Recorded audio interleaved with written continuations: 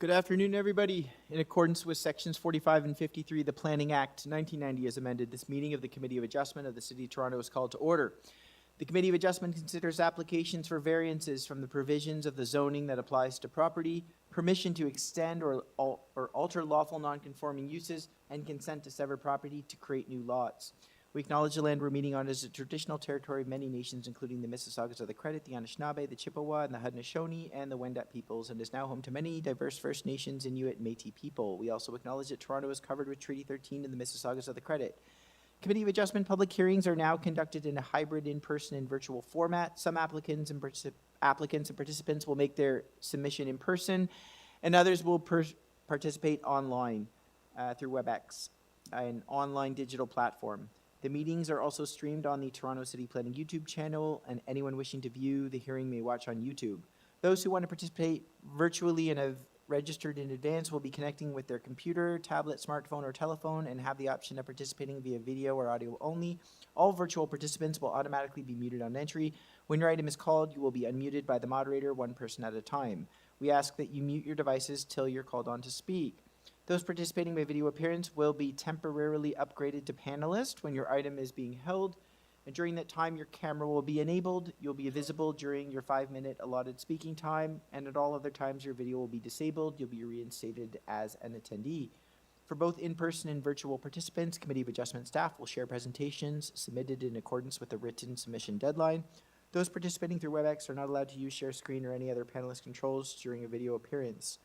People attending in person today that would like to receive a copy of the decision of the committee on an application must fill out a decision request card, and those participating virtually need to submit a written request for a decision by email.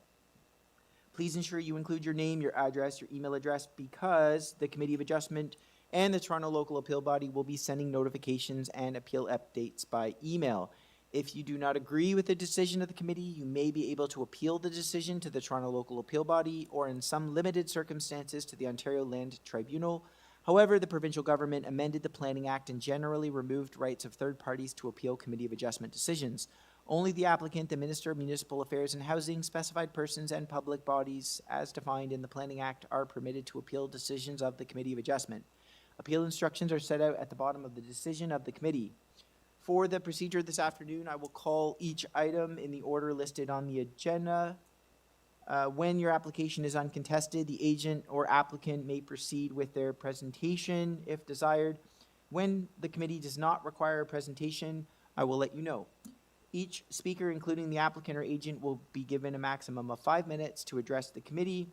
Any presentation or other material you wish to submit to the committee must have been emailed in advance of the hearing. Staff cannot accept materials at the hearing. When addressing the committee, please clearly state your name and address. Please remember to confine your remarks to the matters outlined in the application. The applicant or agent, as I noted, will proceed first. They'll make a presentation to the committee on the application. After that, committee may entertain, the committee may not entertain revisions, as I noted, to proposals at the hearing today. The committee may decide to defer an application if substantially revised to ensure the revised application is accurate and that all those entitled to notice of the application are informed of the changes.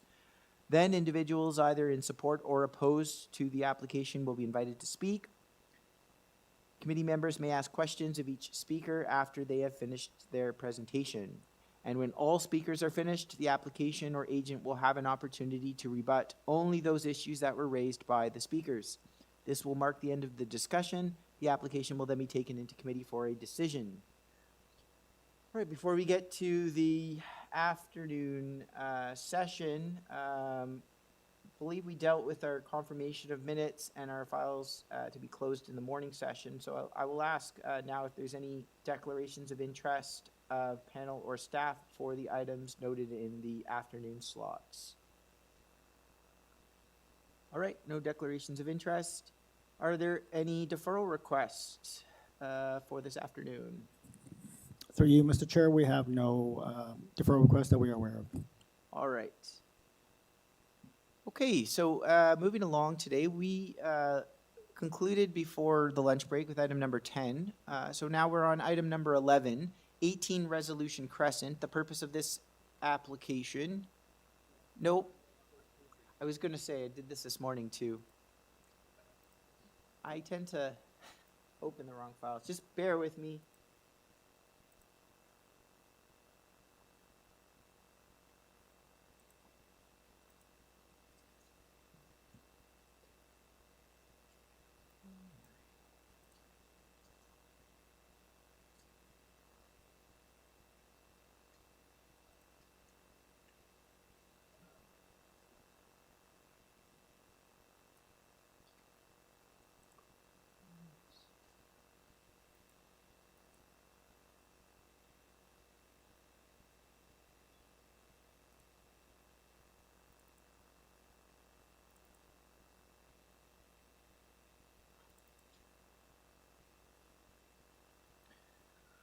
All right, there we go.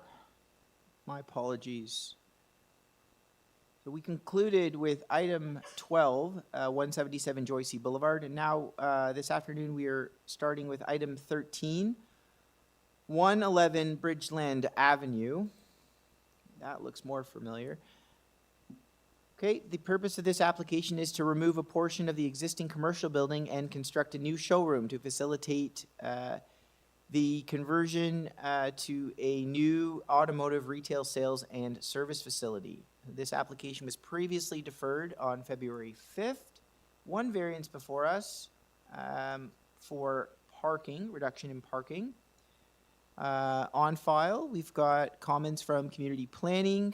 They've provided a report, as well as correspondence with transportation. We have our agent with us. Come on down to the podium. Oh, this one over here. Yes, yeah, the mic, there should be a button for the mic. Staff, just to confirm, we don't have anyone online for this item? Okay, thank you. And nobody in the gallery? Okay, it's just the one person. Welcome. Thank you. Good afternoon. Is the mic on, working? Is the button there? Yes. Can you hear me? Oh, yes, we can. Okay. Maybe it's just I'll hunch a little bit. All right. Name and address for the record. My name is Michael Mathis. I work at SVN Architects and Planners. Our address is 110 Adelaide Street East, Toronto, Ontario. Okay, and you're the only speaker today for this item? Correct. All right, very good.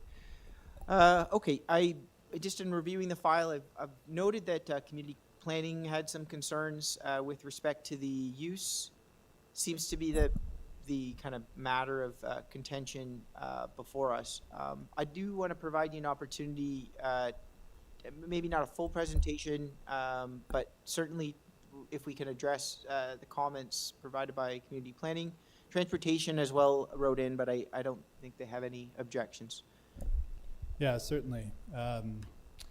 I provided a presentation in advance, but maybe what we can do is I can run you through that very quickly and just touch on the comments from community planning. Yeah, I don't mean to cut you short on the presentation. I mean, given Okay. they've recommended refusal, a presentation of some capacity Sure. would be helpful.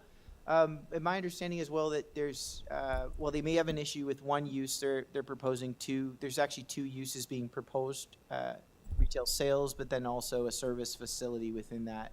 That's Is that correct. fair to say? Okay. Yeah, that's correct. All right. So this is the site as it exists today. It's been used as a vehicle service shop for some time, and it is today as well too.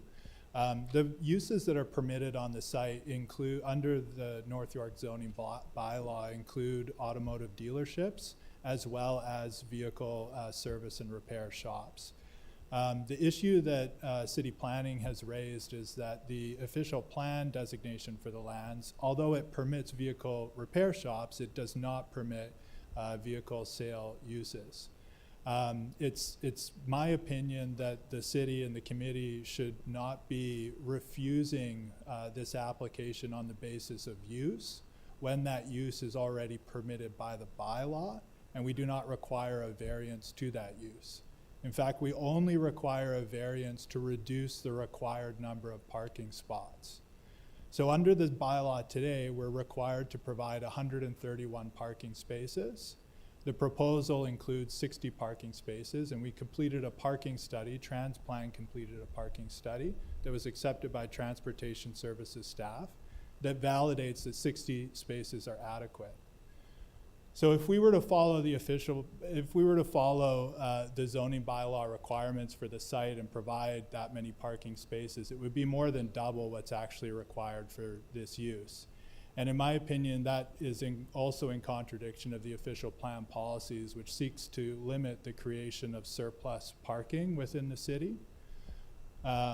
So yeah, it's our request that the committee approve this application, given that the use is permitted under the zoning bylaw, and we're not requiring any variance to the use. All right. We may have some questions. We have one member online. Just want to make sure that all eyes. So I mean, I have one question. Maybe, just to challenge you a little bit, but I'm curious to see your response. So I understand in this case that with respect to use is actually permitted by the zoning bylaw, but the contention is that, at least as planning puts forward, is it's not supported in the official plan. The issue I have trying to decide is, I have to make a decision based on the 4 tests. All 4 tests have to pass here. I can't, if it just one test fails, then the variance fails. So maybe you can speak a little bit to, I don't think there's any dispute, and I shouldn't speak too much ahead, but my members will jump in if they disagree, but I don't think there's any contention with the use of the zoning bylaw, but I do think there's maybe some discussion to be had about the conformance with the official plan. Sure. Yeah, I can speak to that. The Planning Act directs that for a minor variance of the 4 tests, the one concerning the official plan, that it meets the general intent and purpose of the official plan. And in that respect, I think we need to look at the official plan and its policies in their entirety. So with respect to surface parking, which is the nature of this proposal and this application, the official plan directs that we should not be creating any new surface parking. We should generally be utilizing existing surface parking areas. It also directs that proposals take effort to improve the parking realm around the site and kind of limit the impact of new parking areas on the public realm. In this case, the proposal locates the vast majority of parking spaces at the rear of the site. And there's just a small surface parking lot which is existing at the front of the site, but that's typical for this area. We're not introducing any new curb cuts through this proposal, so there's no additional potential conflict points between pedestrians and vehicles, and we're maintaining the existing sidewalk along Bridgeland Avenue. Importantly, this proposal will also increase the number of jobs on the site from 18 approximately at the service shop today to up to 52. So within an employment area, we're already adding jobs and furthering its commercial activity. Lastly, I'd like to say that with respect to the division of uses, nearly 70% of the proposal's GFA is dedicated to vehicle service uses, which is that use that's permitted under the official plan and the zoning bylaw. Just 30% of it is dedicated to automotive sales and dealership, and that's at the front of the property. So with respect to the quantity of use and how they're divided on the site, it's really the service uses that are predominant on the site. And looking at these considerations with respect to what the official plan says about parking, and also for ancillary uses on employment lands, I feel that it's appropriate and consistent with the Planning Act for the committee to approve this application. Lastly, I guess I'd like to add too that if city planning were concerned about the incompatibility between the bylaw and this proposed use and the official plan, respectfully, I think it should have moved to address that incongruity previously, which it has not done. I mean, the zoning bylaw that applies to this site is being in effect. It was originally adopted in 1952. So anyway, just to say that after amalgamation, the city's had ample opportunity to bring this site into 569/2013, and for whatever reasons, it has not done so. And we are where we are today, but I don't think that the city or the committee should be using this opportunity to retroactively remove the permission for vehicle dealership on the site. Great. One more question. So part of the reason I think for we have special zones within the city where certain activities are permitted. I think part of the concern, the way I understand it, is that by bringing in a particular business or an industry into a zone or an area, there could be potential impact to other businesses there. And also, it could also impact future businesses that may not have much place to locate, other zones to locate in the city. They're very limited, these zones, right? Yeah. So how might this not impact sort of adjacent developments or other developments within the zone? Yeah, thank you for the question. I'm glad you brought that up. If it's possible to call up the presentation, I have a map in there that I can speak to.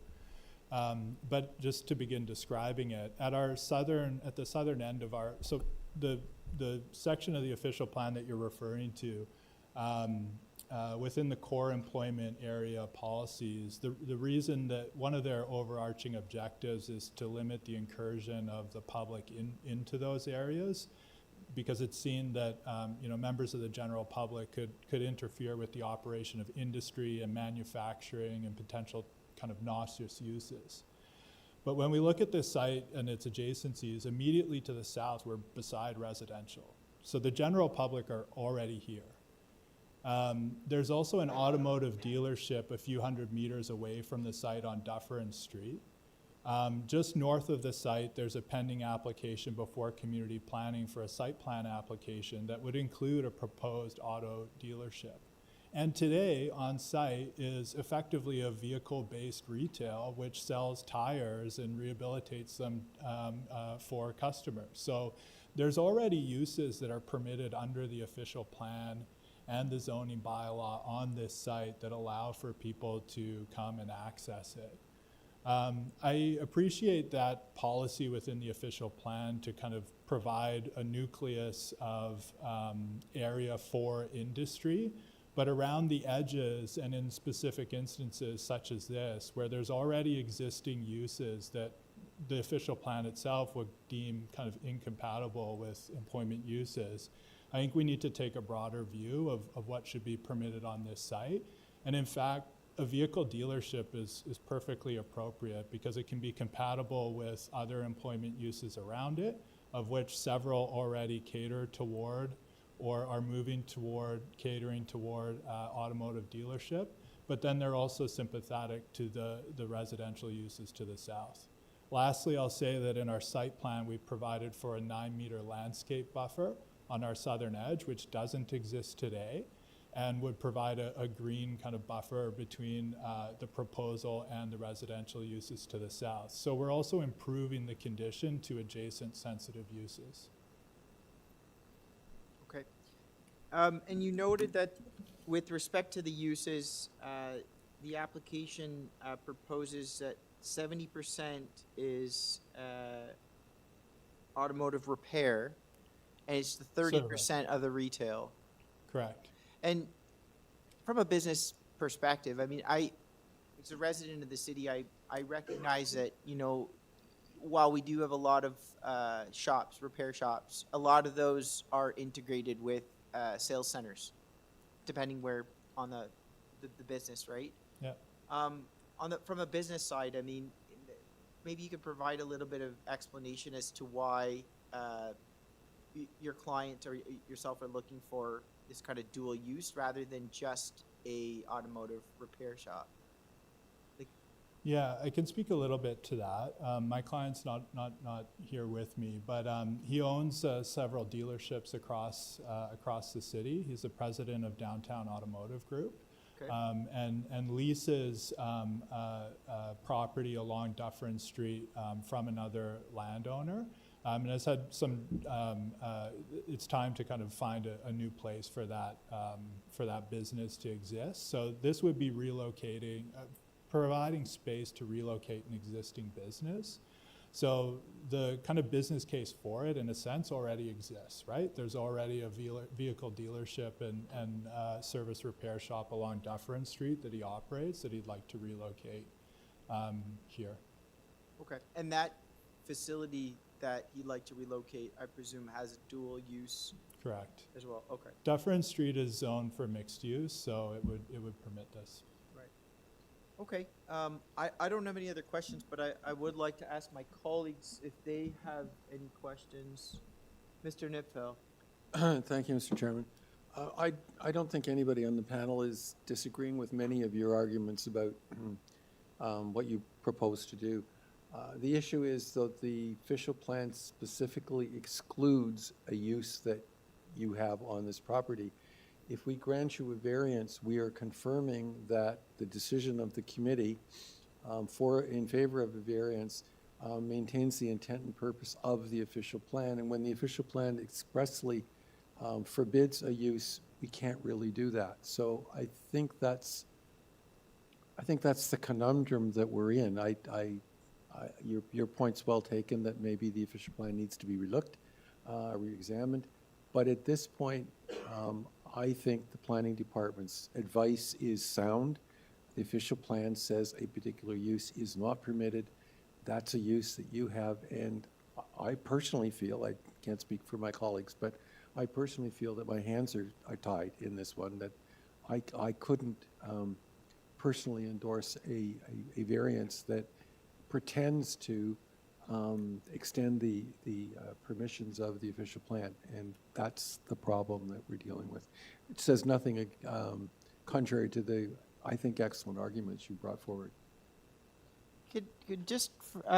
Can staff pull up the report from planning? Or, I know it's in our package, but I'm having trouble. Oh, it's in the previous agenda package. Okay, that's why. Okay.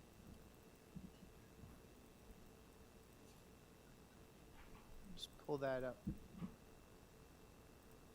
I knew it was in here. I just. Yeah, I've got it. Okay. Do you have any further questions right now? I don't know that I have any further questions for the applicant. Like, I understand the logic of his arguments, and I think he, frankly, made a good presentation. Do you want, And I sorry to interrupt, Mr. Bartolo, should we save it for committee, or do you have a? oh yeah, we question? can save it for, sorry. Yeah? I thought we were going. Okay. To committee.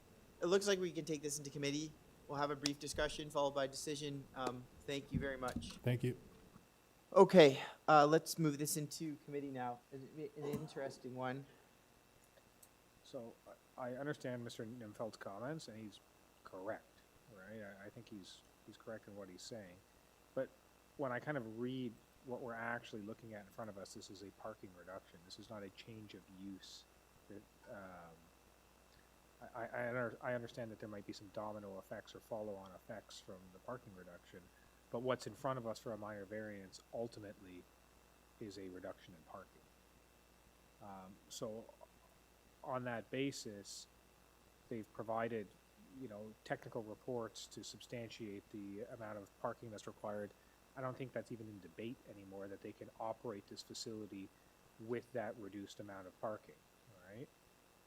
So to that end, it's a unique application, but ultimately it's a parking reduction application that we're looking at, and it's not an official plan Wait, amendment. what triggers the parking reduction?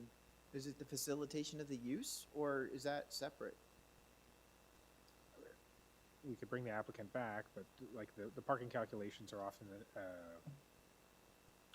like a function, like a mathematical function of area and use. Like certain uses have so many square meters, require so many parking spaces. Right? Right. Do we want clarification on that? Sure. Yeah, use here. Let's do it. All right. Let's come out of committee. You heard what the Yeah, question was? I heard the question. So the same parking ratio applies to a wide variety of commercial uses, including those that would be permitted under the official plan. So vehicle service shops are subject to the same parking requirement. It's a calculation of the It's one per 100 square meters or something like that. Interior I don't have space. the exact value. but it's a yeah, calculation of from the gross floor area of the building. correct. It's a ratio of space to And the use GFA. doesn't have any effect on the number of parking spaces. So it's a legal. It does, but it may be the same for the both uses. I see. Yeah, it does. Yeah, it does depend on the use, but it's the same ratio for multiple different uses. All right. Okay, thank you for that clarification. Okay, let's go back into committee.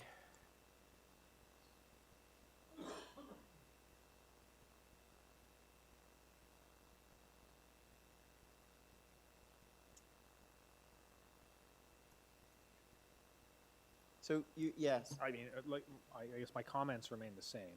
On the basis of a parking variance reduction, which is really what we're looking at, like, the uses are not, the proposed use is not dissimilar from what's there now. And the transportation review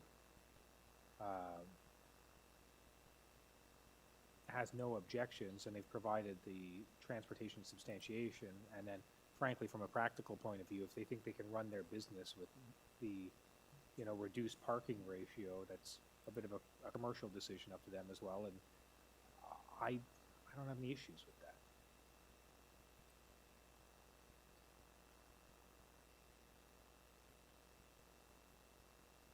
But I would like to hear some more.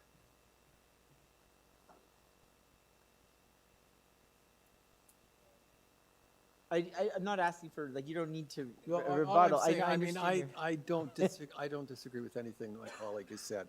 Yeah. And there's great logic to what he said and to what the applicant wishes to do.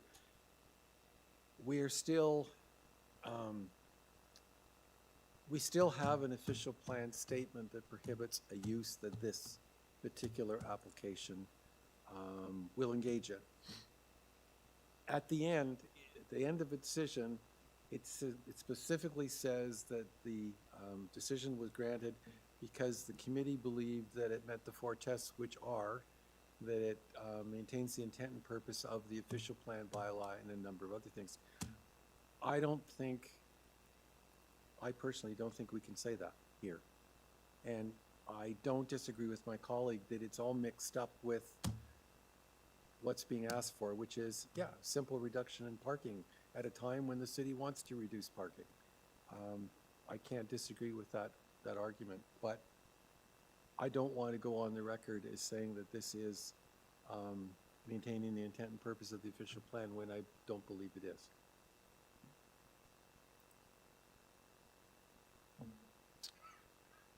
Yes, Ms. Sinkar. Yeah, and I hear both of my colleagues really well, but I mean, and then this is not to sort of say we're setting any type of precedence, but I remember quite a number of other applications that we've done where, it was zoned as one thing, and we, based on the actual application itself and the merits of it, we permitted a change. And so, I cannot recall whether planning had anything to sort of say about that, but to me, a lot of it, maybe just thinking out loud, seemingly a bit subjective as well. So I'm not sure if I'm opening a can of worms there, but I do recall us having, other applications in the past that we've sort of gone ahead and approved. So And I can't really, state with certainty exactly what those were, how long ago that was, and all of that, but I do know that we looked at everything within its own merits. So I think there is room to consider.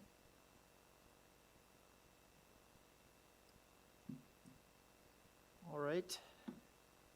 The emotion, are we ready for a motion? See where it goes?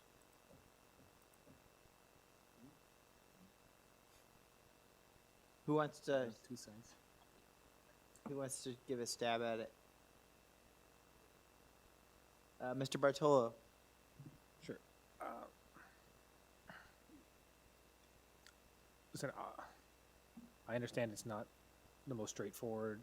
In some ways, it's a very straightforward application because it's a parking reduction, right? So I think we've had our little debate back and forth. On the basis of the one variance that's being requested in front of me for a parking reduction, I'm going to put forward a motion to approve this application.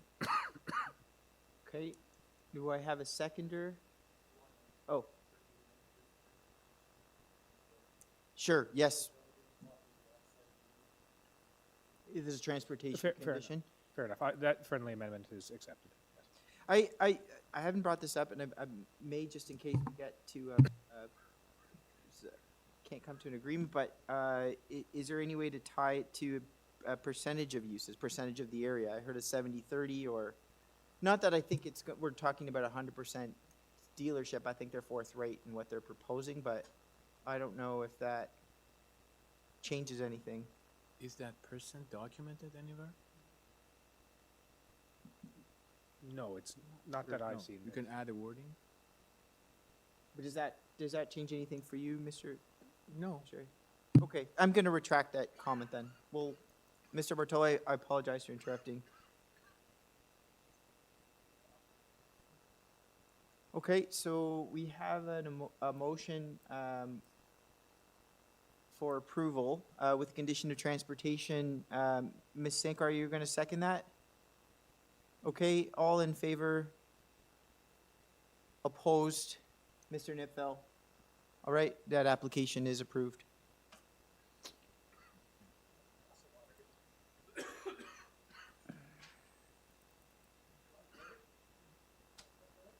Yep, let's take 5.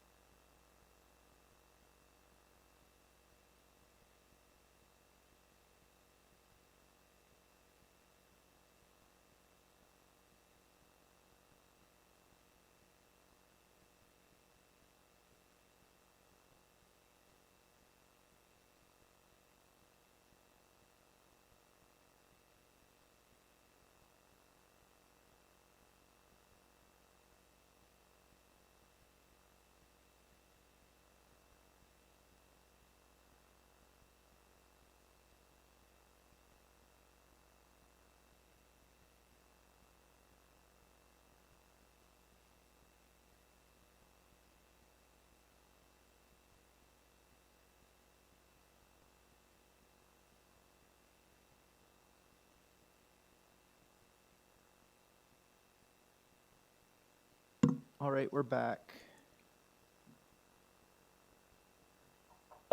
Number 14.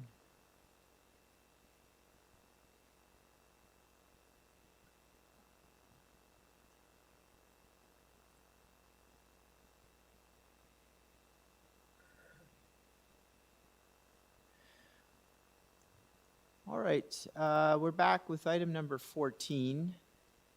Number 2, Northgate Drive. The purpose of the application is to construct a new detached dwelling with an integral garage. This application was previously deferred at committee on September 25th of last year. 2 variances before us, main wall height and vehicular access from a front street rather than a flanking street. On file material from the applicant, we've got a transportation report and some support letters as well. Okay, we have our agent or applicant with us.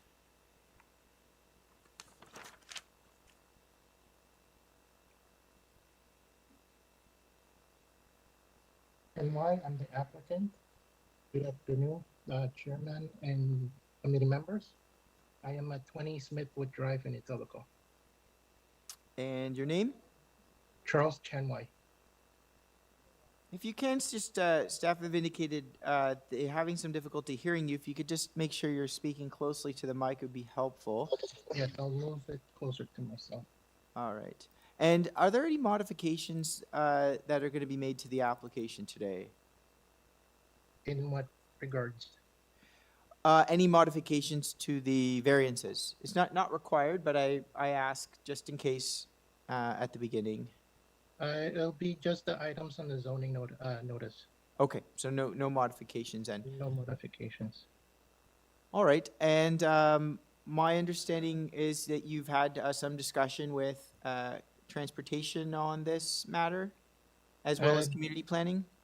There was a report from transportation that they just wanted additional dimensions to the stop sign at the corner of the property that to be at least 9 meters, and I did a quick measurement and we're at 9.32 meters, so we're well within the numbers that they're requiring. And then with forestry, everything is within the tree protection zones. The owners had a permit for one of the trees already approved, which is also in the system. And then with planning department, I've communicated back and forth with them. Some of the items that they had some concerns back in September were altered and removed. And then today we're just here for a few items now. Okay, so understood. So with respect to planning, based on feedback from planning, there were some modifications made from the earlier application back in September that was deferred, and now we have a new set of drawings in front of us and a reduced number of variances. That's a fair summary? That's correct. Very good. Okay. I'm going to ask my colleagues if they have any questions or if they would like a presentation from you. We have a question from Mr. Nipfel. Okay. Please, yes, Mr. Nipfel. Thank you, Mr. Chairman. I noticed that when you were before committee last time, you were proposing a main wall height of 9.16 meters, and you currently are proposing a wall height that's higher. You're proposing 9.46 meters. Can you explain, and you've had consultations with planning, which has reduced the number of variances, but can you explain to me why that variance is increased? So what happened, and I believe what it was, is that the zoning examiner originally didn't account the thicknesses of the roof joist member. And once they added the thicknesses of the roof joist member, the number increased by 30 centimeters. So that's the area that changes in that part of the notice. But you could also see that if we're taking a look at the current image that you guys have on the screen, our top of the roof number versus the top of the roof elevation number on the plans from the previous application has not changed.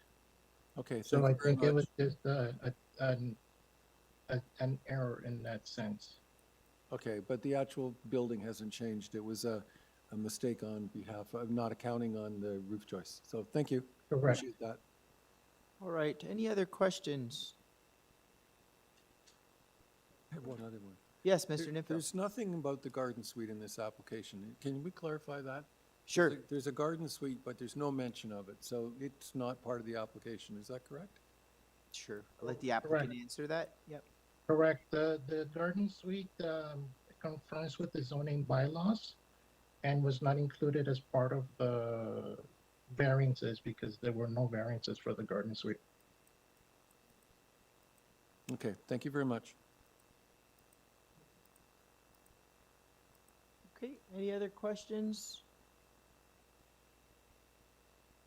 All right, let's take this into committee. Who would like to get us started?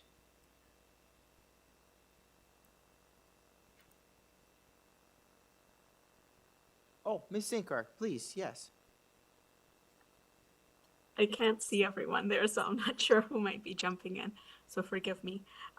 Yeah, if there's no other questions, I'm actually ready for a motion because I believe that, with this application, there's just been 2 variances noted. The applicant does believe that even with transport's comments, he has measured, he's meeting that in and of itself. The garden suite has been noted as not being part of this application. And so as a result, I do believe that it is, it does meet the 4 tests. And so I'm willing to put forward a motion, but I see maybe there might be folks who might want to weigh in. Yeah, the only thing, I'll just quickly jump in. The only Yeah. thing I'm contemplating is the side main wall height. Mr. Nipfel kind of brought up just a comment about the heights. I'm just looking at the overall 10, 10, and 10 on every floor, including the garage level. I always want to be careful with these typologies, especially the ones where the side main wall height isn't just granted to a particular dormer or a window, but it's essentially the whole height of the building.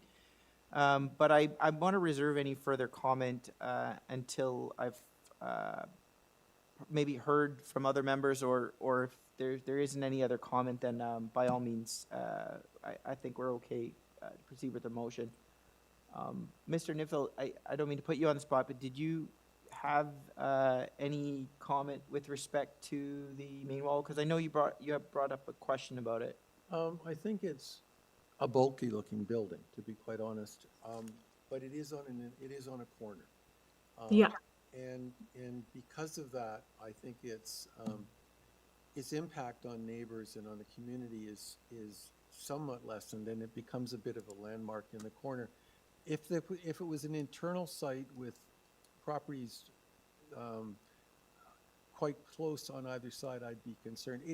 I would prefer if it were not as high, but I don't think I can make a convincing argument about that in this particular case because it's a corner lot. All right. Yeah, thank you. That's helpful. Any other comments? Okay. Ms. Sinkar, thank you for that opportunity. Please, by all means, proceed with your motion if you wish. Yeah, no worries. And that's the type of thought process I had gone through, was very similar to Mr. Nipfel. So with that, I do believe that this application meets the 4 tests. I'm going to put forward a motion to approve this application, and I'll make it subject to the September 18th, 2025 transportation memo. And that's it. All right. Second by Mr. Nipfel. All right. All in favor? Opposed? Okay. Allison and Bartolo opposed. Everybody else approved. The motion carries. The application is approved with condition. All right. Item 15, number 12 to 20 Bentworth Avenue. The purpose of the application is to alter the development standards for a proposed 10-story residential building. The application was previously deferred on March 5th of this year. And before us, we have a number of variances: lot coverage, building height, number of stories, vertical projections, GFA, building setbacks, number of dwelling units, balcony projection, architectural feature encroachment, number of parking spaces, unit mix, and accessible parking, to name a few. On file material from the applicant, correspondence with community planning, development engineering, as well as about 8 letters in opposition. We have our agent with us in person. Welcome.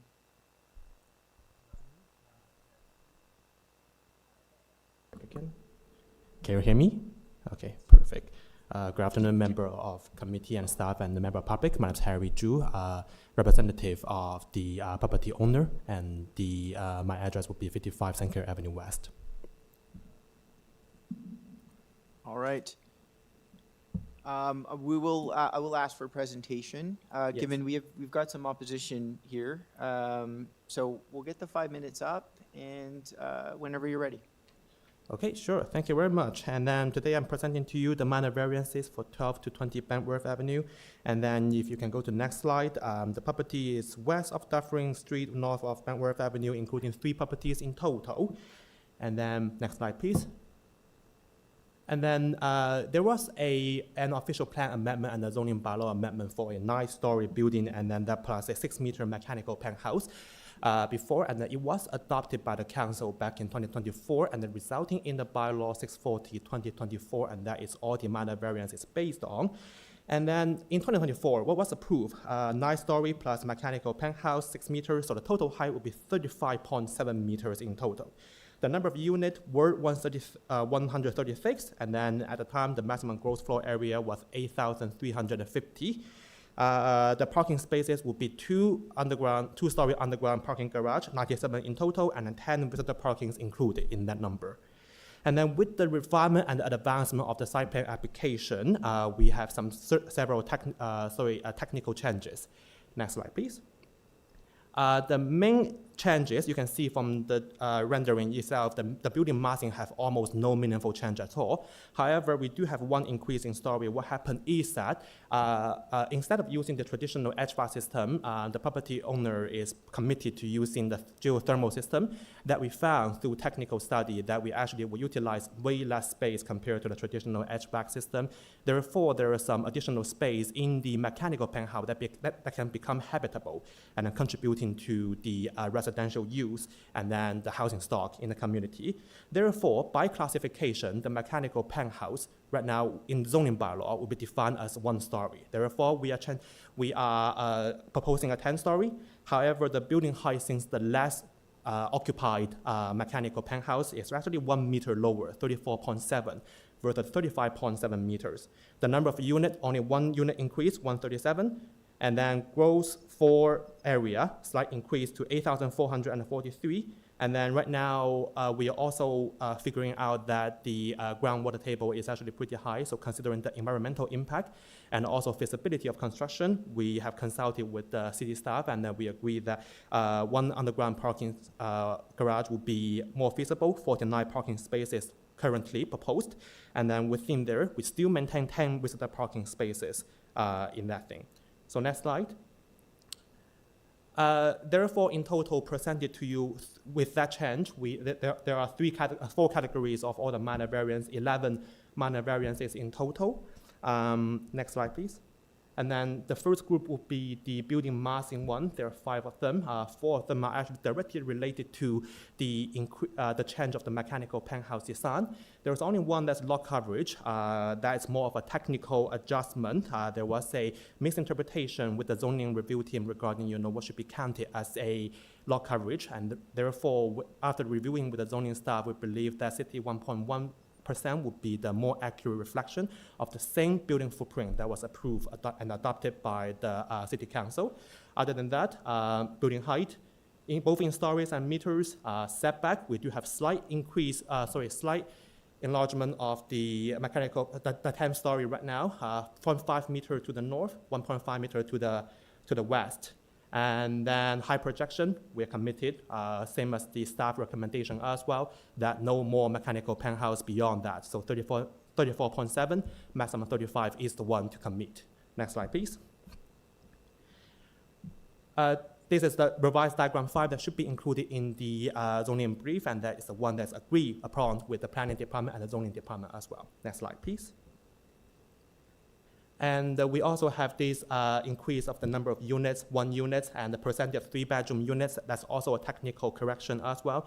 We were at 4 when the council adopted the zoning bylaw amendment, and right now we're still proposing at 4. The zoning review team clarified that we actually would need 5 because the rounding of the decimal point. The GFA increase as well. That's up to the 8443. Next slide, please. And then we also have some slight additional encroachment of this building element. This is more of a functional related minor variances and represent more of a character, mid-rise residential design, and increase the living quality of the future residents. Next slide, please. And 2 more variances of the parking. The parking has been accepted by the city staff, and also just 1 special requirement regarding the accessible parking distance to the elevator. This is really due to the traffic arm for security reason. It's just 1 acceptable parking for the visitor, just cannot be the closest one, unfortunately, but we're trying to put it as the closest visitor parking for sure.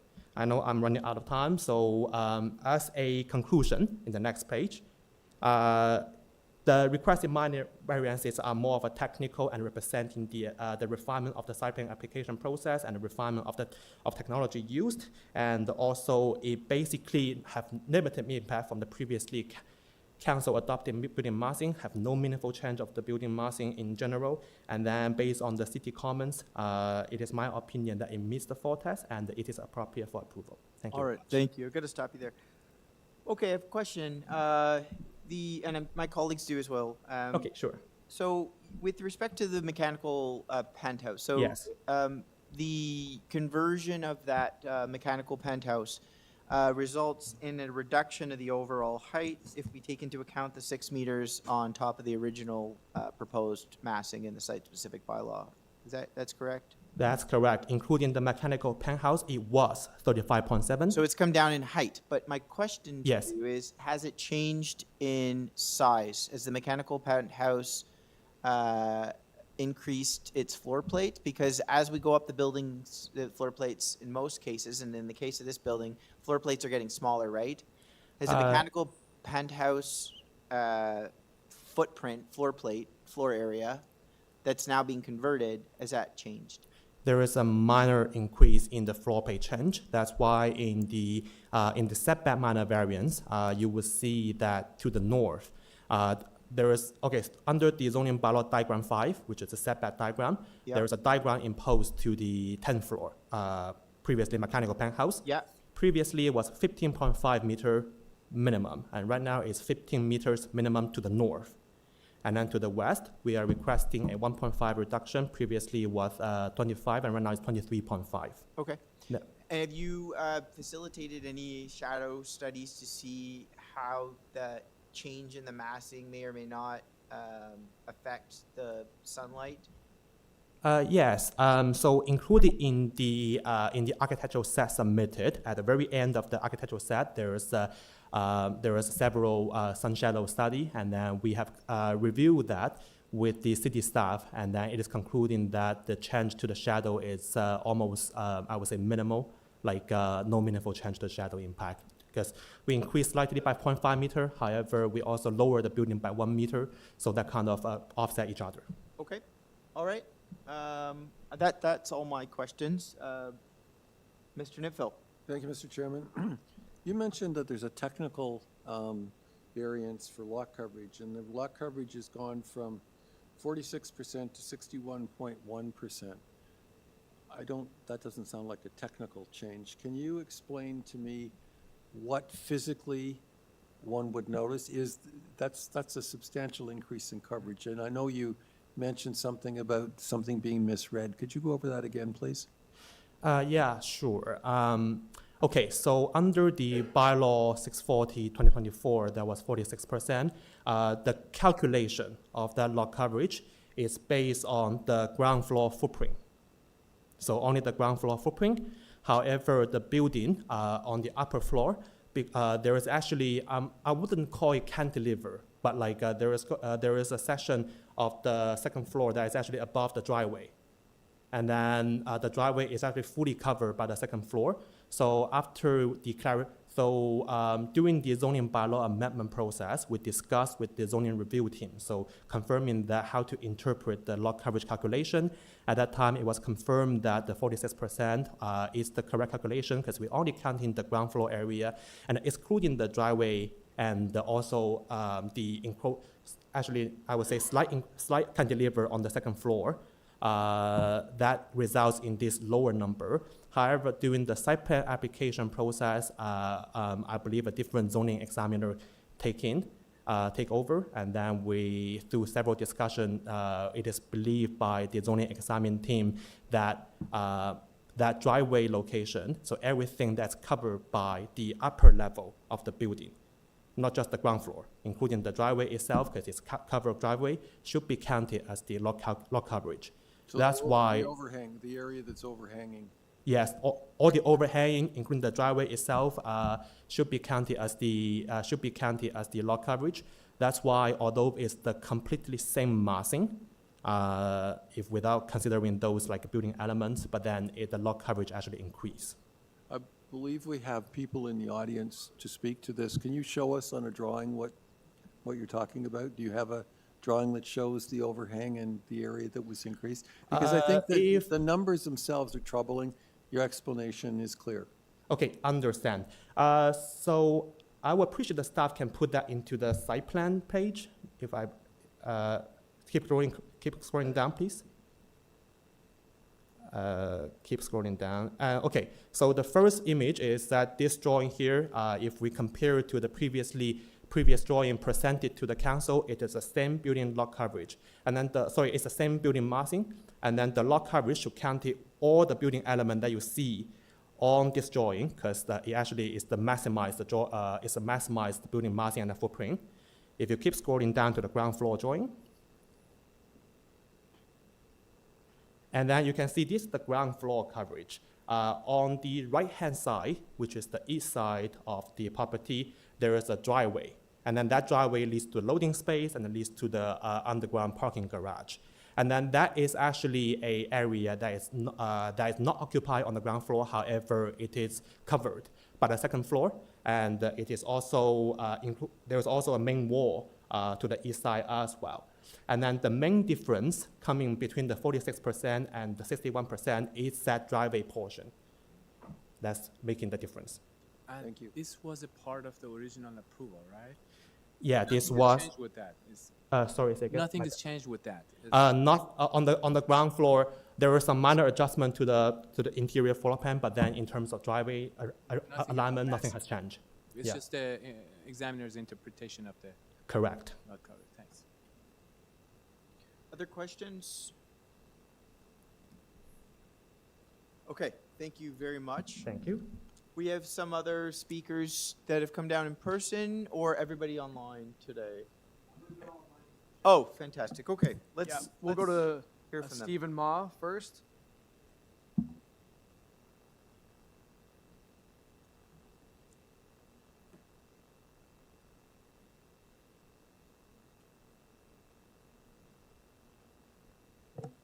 They've been unmuted, Mr. Chair.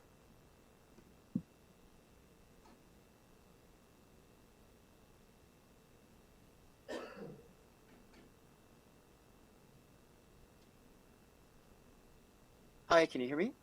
Yes, we can hear you. Okay, sorry, I was muted before. My name is Stephen Ma. I live at 25 McAdam Avenue, so I'm directly north of this development. I don't like public speaking, so I apologize if I get a little bit nervous, but I hope everyone can hear me okay, and I appreciate everyone's time and attention. So our main concerns are the loss of privacy, especially in our backyard. Some of the porches or balconies of the unit are directly above our garden, and based on the height, they actually look directly into my bedroom. So I won't be able to use any of the windows because you could actually just see right into my bed. Our other concern was the shadow. My mom has lived here for more than 10 years and she has plants that are, she's brought with her and they're actually older than I am. And on the diagram that the gentleman showed earlier, our house is in shadow until after 12 p.m. So we actually get no sunlight from dawn until the afternoon. The other thing that I wanted to talk about was that, I think if you look at the houses in this neighborhood, they're mostly one story. There's a few that are two-story. There is a larger building on the corner of Macadam Avenue where it faces Dufferin, but it's adjacent to a church and essentially like a large turnpike that goes into Yorkdale, so it doesn't encroach on anyone's privacy. With that building, there's been a lot of issues over the years. A police officer was stabbed there a few years ago, and part of that was a lot of the people that own those units were using them as Airbnbs. So we have garbage that is being thrown off those porches and it comes into the neighborhood. A couple weeks ago, there was another incident where there was sirens, for a couple hours as they were dealing with that. The other thing that I think one of the other respondents mentioned was that, Bentworth Avenue is quite a small street. It's only about, I think, 18 meters wide. And it ends right on Dufferin, and the other end of it ends on a high school and a grade school. Traffic in this neighborhood is already quite tight because this is the turn that 3 major streets take up to the 401. So we did have a fatality actually on the intersection that this development is going to be on. And I personally have been hit by a van because I think people are just angry and frustrated because they're stuck in traffic. So I think adding this much density, it's 137 units, and based on my estimate, 80% of them are 1-bedroom or studios, and they're quite small. Unfortunately, this is not a walkable neighborhood. The closest grocery store is Costco, which you have to walk under the 401, or you can go to Lady York, which is about a 15-minute bus ride or a 40-minute walk. Transit is, while there is, the Dufferin bus, it's quite a walk to Yorkdale. So I just don't think something of this size really fits into the existing neighborhood, and I think it's going to have quite a large impact to the people that already live here. It's a pretty diverse community. There's a lot of elderly folk, and people on to the west of our house. Most of them had planned to sort of age in place and maybe have this be their, place where they wanted some decent quiet towards the end of their life. And I think, the construction, the increase in density and traffic, I think that's going to take away, something that maybe isn't a right for everyone, but I do think people should have the opportunity to have, especially at an older age. So that's sort of my concerns. I understand that Toronto needs to densify, and I definitely do support that, but I think something that, supports young families and maybe not something that's more in the style of a downtown apartment where it's okay to have a smaller 1-studio or 1-bedroom unit because you can go out into the neighborhood and, enjoy a cafe or go to a grocery store, that sort of thing. This amount of density in a neighborhood that really is only car accessible if you want to go shopping and that sort of thing, for food. I know Yorkdale is nearby. I think there's like a bit of a mismatch in that. So. All right, thank you, Mr. Mall. Question for you. I guess what I'm trying to understand is, so this application, I shouldn't say, the project itself, not the application, the project's been approved already by council. They have the approval, and they're here before us today because they want to make some amendments to their building, which I gather is largely attributed to interpretation of the lot areas we discovered, and largely attributed to the conversion of a mechanical penthouse into some habitable space. So my question for you is, what changes that the applicant is here today asking for make that sort of a step too far for you, for your concern? Because I'm having trouble understanding where your concerns are about the original proposal versus this sort of incremental changes that they're making today, because that's really the only thing that we are, you know, making the decision on, right? They have their approval already. But I understand.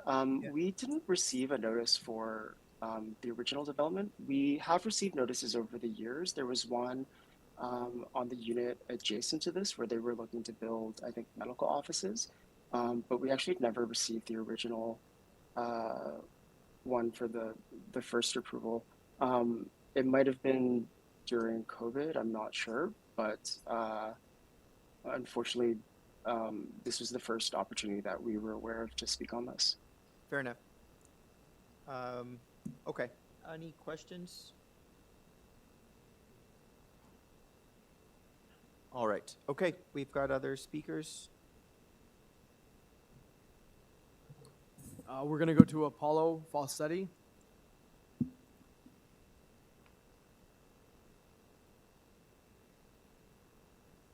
Hello? Hello. Hello?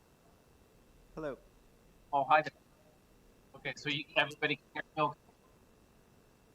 Yes, we can hear you. Your name and address, please, for the record. Sure. It's Paulo Falsetti from the Yorkville West Community Rapier Association at 24 Katamati. All right. So, thank you for the previous presentation. As far as we're concerned, we've raised our concerns and to echo, just to go back to just where the council member addressed his presentation. Sorry, I hear an echo. Do you hear an echo? Anyway, essentially the complaints and concerns that were raised when this application was approved in 2024, those concerns were all dismissed. And I understand that the applicant is here today on variances, and this application was approved back in 2024, despite an entire community's concerns raised and dismissed. So just to go back, I wanted to clarify that where we are now talking about these variances. The variances that are proposed, and I understand that there were some clarifications that were made. In our opinion, we believe that the proposed lot coverage of increase, there was a clarification on that increase, but there was a cantilever that was presented saying, okay, that cantilever actually pushes closer to the setbacks to Macadam Avenue properties. I'm going to interject. I myself, and I think some other members are just having a hard time making out everything. Can you maybe speak closer to the mic? I'm hearing echoes myself, but I'm not sure what's going on. Okay. It might be the connection. So what I was overhearing was some testimony about the lot coverage. Yes, so lot coverage was clarified by the applicant, but we still think it was unsettled, the lot coverage that was proposed in the first place. So here we are talking about variances. I understand that. In terms of building height, the 30 meters was completely out of bounds as well, as far as we're concerned. 20 Bentworth Avenue only has a right-of-way of 20 meters, so how 30 meters was ever approved, and on top of that, an extra 4 meters on top of that is out of bounds as well. As far as building stories, we presented our concern 2 years ago, and those concerns are still valid concerns. The mass build form, everything about this project is incompatible with the neighborhood. as far as anything projecting over and above what's out of bounds with this form and mass is also, in our opinion, not considered a variance that we would consider minor. Anything having to do with building setbacks, store area, in essence, the project is way too large for the site that's been proposed on. There are concerns in terms of neighborhood character, noise, quality of life that will be coming from traffic and congestion. How do you put 136 units on a small property like this and only have 39 proposed parking spots? I understand that there are limits that have proposed in terms of reducing parking infrastructure, but this is like the community member before is a very drivable, drive necessary community. And where's everybody supposed to park? All of these things combined, there's so many things that are wrong with this proposal that will, especially the views that will be impacted from all sides, especially the macadam properties that the property backs onto, but then also the Bentworth Avenue properties that the project is. Essentially, our position is that the proposal was out of bounds in the first place, and all the variances associated with this application are out of bounds as well. Final words there, please. Just over the 5-minute mark. I was explaining myself. I thought that time went back to me with the voice in communication there. So that's not going to be given back to me. Hello. In essence, our position is that we're completely opposed to all the variances being proposed. We think that the project itself is out of bounds, and the variances are out of bounds with it. We've submitted materials to suggest our position, and we trust that the honorable council members will consider that seriously, because the community is very, very concerned with this project. All right, thank you. Thank you. Questions?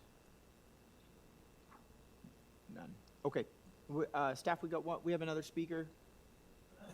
We do, Mr. Chair. However, it's been indicated that they are potentially the owner of the subject property, but we can check in with them if you'd like. Sure. Yep.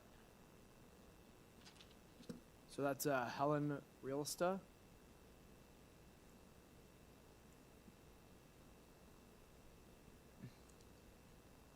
Yeah, so I'm Helen. Am I muted now? Your address, please. Okay, thank you very much. So I'm Helen Realista. I am the owner of the property adjacent to the west of that property being developed.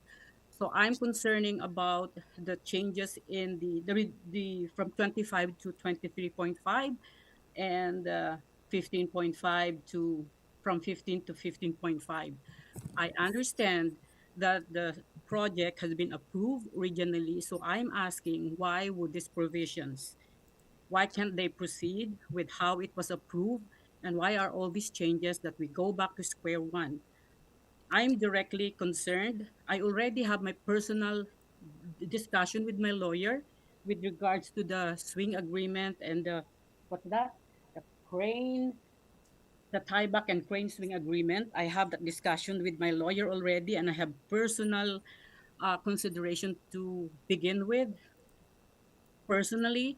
And to top it all, now this reduction, this provision. So I've read all the objection letters, objections to these provisions, and I'm with them, especially so that I am presenting as the direct neighbor to this property, and I'm really impacted We are retiring next year. I have my granddaughters living with me here, and the risk of the future development of this one, we cannot avoid this as because you said this is approved already, but making this bigger and higher is another issue that I don't think we should.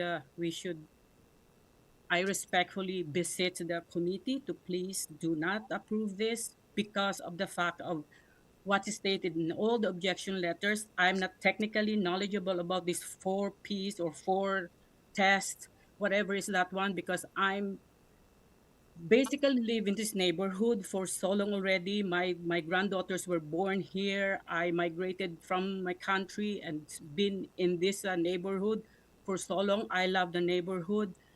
I love the development, but beyond the decent development, just for a fact, the future, once this is developed, how can the owner of this property maintain the maintenance of the building? I just came from Yorkdale, walking on the other side of Dufferin within the Bentworth side. There is a condominium there by Cartwright. Walking on the sidewalk, I cannot count how many butts of cigarettes are there, and that building is probably not even 15 years old. And so that would be the future of this another development. And across Bentworth to the south, there's another development by the Katsa village. We are surrounded technically by condominiums, and it's all been approved by the city. But for this particular project, as I am directly impacted by these provisions, I really beg that please reconsider the situation of the people within the neighborhood. That is in the slide one, that small building after that project to be developed, that's my house.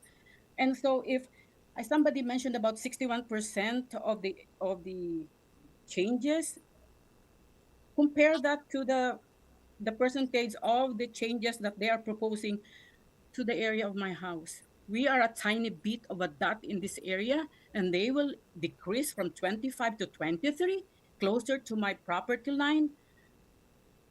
I don't know if you are in my position, how would you feel? As I said, I'm dealing already with the swing agreement and the with my lawyer, plus these changes, this provision, it's blowing my mind. I don't know how to deal with this anymore. And so I would really, if the original plan was approved already, why can't they proceed with that and not do all these provisions? What's for? What's their intention? Is it because of more units? Is it because of what? I don't know the intention, because all of this probably, this should be a two-way contract or two-way street. Their benefit, but also to our advantage, and not just an advantage for one.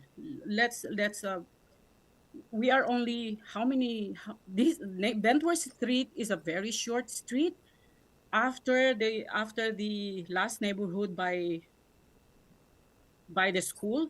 Those are all commercial, few residential. That's the only number of residences that we are actually like begging to be considered. McAdam, Bentworth.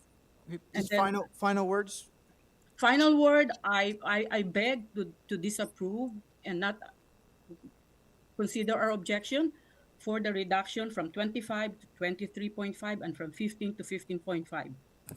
I don't know those, so these provisions, I beg not to consider those. Okay, I have a question just to follow up on that. So I'm you're the immediate neighbor. You're right Yes. next door to the building. Yes. Let's help me understand. Let's separate out what has already been approved. I think Yeah. what we're trying to understand as a committee is we have what's the existing approval, versus what are they asking for today? So what are the changes? So I think hold yeah. on. I wait for my question. Okay. So you mentioned there was 2 items, 15 to 15.5 and 25 to 20. Can you identify for me what variances specifically are providing an unfair, in your opinion, impact to you and your property? Are we talking about a specific setback, a wall, a feature, a balcony? I don't know. I don't know how they will build the wall, but I'm just comparing the original 25 to 23.5. How big is the 1.5 meters we're talking about? With the size of my property is a lot. To the size of the condominium, it's nothing, right? So to me, 1.5 is 1.5. So why can't they keep the 25 versus 23.5? What's the reason for having it reduced to 23.5? Because the 23.5 is adjacent is to the west of their property, which is my property. Okay, when you're referring to 23.5 versus 25, what are you referring to? The height, the setback? I think it's the distance. It's not the height. If I'm reading it right.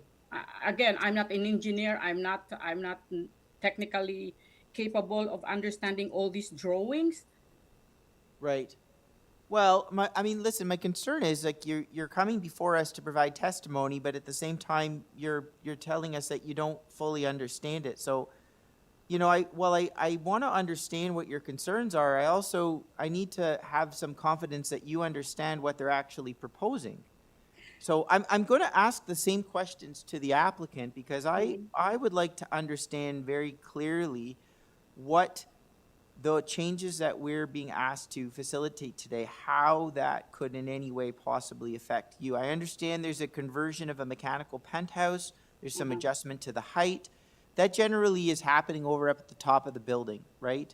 And I asked about shadow impact, and I've been told that it's next to none because while they may be increasing the footprint of the uppermost level, they're also at the same time reducing the overall height by a little bit, which I think offsets some of that additional shadow impact. And so, as I said, I don't mean to put you on the spot. I do want to provide an opportunity to help help us understand what the impact is specifically to you. So probably, can you help me understand, like, in a layman's term, because I'm a layman. So from the existing property, I have a setback, like I use the standard setback where the current building or the current house that they bought, which is the number 22. From that house, how far would be the piling or the digging will start from my house? Where will they dig? Okay. Do you know, is that part of the original approval, or are you proposing that they're asking to for something that is going to move that piling? Because this 23.5 that you're bringing up relates to the 10th story on the building. So I question whether you would even be able to notice. I'm not sure, but I'm going to ask the applicant the same. I appreciate if you can explain that further, because as I said, I'm not technical to this one. I'm just making sure that there's a separation, a big separation between my property to the end of their. Okay. I'm gonna pass over my questions to the applicant in hopes that not only I can get some clarity, but those listening in can have some clarity as well. Mr. Chair, can I just get her address, please, just for the record? Could we please, number 22, Bentworth, is that correct? You're the immediate neighbor, Yes. as I heard. 22. Yeah. Bentworth. Yeah. Okay, members, any questions for the immediate neighbor? None. Okay, let's take it back to the agent. We've heard everybody in opposition speak. I'd like to come back to the agent. The only thing I might offer, I'm guessing. Yep. But based on the questions that this lady was asking, I think what she's trying to determine is what's going to happen on the ground level. I think that's where you were going as well. And this drawing of the roof heights, I can understand that's confusing. Yeah. Probably having the applicant do some conversation about it's the west boundary of the site plan would be helpful. I think that's what she's concerned with. Yeah. So Well, first I want to allow the our agent here to provide a rebuttal to some of the concerns that were heard. And with that in mind, maybe consideration of some of the questions that are forthcoming. Okay, well, thank you for this opportunity, and thank you for all the comments from the neighbors. And I have tried my best to note some of the key concerns here. And then I think first to start with, I think I've already answered the general question regarding the rear yard and also the setback to the rear, and also the shadow impact is generally minimum. And then I also see that there are some concerns continuously regarding the traffic impact. And on the street, we understand that this street is not does have some traffic flow. However, through the traffic impact study and also during the zoning bylaw amendment application, and also with the site plan application being reviewed by the transportation staff, and then I think it's confirmed that the traffic impact would be minimal, and or at least at the acceptable level. So with the reduction of the parking supply here, there is actually going to be less compared to 97 parking spaces on the site. Right now, we're only talking about 49 parking spaces, half of it. There will be less traffic generation compared to before. So, and then the parking requirement, as described in the staff report, it does comply with the parking requirement under the current zoning bylaw 569, 2013. And then there is also some other concern regarding the building height here. I also hear that, and I want to just confirm that in the latest city planning staff report here, there is one condition being recommended, saying that there is no additional mechanical penthouse being permitted above the maximum maximum height, which is you can see height 35 and ST10 height. Therefore, there wouldn't be any additional height on that. That's a condition. So the maximum we can get to would be 35 meters. And then there will be some uncovered equipment or building element that may be encroached into the height, but then that height is also being limited by the planning condition up to 4 meters. And lastly, there are also some question here regarding the west side yard setback. So I think to start with, at the 10th floor, which is the previous mechanical penthouse, it was 25 meters when we went to a zoning bylaw amendment, the setback. And then with that, it would mean that the step back from the 9th story to the mechanical penthouse would be 6.4 to 6.5 meters. And then right now, if you're looking at the site plan, and then we are actually requesting a bit of flexible room here to 23.5 in the architectural package. The actual distance will be 23.97 meter setback to the 10th story, and then that gives a step back from the 9th story at 5.23 meters. And that step back, first of all, is more than the common step back that we can see if we're going through the angular plane, because under the angular plane, the step back is typically at around 3.5 meters. And then if we are looking at the ground floor, understand that there are some additional encroachment to the ground floor element, which is actually the patio of the ground floor unit. The minor variance we are looking at, it's a 1.7 meters, and then the requirement was 1.5 meters encroachment into the west side yard, and we are looking at 1.7 meter. This is to have a bit more functionality to allow the building element to better function as a patio. And then we continuously, through the site plan application, to propose landscaping and fencing as well on the west side yard in order to minimize the impact to the neighbor. And that is the same proposal to the north as well, the landscaping. and through the site plan application, and also the screening of the fencing will continue to be proposed, and it is definitely our endeavor to minimize the impact to our neighbor. Hope that answers most of the questions. Questions?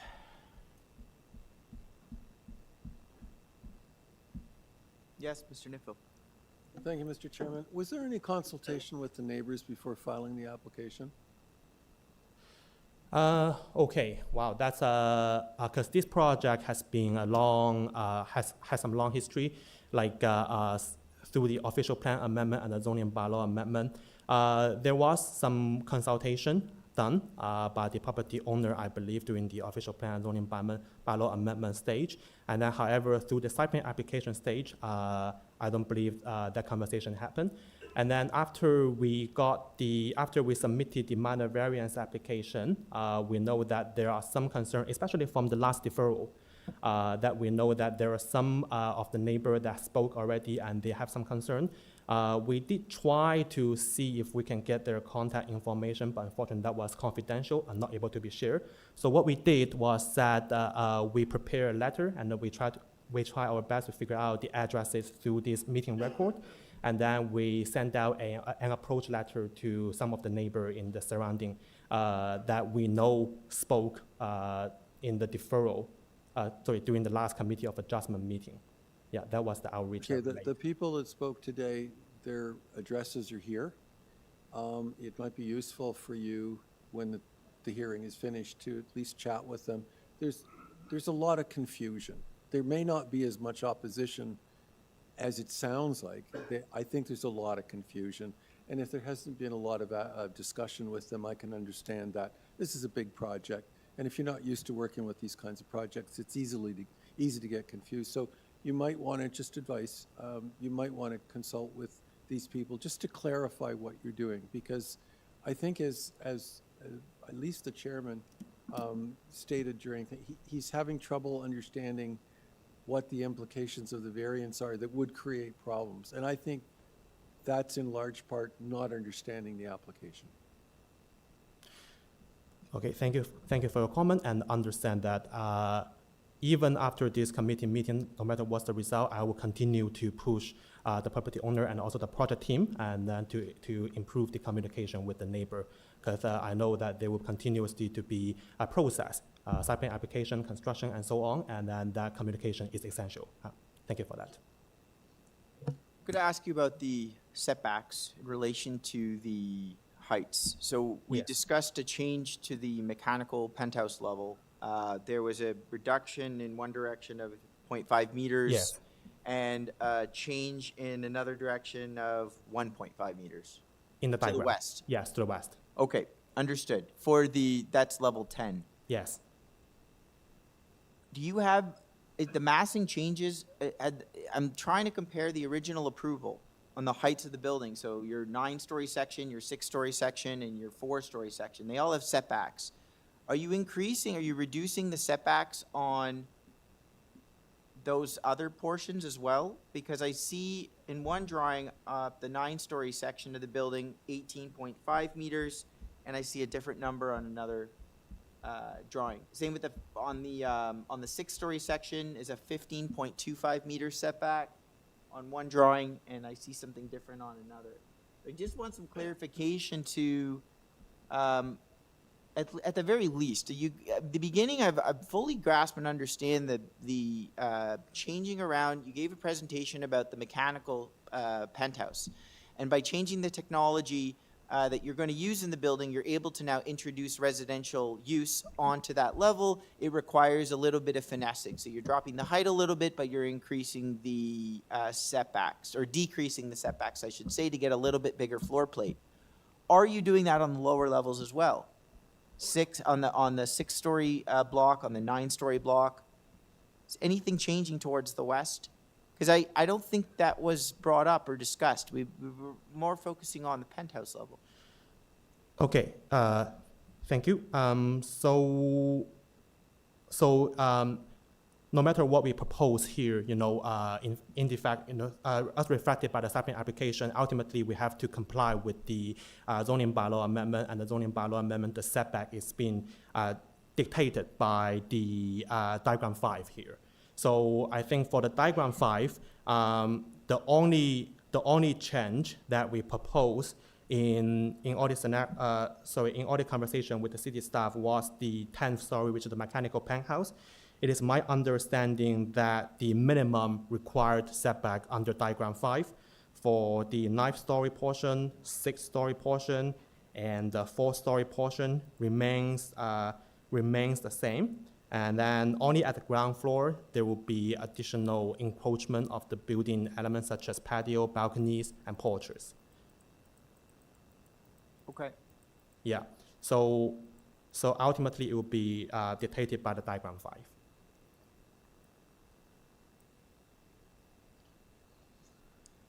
Okay. Any other questions? There's a lot to unpack here, realize. Mr. Chair, if I may, Yes. we've been advised that there may be an additional speaker that wants to speak to this matter. I'll leave it in your hands. Did they register in advance? They did? Okay. Let's hear from briefly, and I have to allow our agent a chance to respond. So let's make this quick. Let's get our name and address of the individual. Hi, Chair, members of the committee. Apologies, I was registered and I just wasn't lined up to speak. I'm going to interrupt. It's a little hard to hear. Can you adjust your mic? How's that? Does that sound better? That's much better, yes. My name is Joe Seamer. I'm a registered professional planner. I'm representing the owner at 27 Macadam Avenue. I'll be brief. I provided a letter to you before the last meeting that was deferred. My position was that we are objecting to the variances. First of all, there's a number of variances, and so maybe this application would be better to go before council as a rezoning. But the real matter seems to be what you're actually discussing right now, is talking about how this application differs from the official plan and what was approved by zoning from council. So we just believe that to afford this application, any additional variances, given the quite beneficial zoning that was already approved, is just adding to the problems of this development. And so that's kind of where we stand for the moment. I have two other items that I would ask the committee to consider. If these variances are approved, my client has a tree that abuts the brick wall of the existing commercial building that is currently abutting their property. If that tree is certainly going to be protected and not harmed and cut any further through the process. And there's a 6 inches piece of property, a piece of land that's going to remain outside of the wall, of the landscaping wall, that's going to abut my client's property. And we're just not sure how that's going to be maintained in the future if there's 6 inches of land that belongs to the condo corporation or apartment rental, whatever it might be. Maybe it would be better if that land be conveyed to my client free of charge. So we would leave that with the committee to consider as a condition. Okay, questions? All right. Thank you. We'll have our agent back. Provide you an opportunity just to respond to the individual. Mr. Chair, so I'm actually having, I just want to clarify with the, this neighbor here, and am I understanding correctly that he's requesting potentially a piece of land being conveyed to their ownership or his ownership? Like, I'm sorry, I'm just having a little bit hard time because trying to listen to all the conversations. Listen to it because the voice is a bit low. That's what I heard. Yeah. Now, committee cannot, we cannot put private agreements or facilitate private agreements in these decisions. Okay. Just put that forward. But is there some possibility or suggestion you have to address that concern with respect to the tree? Yeah, regarding the, okay, so Okay, regarding the tree session, I think to this neighbor, if there is any concern, I would definitely encourage you to get in touch with us. We do have an arborist team that is working, and then also this file is still under site plan approval application. So all the tree matters, including removal, injury, and compensation, planting, and landscaping, will be reviewed and will have to be approved by the city staff in order to proceed further.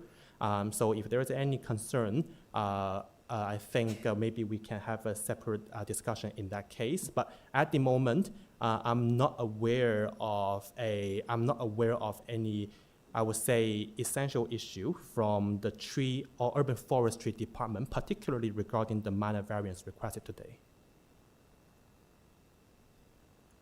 Okay. Yep. Questions? All right. Thank you. Thank you very can much. Step down. Let's take this into committee now.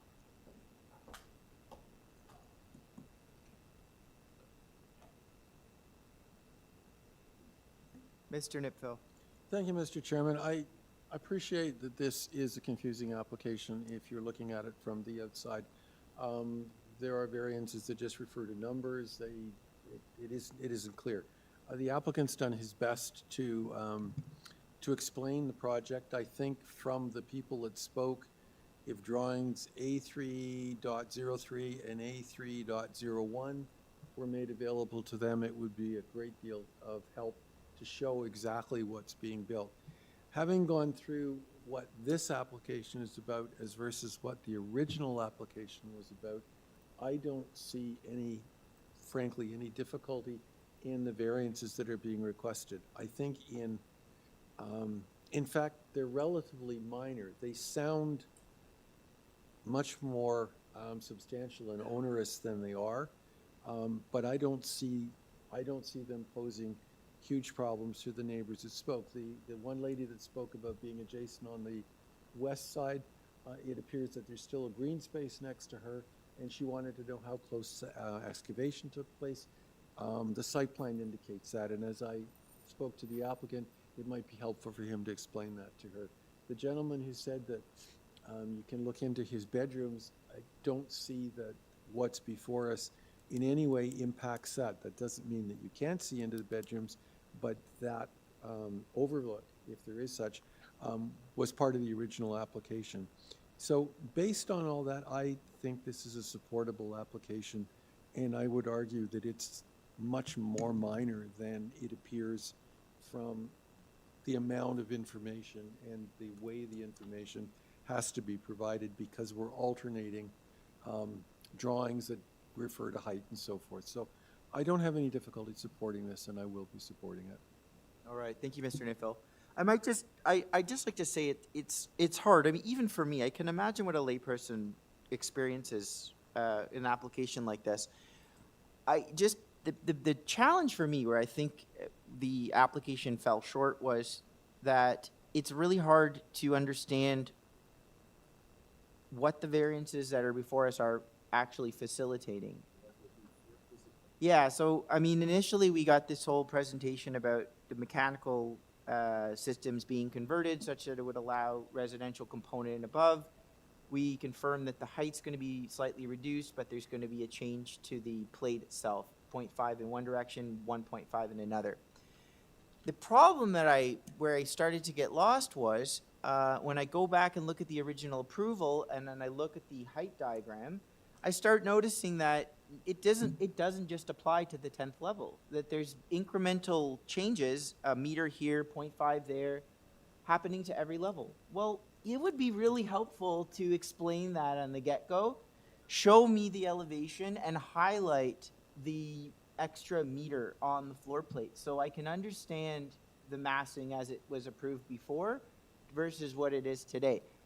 I'm not fully, I mean, I'm looking at the height diagram, but I'm not convinced that I fully grasp everything in the application, which is never a position that I want to be in, because that leads me to making a decision of not approving something if I don't understand it. And that, I think, really, we shouldn't be doing that. I think we can, try to ensure, and certainly as an adjudicator, I want to understand all the applications that I can make an informed decision based on the information I have, not because I just don't feel comfortable, I don't quite understand it. In this case, I struggle a little bit with those, some of those incremental changes on different levels. So I just wanted to put that forth. Usually when we have developers come through, there's some planning rationale, some diagrams in there that highlight very clearly what they're adding or what they're removing.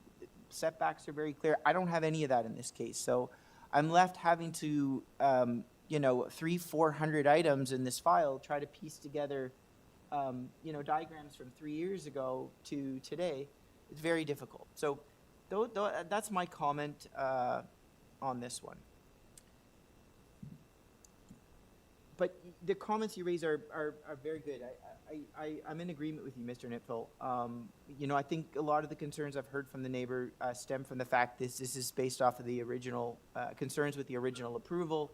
I am happy to see that, while there is a change requested to the massing, we're not talking about additional stories here, and the setbacks are, for the most part, still maintained in their original form. If there's no other comments, I don't want to, I've taken enough time.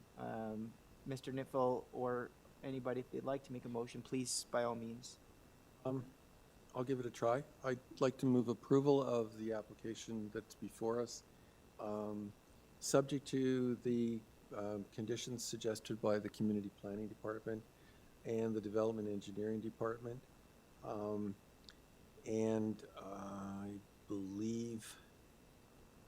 I believe that's it. I do think there is merit in the applicant speaking to the neighbors in this one. I think going forward, when we have applications that are as difficult to understand as this one, the applicant needs to consult with the neighbors with drawings that clearly illustrate what it is that's before them. I have in my notes from Friday night, show drawings illustrating the changes to the building mass and other areas. That was Friday. That's night. all. That's But the I first went thing I through want to like you look at did. to understand. It took hours to go through here trying Yeah. to figure out for myself. 100%. Anyway, that's my motion. Okay. We got a motion by Mr. Nipfel, second by Mr. Maggiari. Yes. Okay. All in favor? Okay. And then Mr. Allison, I'm not going to vote on this one. I abstain. Okay. I've stated my reasons earlier why. Okay. And I'm not one to not understand applications. I think I got a pretty good grasp. So if I don't understand it, I suspect others may not either. Okay. Item 16 is 5 SULKARA Court.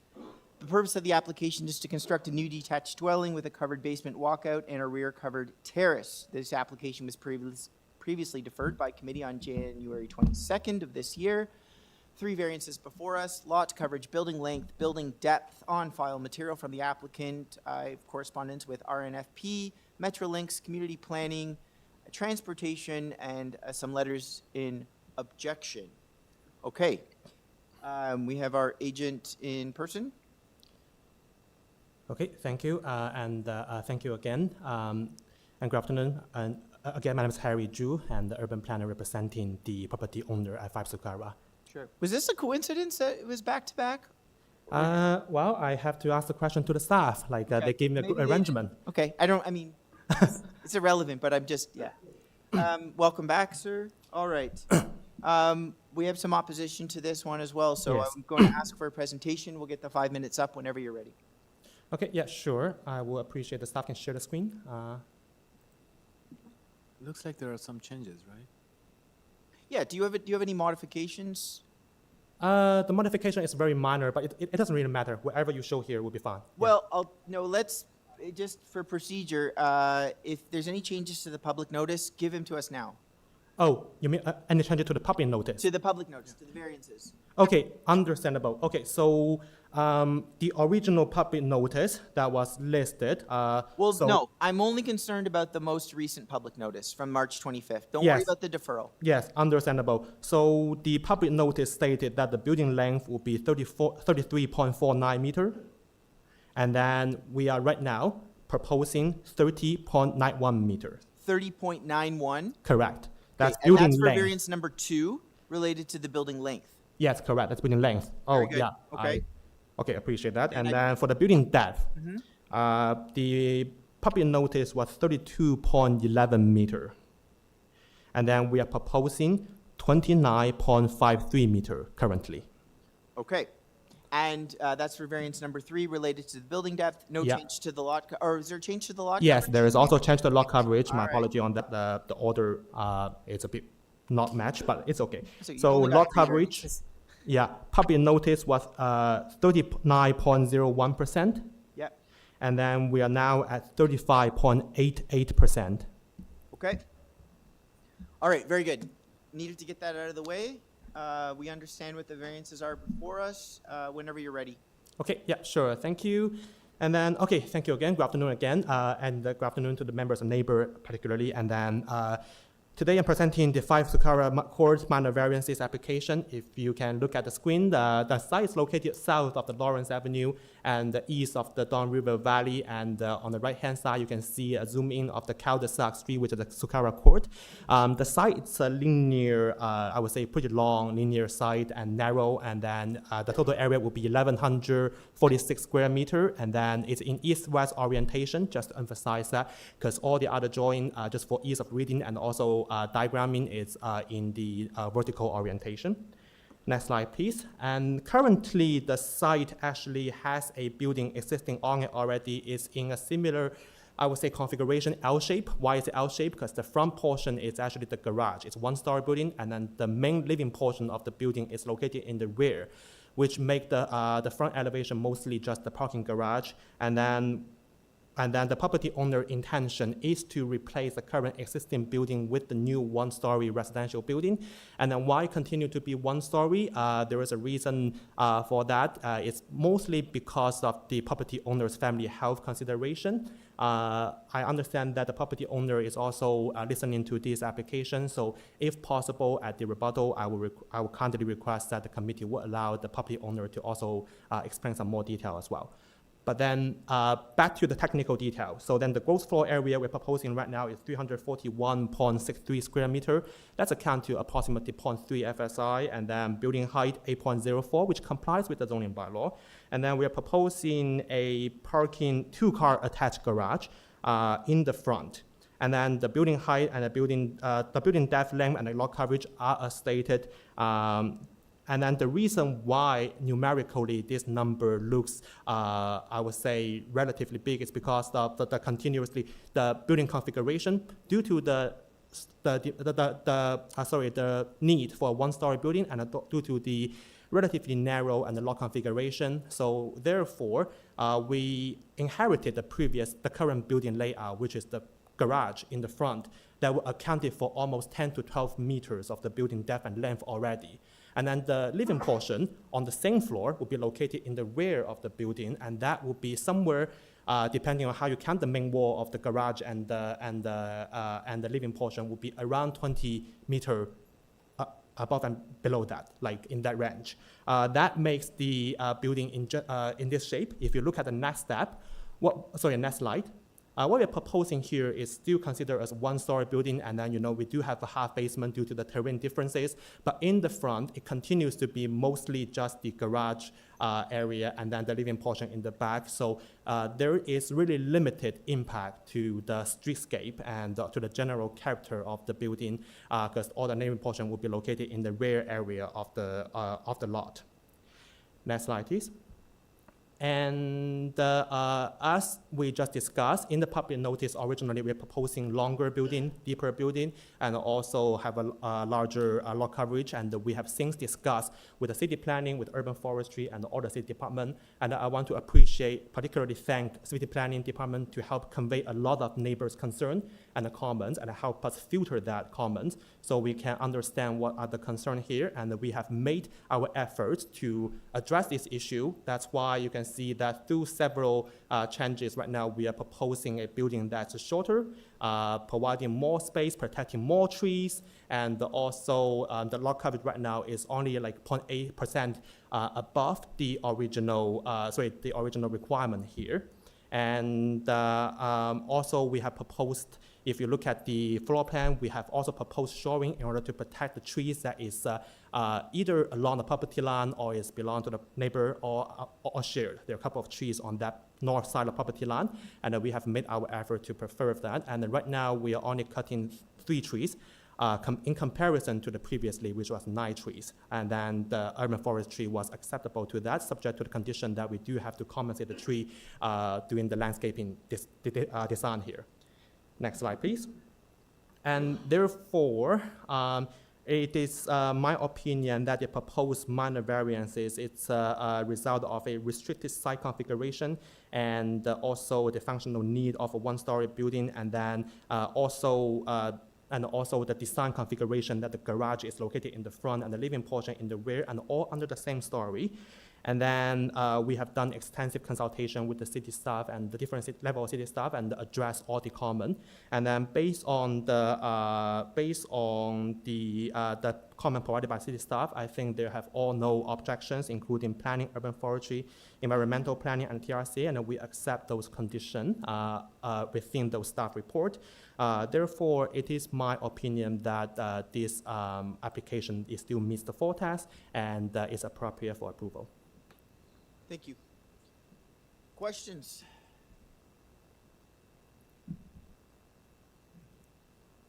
Great. Thank you. All right. We have some speakers for this item in person that have come down. Oh, please come down to the podium.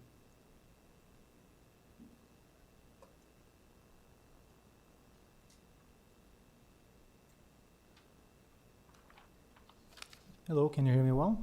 Yes. Okay, my name is Zeev Glauberzon. I'm from 179 Sweeney Drive. Thank you. Whenever you're ready. Yeah, before you start, if it's possible to pull up our letter of objection and go to page number 1 so you can see images, please.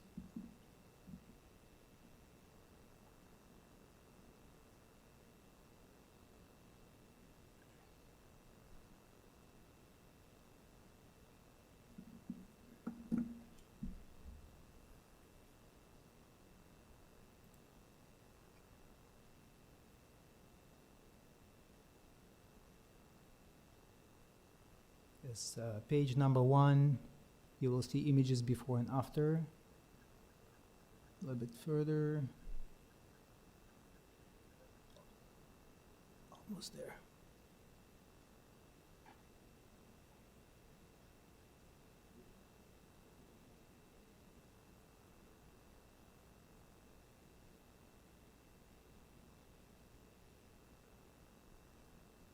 Yes, a little bit further, please. One more page. Yes, so that should be good enough, and then we can scroll down as we go along. Okay, I'm ready to start.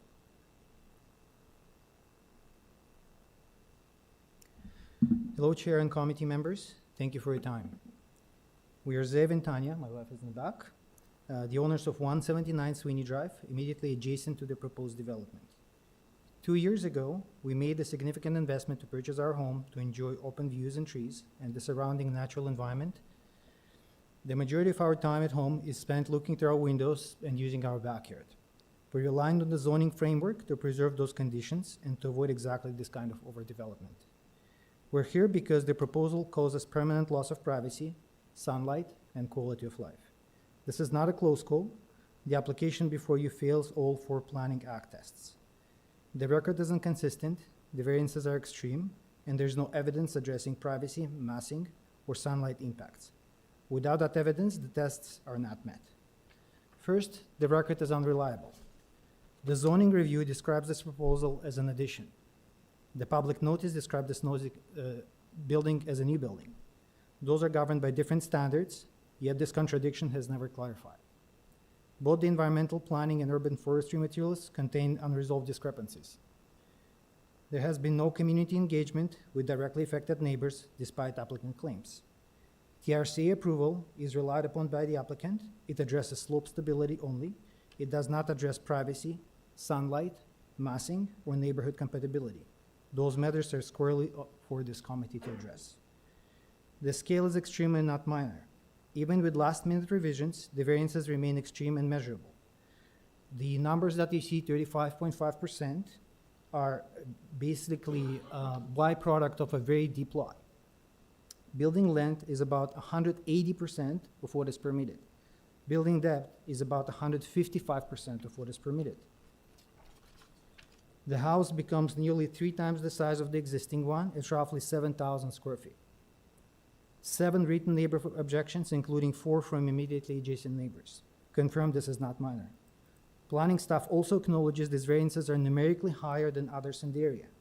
When we spoke with the planning staff, we suggested another nearby application that was rejected, despite having smaller variances. This shows this proposal is not minor in context. The applicant says minor is about impact, not numbers. This requires evidence of minimal impact. There's no sun or shade study, despite repeated requests since December. There's no privacy analysis, there's no massing comparison. Applicant assertions are not evidence. Without impact studies, there's no basis to conclude these variances are minor. If you look at those pictures, you basically see the building we just overlaid. We used the applicant numbers, and we overlaid it so you can see those loads are T-shaped. So we're on the left side, and you can see how everybody is impacted. If you scroll down a little bit, please. This is how we see now. So this is current view. You can see the building, the old building on the right side. If you scroll down, you can see how the impact is going to be. So the green line represents where the building ends, and all this black stuff, and you can basically visually just draw a line from the existing building all the way to the end. This is what we're going to see. You can see the shades from our gazebo. You can imagine how we're going to be impacted if this building is up. So those are clearly not minor variances. A development is not appropriate if the lot cannot sustain it, because the houses are oriented perpendicular to one another. The two-story height of the proposed building runs across the length of our property. That's what we're showing on the screen. The massing and scale is incompatible with adjacent properties. The applicant argues site constraints justify the site, but site constraints do not lower the Planning Act standard. The plan clearly shows the scale is driven by discretionary interior program, not site constraints, which weighs against the applicant's justification. The applicant owns arborist report also confirms overdevelopment of the site. They simply cannot plant the trees. There's no space for that. The report confirms that injury to 4 trees on our property required our consent. We have denied that consent since December. Urban Forestry also confirms the committee approval does not ensure a tree injury permit. The proposal therefore cannot be implemented as proposed and is not appropriate development. In conclusion, we respect the applicant's wish to maximize their building,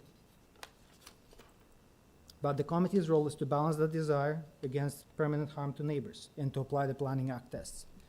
In our opinion, the proposal fails all 4 Planning Act tests and is neither minor or compatible. We respectively ask the committee to deny this application. Thank you, Zev and Tanya. Thank you. Questions?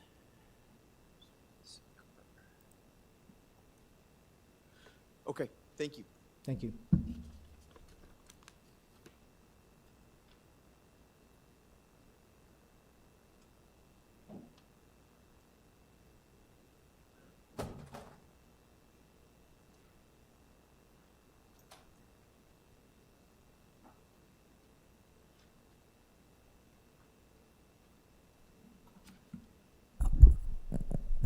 Good afternoon, committee members. My name is Clive Laurie. I am the owner of 7 SULKARA Court, immediately adjacent to the subject property. We have lived here for 15 years. While we are not planning professionals, we are very familiar with the established character of our street. In our respectful view, this proposal represents an excessive scale of development for this lot and creates significant permanent impacts on the neighboring properties and the ravine. I will briefly address the 4 tests under Section 45 of the Planning Act. First, the figures in the March public notice differ from the February plans sent along with them. This inconsistency makes it difficult to fully understand what is being proposed and raises concern about the fairness to the public and reliability of the planning material before the committee. Test 1. Intent of the official plan. This proposal fails to maintain the intent of the official plan. SULKARA Court is a small cul-de-sac immediately adjacent to the Charles Sherrill conservative area. The official plan emphasizes compatibility and protection of marine adjacent lands. Here the proposed scale and massing are excessive. The building approaches nearly double the permitted length and pushes development towards the ravine edge. In our view, this level of intensity undermines the planning framework intended to protect sensitive natural features. Further, the applicant's own arborist states that the required 13 replacement trees cannot be accommodated on site without overcrowding. If this requires mitigation which cannot fit, then strongly suggest the building footprint exceeds what the site can properly support. Test 2. The zoning bylaw. The requested variances do not respect the general intent and purpose of the bylaw. Even with revisions, the proposal continues to approximately 31 meters in length and nearly 30 meters in depth, where the zoning permits 17 meters and 19 meters. These are substantial departures, not minor ones. The zoning standards are intended to protect privacy, access to light, and neighborhood character by regulating scale and limiting excessive massing. In addition, the proposed garage, which sits approximately 39 feet from the street compared to 60 feet for other homes, and is diametrically opposed to the established orientation, running parallel to the street and presenting a 25-foot brick wall directly to the cul-de-sac. Desirability for the appropriate development of land. From the perspective of the immediate adjacent property, the proposal is not desirable. Due to the downward slope towards the ravine, the so-called basement functions as a full walkout level. From our rear yard, this development will present as a 2-story mass extending well beyond the rear plane of our home. The placement of windows would result in direct overlook into our rear yard and living spaces, representing a material loss of residential amenity. Minor. Finally, the variances are not minor in nature. The size of the variances and their combined impact on privacy, light, neighborhood, and the ravine edge amount to a fundamental overdevelopment of the site. For these reasons, we respectively request that the committee refuse this application as it does not satisfy the 4 tests of Section 45. Thank you. Thank you, thank you. Questions? I have one question for you, if you don't mind. You are the immediate neighbor, you're number 7, right? Yes. And I was just pulling up the side elevation that faces your property. Now, my understanding is the way that the street kind of veers, your house is set back. Hold on, let me get this right. They're not in line, is what I'm trying to say. Your house is set back a little further. So naturally, your rear main wall would probably fall beyond what the subject property's rear main wall was. But in this case, it's going a little bit No, it's at the front. The original property was in front of me by about 10, 15 feet. Right. And in the rear, it was 10 feet short of me. Right. So I had a beautiful view of the ravine. Right. Which is gone. So the house, because it's a court, staggers a little bit with the street. So you're set a little further back. Your house goes a little further back in the backyard, but it's set further back in the front yard. I'm looking at the side elevation drawing, and you raised a concern about privacy. And maybe staff can pull, there we go, it's up there. So now I'm looking at this, it appears that for the most part, they've removed a lot of the windows on the rear portion of that side main wall. That's the portion that would probably look directly into your Right. backyard, right? Right. So with the remaining windows that are there,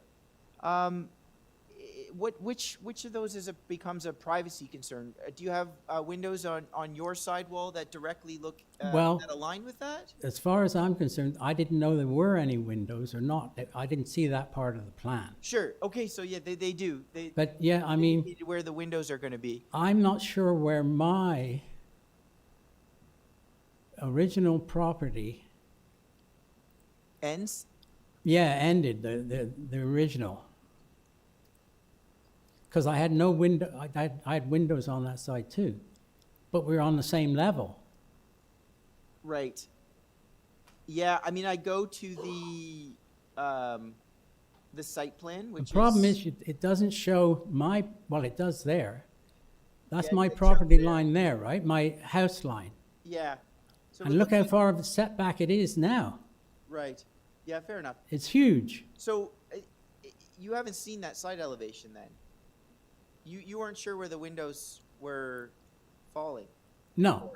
Okay. No. Fair enough. It wasn't, yeah. Okay. I didn't get much information on anything. Okay. And I find most of it confusing because it's well outside the parameters that I would believe would be proper. Yeah, I mean, but just personally, when I look at these things and I see two properties and one property is asking to extend much further back than the other, when I look at the side elevation, I want to see, okay, do they have any large windows or any primary windows that could directly face right into that Right. first section of the backyard? In this case, I don't see any, so I Okay, really raise a concern about but what I privacy. see is I've got approximately 30 feet of a blank wall on one side of my property. End of story. I don't care if there's windows or not. Fair enough. You know, Okay. that's my main beef. And then the other one is switching the garage around. Now I'm looking at two garage windows and then a brick wall when we walk down the street. Yeah, fair enough. Okay. And none of the properties have that on it. None. All right. Thank you very much. No other questions, Mr. Nipfel? Sorry. Thank you, Mr. Chairman. I have a question for you.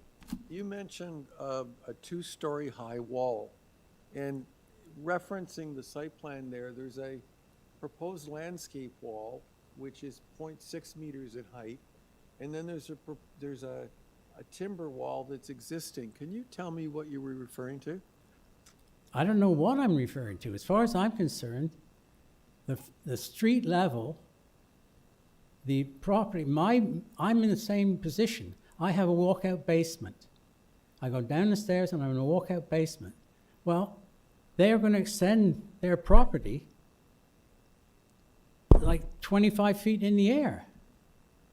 My impression, perhaps incorrectly, was that you were concerned, excuse me, that a wall is being built that you're going to look at, and you said it was 2 stories high. You mean the building itself? Yes, because Okay, thank you, it's. thank you. Okay, that's clear. All right, Okay, thank you. thanks. Thank Thanks. you for that. Appreciate it. Do we have any other speakers in person? Yes, please come down. Staff, is anyone waiting online? One, okay.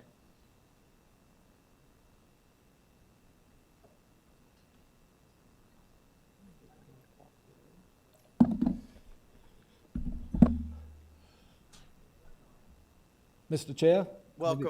committee members, good afternoon. My name is Robert Scott. I live at 1 SULKARA Court, and I am the neighbour directly to the north of the subject property. Right. I must confess to you, first of all, that when I first received the notice about the public hearing, my knowledge of real estate law and real estate construction was absolutely zero.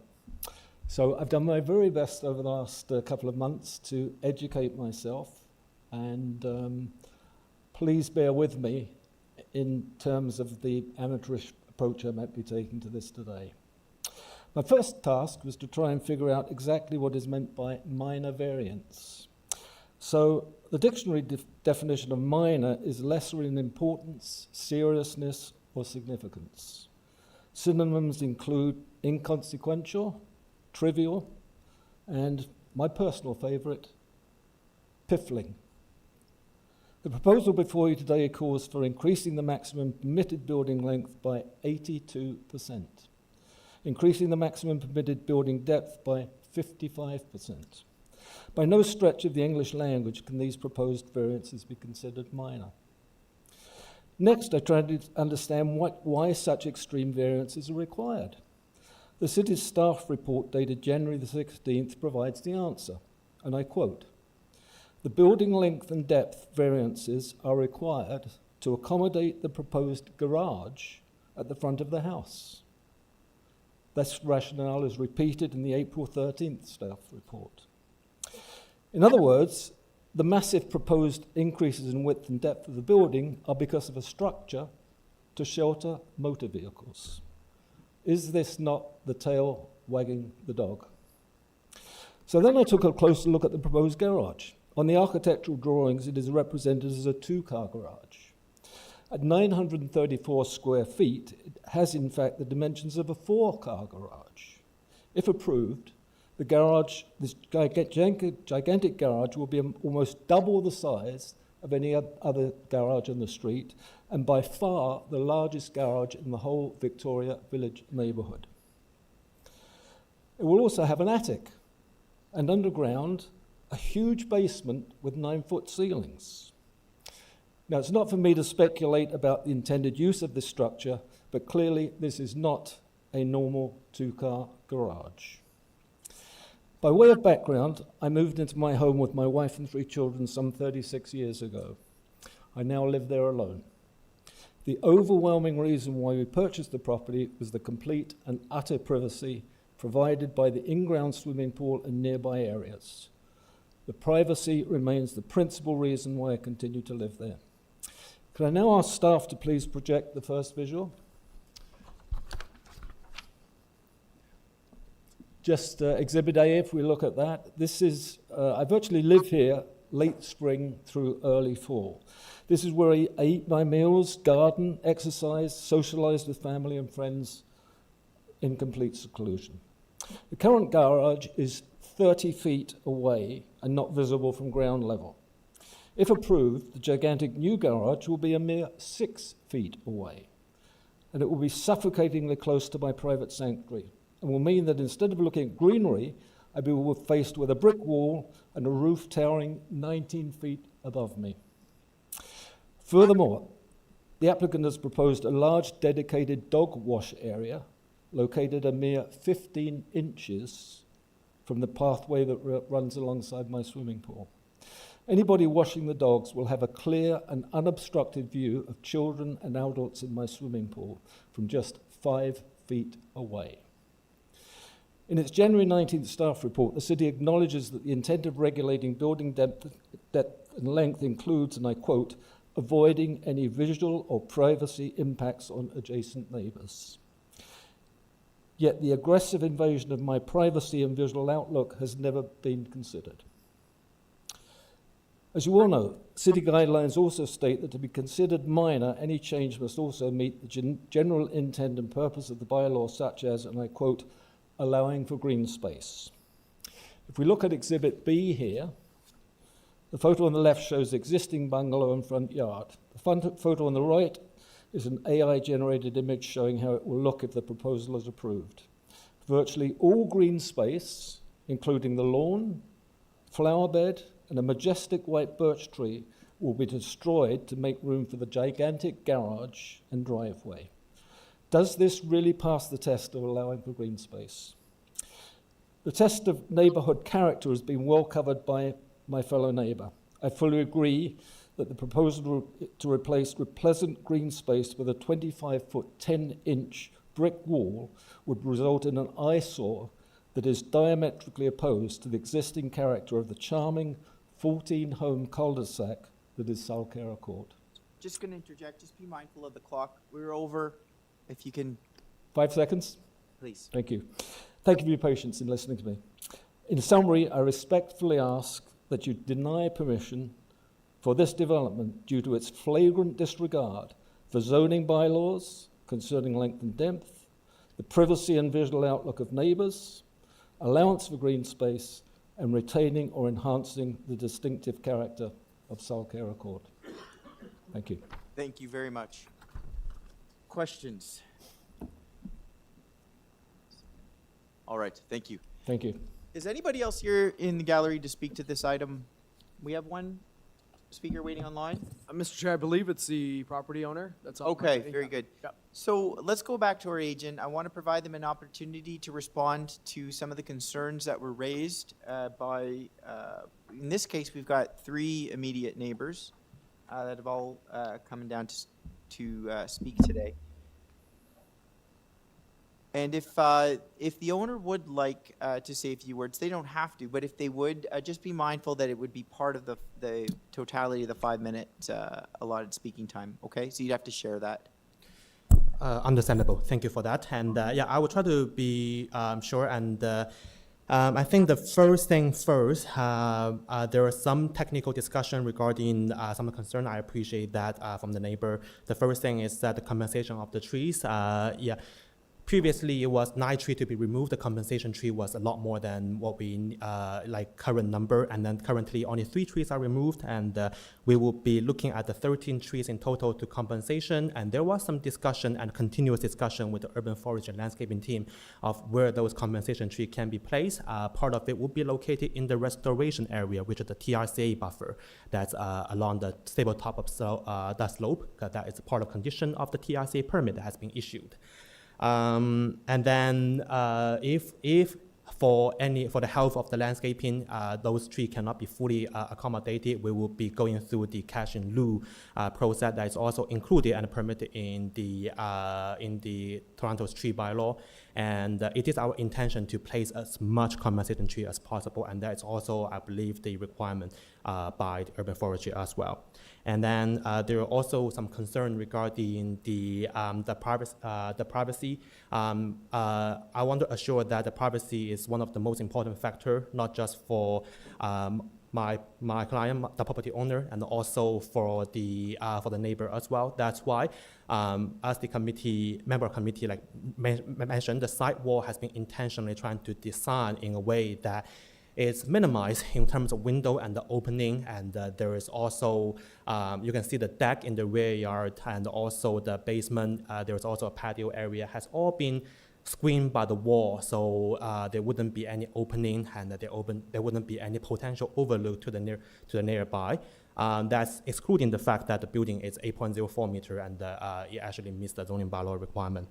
And in terms of the garage one, I know there is concern that garage is too big. We are designing it based on the functionality of use, because as I mentioned, there is some I would say the health condition, and actually related to moving disability by the property owner. That's why they require a bit more space to pick up and drop off in that garage area. However, if you look at one of the site plan drawing, which actually shows that one parking here is 6 meter by 3.2. That's our design standard. It could be, it's 2-car garage, 3-car definitely cannot drive in all together in the one area.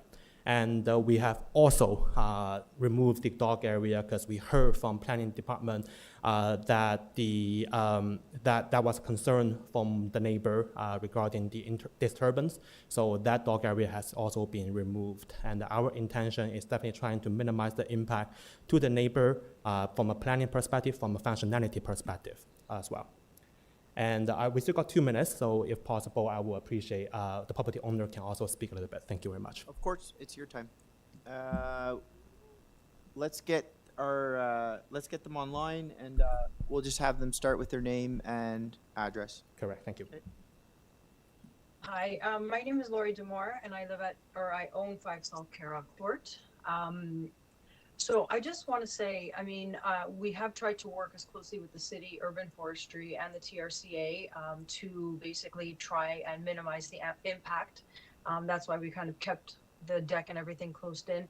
But the reason for the bungalow is the health issues of a few of my family members. So my husband's recently had 4 surgeries in less than a year. My mother will be coming to live with us. She also has mobility issues. She's scheduled for some back surgery. So we, you know, I don't think that anybody really wants to build a bungalow. I'm doing it for function and for purpose.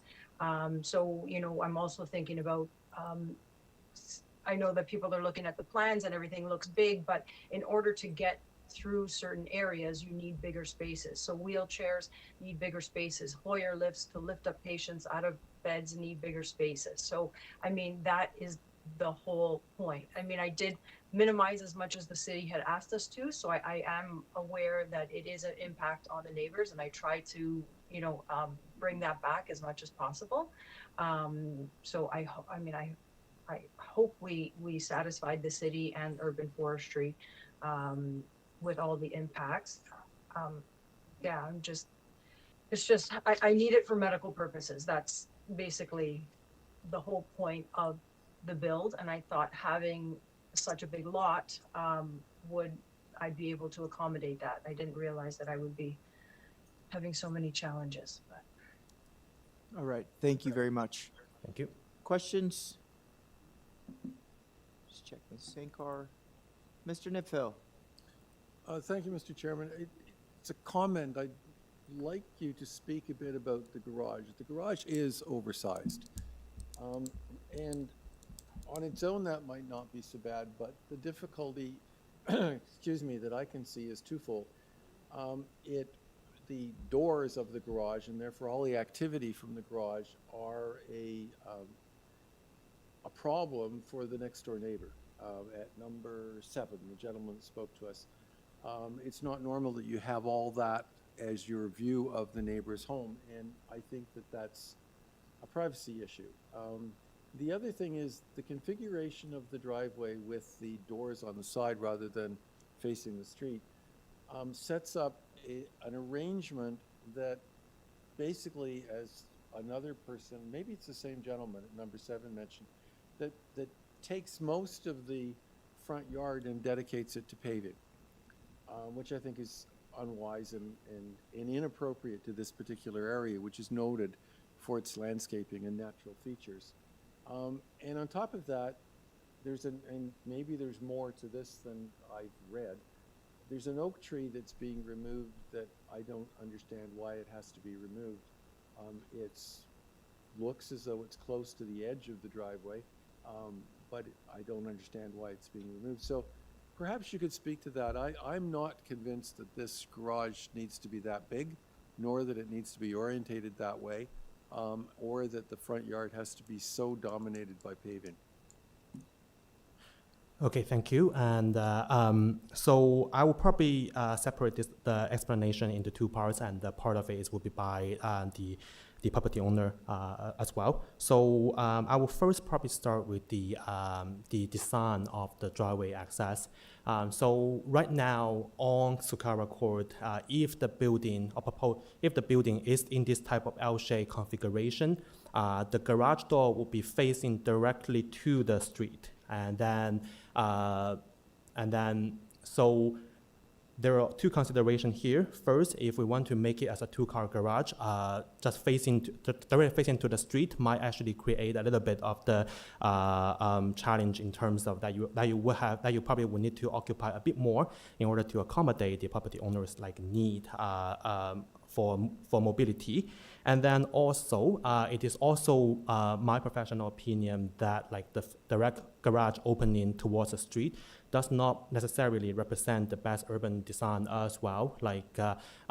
You will have the garage door, which is normally not the most, I would say, design-wise sound structure that's facing the street rather than the building facade. And the building facade here, as you can see in the elevation drawing, we do have some design that particularly in consideration regarding trying to make the streetscape be better compared to the previous design here. And then I would appreciate if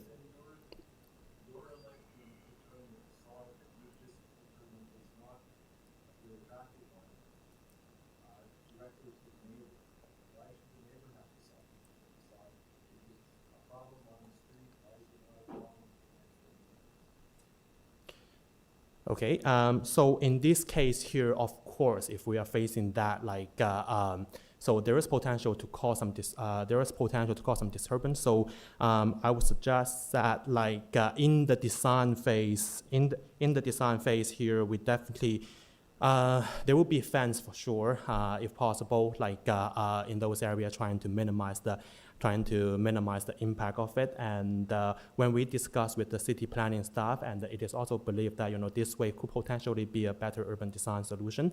But then, of course, there is a bit of a pros and cons for each design. And given that there is a need also in terms of the garage space, not for parking additional vehicle, but for actually the mobility consideration as well, for the garage to be larger than the, I would say, if you're looking at the zoning bylaw requirement, it is larger than a zoning bylaw requirement for sure. Other questions? Okay, thank you very much. We've heard a lot on this item. Thank you. Let's take this into committee. This is certainly an interesting one. I have some of my own comments, but I always like to provide members an opportunity to speak first. Mr. Sorry, long day. We're all tired. Thank you, Mr. Chair. I can start with, I like the design.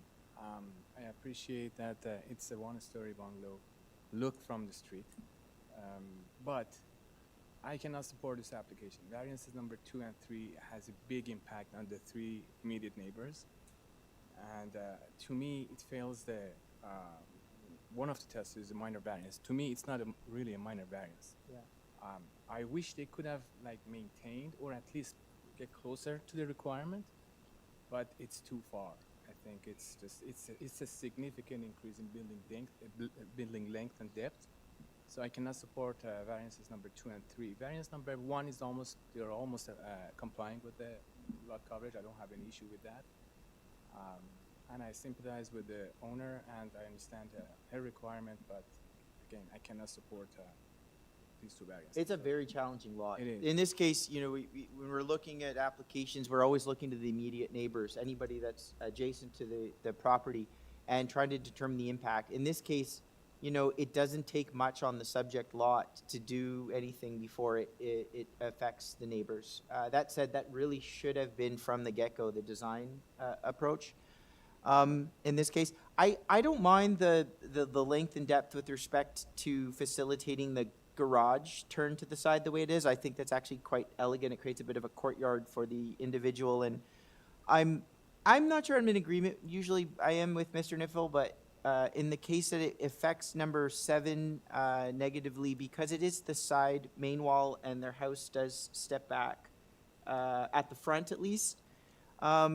Now, I guess the big thing that made this really challenging for me is the fact that they were really only proposing a 1-story building, and there's no height variances here. So that to me would be the perfect fit for a challenging lot like this, is to have a 1-story building.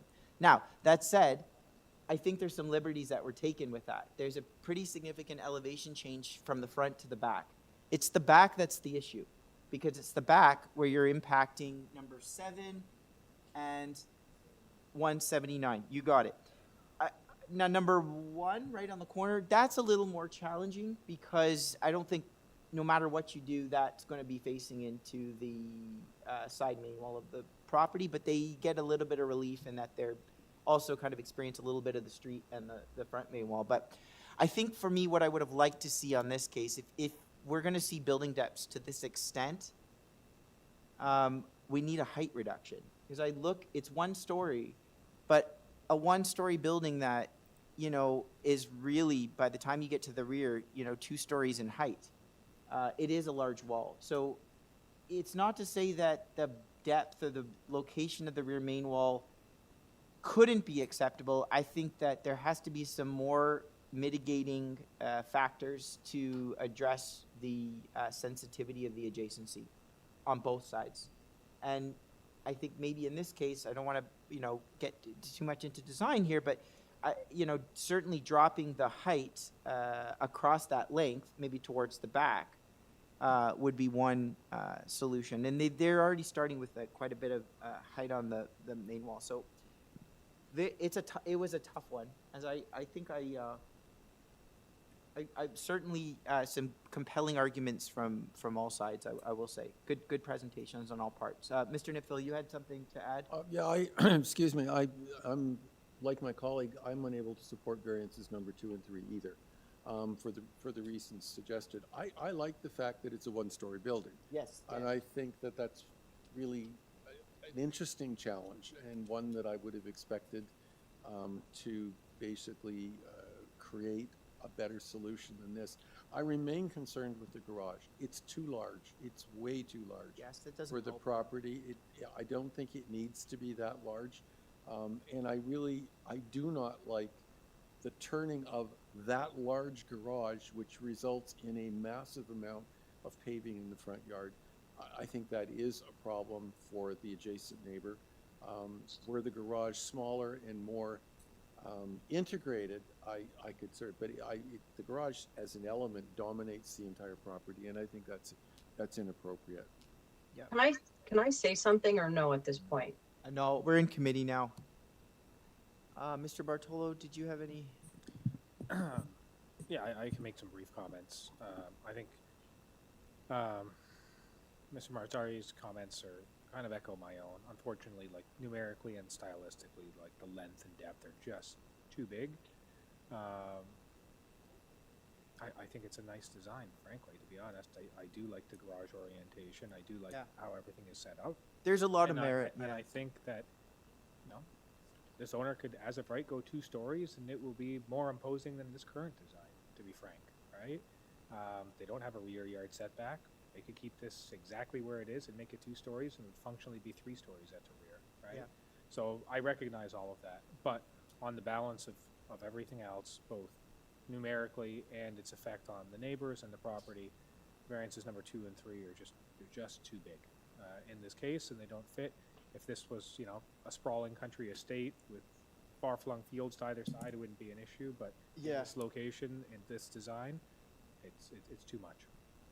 Yeah, certainly if you didn't have the adjacency of the rear yard adjacency on the side, you've got one blocked in, but now completely, almost completely. The reduction I do appreciate, but it really does create an imposing structure across the rear. I think we're ready for a motion. Who would like, Mr. Marzieri? I can, I forward a motion to refuse this application because it's not meeting the 4 tests. All right. Do I have a seconder for that? Mr. Niphill, thank you. All in favor?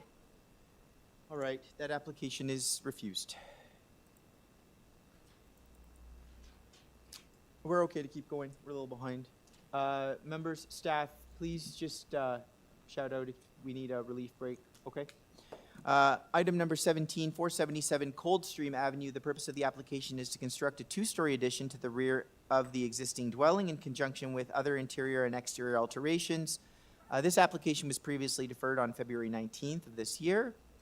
Variances include rear platform side setback, building length, west side yard setback, east side yard setback, and lot coverage. On file, material from the applicant and a memo from Urban Forestry. We have our agent or applicant with us. Yes, Joe Dome, 133 Torresdale Avenue, agent for the owners. Great. We have anybody in the gallery to speak to this item, number 17? Okay, and nobody else online? All right, Mr. Dome, I'm going to ask my colleagues if they'd like a presentation from you.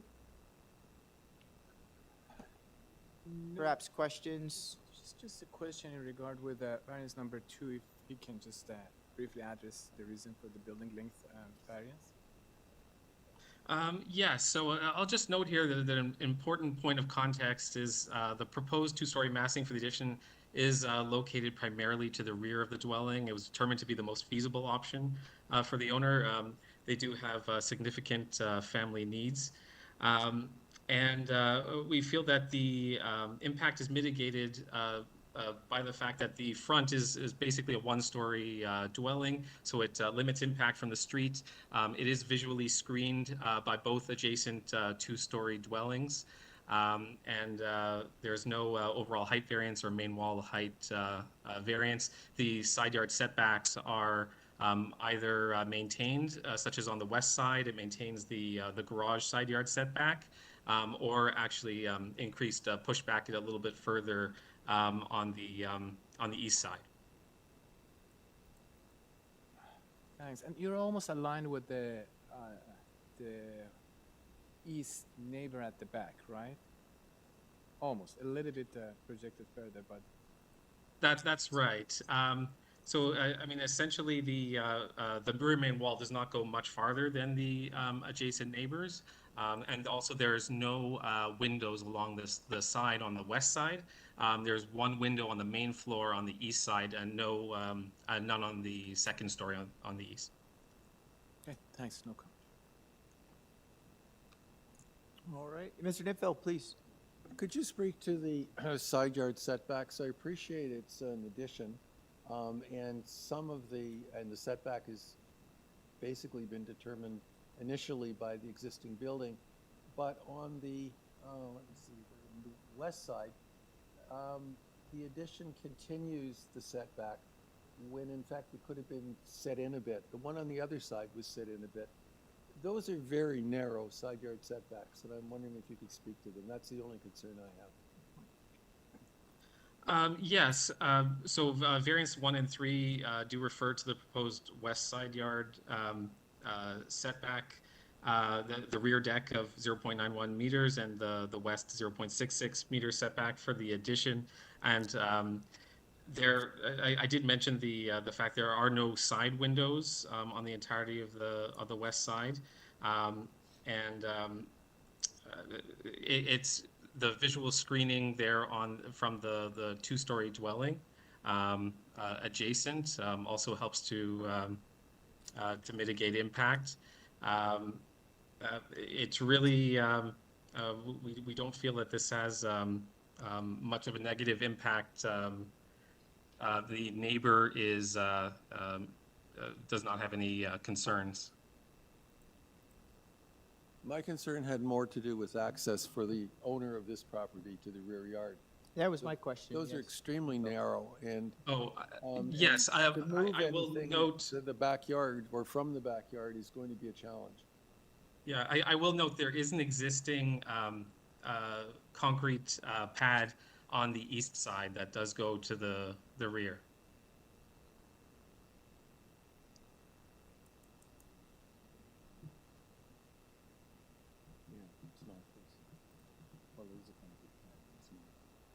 Okay, thanks.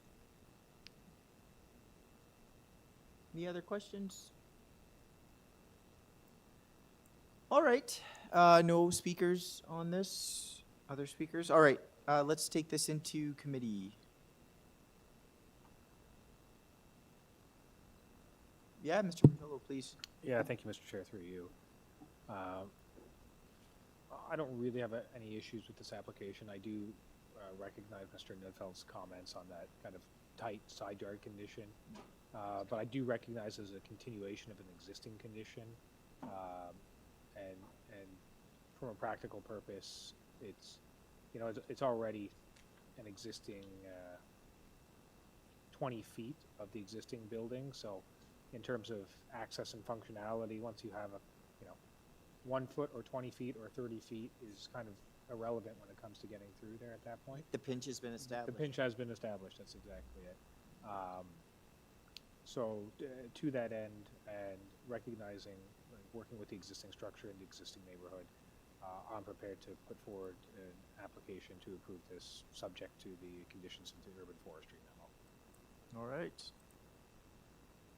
Barring any. Second by Mr. Marciari. Okay, all in favor of that motion? Opposed, Mr. Nipfel? All right, motion carries. The application is approved with condition. All right, item 18, 270 Sheppard Avenue West. The purpose of the application is to alter the development standards for the proposed 9-story mixed-use building, including by increasing building height, gross floor area, and the number of dwelling units, and altering the dwelling unit requirements, permitted projections, building setbacks, and parking space rates. On file, we have material from the applicant, a transportation report, and a report from community planning. With respect to the variances, multiple variances included ones related to unit count, unit mix, minimum unit size, gross floor area, and non-residential floor area, landscape buffer, permitted projections, amenity area, parking, and bicycle parking width. Okay, we've got our agent in person. Welcome. Good evening, Mr. Chair. Eldon Theodore from MHBC, Registered Professional Planner on behalf of the owner, 7050 Western Road, Suite 230, Woodbridge, Ontario. All right. Is anybody in the gallery to speak to this item? And staff, we have one person online. Okay. Sir, we'll get the clock up, ask for a brief presentation. We do have one person to speak to this. So after you finish, I will let them speak, and then we'll come back to you for a rebuttal. Okay. Absolutely. Just wait for my presentation to be loaded.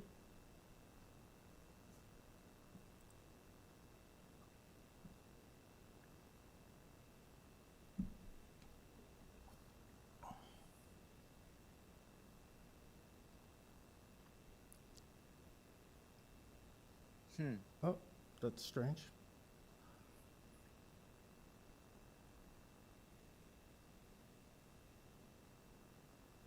Okay, I can go with that. I'm here in support of a minor variance application to support a series of variances to help bring a project back on track. You'll note there are 14 variances in this application. It's simply because the original site-specific zoning was quite restrictive and prescriptive, and as a result, that project that was originally approved ended up failing. This is why we're here today. My client has acquired this property out of receivership with the objective of improving the development and unlocking its housing to help respond to the housing crisis.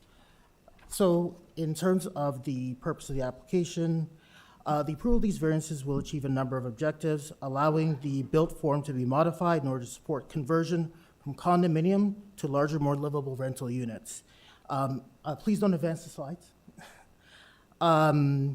Adding 27 more residential units without increasing building height, ensuring that the building modifications comply with the current mid-rise design guidelines, ensuring that the mixed use, the mix exceeds the city's growing up guidelines in terms of units, with 40% more family-friendly units, allowing for flexibility for my client as they go through finalizing site plan approval, and modernizing many of the variances to current bylaw standards not in place at the time of the original zoning of this property. So in terms of the outcome of the variances and what they'll help achieve, the variances amount to incremental changes needed to apply current standards and practices to accommodate rental. But it's important to note that things that have not changed and things that have improved is that the building height remains at 9 stories. The rear yard setback improves from 7.5 to 12.5 meters. The rear yard landscaping, we have an opportunity to increase it from 1.5 to 3 meters. And the unit sizes that I mentioned previously increase in size. Next slide. So in terms of variances in relation to height, equipment projections, as well as penetration of the angular plane, these variances acknowledge that the city is moving away from the use of the angular plane as a traditional tool for transition in favor of step backs. This is why this proposal penetrates the angular plane, as you see in the diagram here. By meeting in this, and in some cases exceeding, the current mid-rise design guidelines for height and setbacks, we're still meeting the general intent in terms of mitigating shadow, overlook, and loss of privacy. As a result, angular planes are no longer an appropriate provision and should not apply. And updating changes on diagram 5 through this minor variance is an appropriate way to efficiently reflect the adjustments on these variances. So next slide. Variances in relation to gross floor area restrictions, unit types, and size variances. With the modifications to the building mass to meet the current mid-rise guidelines, the result is a slight increase in gross floor area. One of the main objectives, obviously, of the guidelines is unlocking built form to achieve more housing. So in doing so, the variances also modernize the units mix by exceeding the growing up guidelines by 15%. And with respect to the non-residential GFA reductions in the application, this is as a result of the increase in rear yard setback, the ground floor being reduced by about 25%. So as such, the commercial has been equally reduced to match. Next slide. And in terms of the landscape buffer at the rear, we've focused an area along the rear yard for a reduction in order to accommodate waste vehicular movements, as you can see there. However, the plan is to increase the balance of the landscape buffer from 1.5 to 3 meters for the balance of the rear yard. This will allow for a healthier landscape buffer to support transition, and it actually increases the soft landscaping on the site. Next slide. Finally, we have a series of variances that have been sought to either modernize the variances based on current practices or to apply the current bylaw requirements. On projections, we have added additional elements for flexibility, should they be required in the future, avoiding future variances. On amenity areas, we're simply applying the current bylaw standard. On parking, similarly, we're applying the bylaw standard, but as well providing shared commercial and vehicular and visitor parking. And on bicycle parking, we're just simply requesting a simple width reduction, again, meeting best practices. So last and not least, we work closely with city staff to ensure the requests are appropriate before coming before this committee, and city staff do not have any objections to this application. We believe it meets the 4 tests, and I'm happy to answer any questions you may have. All right, thank you. Questions? All right, no questions right now. Mr. Chairman, I would be Yes. remiss if I didn't compliment you on that presentation. It clearly indicates what the implications of the variances are. We had a problem earlier in the meeting where the public didn't understand. I think this one's really clear, and that's in large part to the way in which you made the presentation. Thank you. Thank you very much. Thank you, Mr. Niffel. You took the words right out of my mouth when I saw the side-by-side. Okay, thank you. Thank you. Okay, we have another speaker online. I'd like to hear from Miss Groves. She's one of the neighbors. Ms. Groves isn't present. We have another speaker. Oh, okay. Fantastic. Can I go? Yes, we can hear you. Hello? Fantastic. Hi there. My name is Mladen Kovacevic. I'm at 11 Addington Place. My property backs onto this unit. If you see it on the map. I don't know if anyone can bring that up. But basically our lot and our neighbor's lot back right onto the actual driveway area of this overall.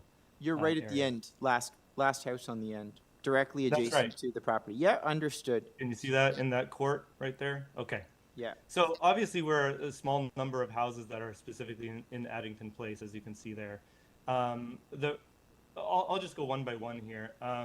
Look, I think that to put in perspective, starting out with the number of dwelling units that we're talking about here, my read of this, the proposal is increasing it to 206 dwelling units, up from 179, which is the current maximum, is how I understand it. That's a 15% increase with 27 new units, families, individuals, as was called out by the individual, already of increasing density. But to put in perspective, if you look at that map, and it doesn't show the full thing, but you have Addington Avenue as the first entry point to this community. And there's only one other entryway to this community that's not shown here. If you follow Addington Avenue up, it curls around and hits into Senlac. So basically there's just Senlac and there's Sheppard Avenue. And so now what happens is for every new unit that's added, obviously there's parking, there's more traffic, there's more people coming in. We're really talking about an increased density that's quite tremendous, because if you actually count all the houses that are just in that little community alone, it's 152 total houses that are together. Even 179 new families, new dwellers that are coming in already materially increases the burden, specifically just in those two entryways. So I really don't see how allowing for additional dwelling units already. Not only that, but this particular building, I think, is converting from a condo unit over to apartments. Condos, I believe, I mean, you guys can correct me, but they haven't actually sold. And so when they don't sell, I mean, it can mean a couple things, but one of them is maybe there's just not as much high demand in order to bring that many new people, specifically in this area that doesn't really have as much amenable, like walking distance type amenities around. In terms of the bedroom sizes, same kind of thing. Like we're talking about families, yet I understand that it's being reduced. The number of floor area is going to be reduced down to 60 meters squared, I believe, is the minimum here. And so as a result, minimum size of the 3-bedroom, the 2 bedrooms, everything seems to be going against the grain in terms of reducing the number of larger units and increasing the number of smaller units. Not only that, but by this design, after floor number 5, you're talking about much smaller units that are going all the way on stories 6, 7, 8, and 9, which I don't actually think that truly delivers on that goal of having, families that are actually coming to the community and introducing themselves there. I also see max heights being increased all along the board, starting at floor number 5, if I understood, from 16.5 meters going up to 18.5 meters. Every one of these changes, when we're building houses here, we're talking about centimeters changes. Here's an additional 2 meters, and it might not seem like a lot, but still, given the new shape of the building, that you're basically overcoming, you're crossing that 45-degree threshold, you're really asking us to not only accept, the additional height, but now you're also removing additional sunlight from the overall area, saying that the angular, plane kind of argument doesn't really work anymore. I don't know what works, but I just know this height, when we first moved it in, was only in the 4-story level, then it went to 6, and then all of a sudden up to 9, and we're trying to say that that's kind of like low now. We haven't increased it, but we've increased multiple times along the way. And I think it's not only the sun that's being blocked, but if you look at other areas that were built very, very similarly, you have these large buildings that were built, and then all of a sudden, it's not only just the sun itself, but just the blue background that you have, it just becomes a wall of black. And that wall of black, I think, actually impacts not only our property, but many properties behind that you actually see. Especially in the winter months, because we're on this side of Sheppard, like when you're building on the other side, in the southern side of where the sun is really low during the December months, you're really talking about a space where the sun might not even be visible to us in the morning, and obviously causing ice and other conditions where the sun normally helps melt some of the snow. The gross floor area is going up from 15,000 meters to 17,000 meters. I think that that's still a substantial change. On this size of a lot and where it's at, I think that's substantial enough that warrants looking at it again, where we're reducing a lot of the greenery. And while I appreciate that little sliver of greenery that's being introduced to make sure that it presses up against our property line, I still saw a very small setback there of 0.7 meters. Maybe I misread it. But I just want to make sure that that entire area could actually be planted with very mature trees, and that they can grow and have their shade and everything as this building develops. Because if it's really, really small and you're not putting mature trees, it's defeating the purpose of helping us actually have additional greenery. And I think that 15,000 meters squared is a lot to take it to 17,000. I think, again, this is a little bit hard to read from the amenity spaces that are allowed in the buildings. And I don't know what my timing is like, so I probably don't want to spend too much time on that one. But I will say, you're about 30 seconds over, so if you could wrap it up. I see. Yep. That's all right. I will finish off. So I think I hit the main ones. Warning. Thank you. I'll hit the main ones. I don't understand the main wall separation. I don't even know what that one means. Soft landscaping on the minimum north property line. I think that one I read very clearly, actually. It says only 0.7 meters, but that might be just in the turn area. And then parking spaces again. This is just adding to a ton more traffic. We're already increasing the size of this building quite a bit. And that transition from condo to apartment, I think, is actually really poor for the community overall. And I'll stop there. All right, thank you. Questions, Mr. Nifil? Did the applicant approach you or anybody, any of your neighbors, to discuss these variances?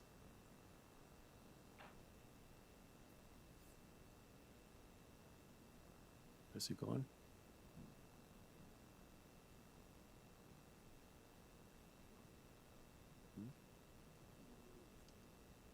Yeah, I couldn't unmute myself. Somebody muted me. No, we were not approached to any of these variances. This is us just digesting what we got on paper as best as we can. Thank you. Other questions? All right, thank you. All right, that's everybody. Let's go back to our agent.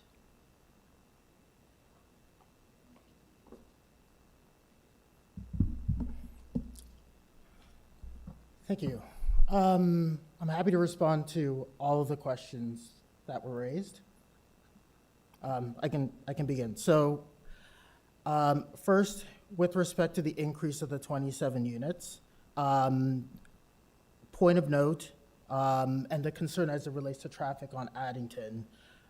First and foremost, there are transportation comments within the file. Transportation staff have no concerns with respect to the proposal. Second, we have slightly increased the actual number of parking spaces on site to accommodate this.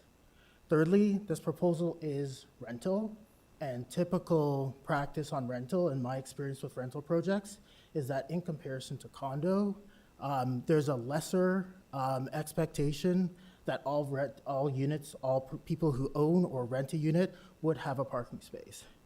And lastly, unlike the previous proposal, this proposal includes surface parking at the rear to accommodate the commercial.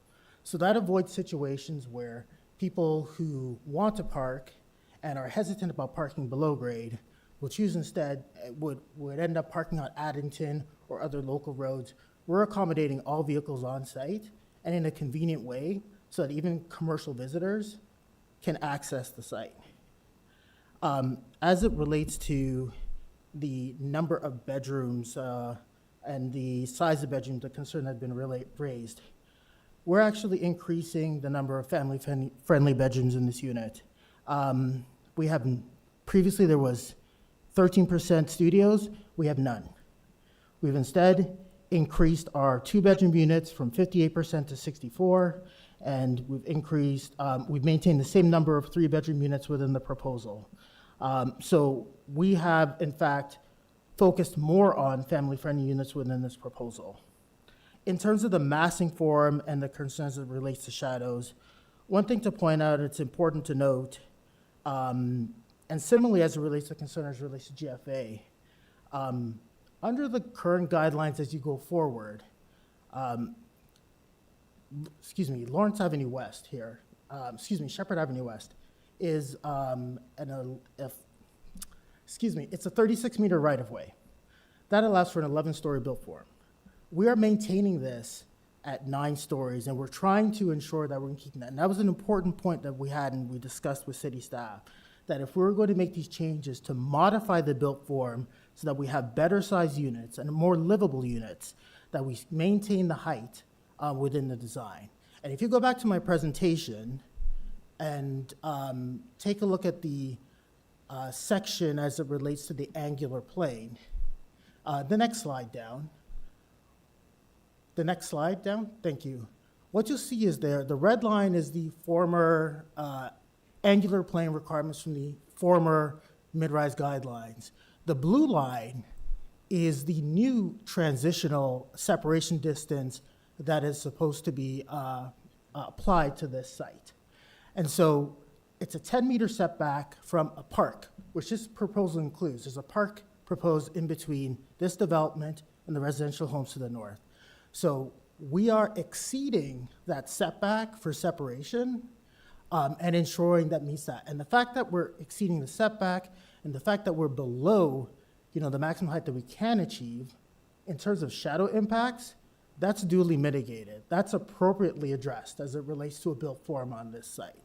So we believe we're doing all the right things that ensures that the changes that we do is really about resculpting the building to achieve a form that more appropriately accommodates housing, but at the same time is in keeping with what was really intended to happen on the site, which is ground floor retail and above-story residential in a mid-rise form along an avenue within the city. All right, thank you. I just note in your cross-section diagram, the previous and proposed, it looks like there's a significant increase to the ground floor level, the retail space, which has an effect of raising the height of every floor above it. I'm looking where kind of 9 tops out on the existing versus proposed. Where did that revision come out of? Because I haven't heard any discussion about increasing floor heights between the floor plates. The increase in the ground floor height was specifically in order to ensure that we can accommodate real retail tenants. If we kept the floor height low, which was an important thing for the council in this area, that we actually have active tenants within this space, if we kept it lower, we'd have a hard time occupying that space. And it wouldn't be in anyone's best interest, and it wouldn't be in the public interest for the space to sit vacant. So we wanted to ensure as part of this design that we're accommodating usable commercial space that will attract tenants. Okay, and in your opinion, what is usable retail space? What are we talking about? Because I presume the existing plan would have had at least 9, 10-foot ceilings. So the 4.5 is fine when you get up to the ceiling before the mechanical structures and the HVAC units are within there. So the rest of the space for the the ventilation and the HVAC and the lighting and the drop ceiling needs to be accommodated internally within that space. So that's what we need to ensure that we accommodate within that component. And again, I don't believe that's a specific variance. Well, I mean, it is insofar as that, you're asking for there's a change to the massing here, change to the setback, change to the height, right? And by changing that level, you've now raised the height of every floor in the building. I mean, looking at your datum lines between the previous and the current, and it's hard for me, certainly just from looking at that, to accept that both of these buildings are the same height in terms of the number of stories. I mean, I guess they are if you break it down, but there's a considerable amount of massing added on the upper levels when I look at the previous proposal versus the current one. That's correct, and that's really moving away, because the previous proposal, if you slide down, has the tiered stepping, the tesseract style stepping that kind of moves towards that point within the site. The new mid-rise guidelines is promoting a more rectilinear built form, and that's what's happening here. The previous zoning allowed for 9 stories at a height of 30 meters. We're doing 9 stories at a height of 31.6. The rooftop mechanical component obviously, steps out and jets out with respect to that component.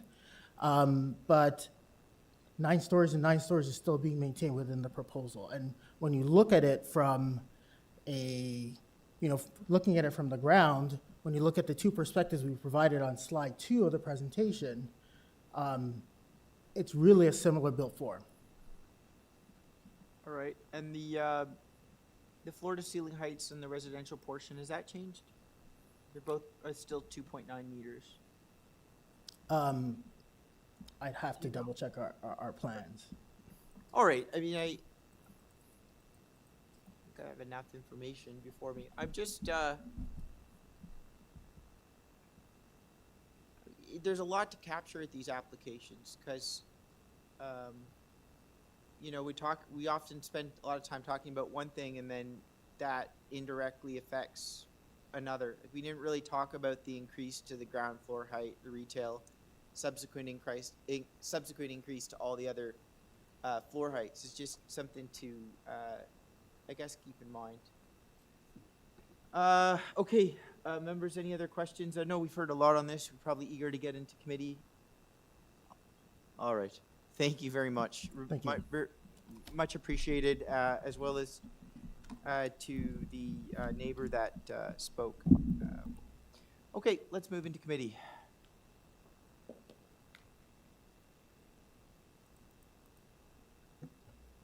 Mr. Nipfel. Mr. Chairman, just a comment or two. I'm happy to see that this is a rental accommodation. We need more rental accommodation, and I think that the project is supportable. Where I have problems is exactly the same issue we had previously today.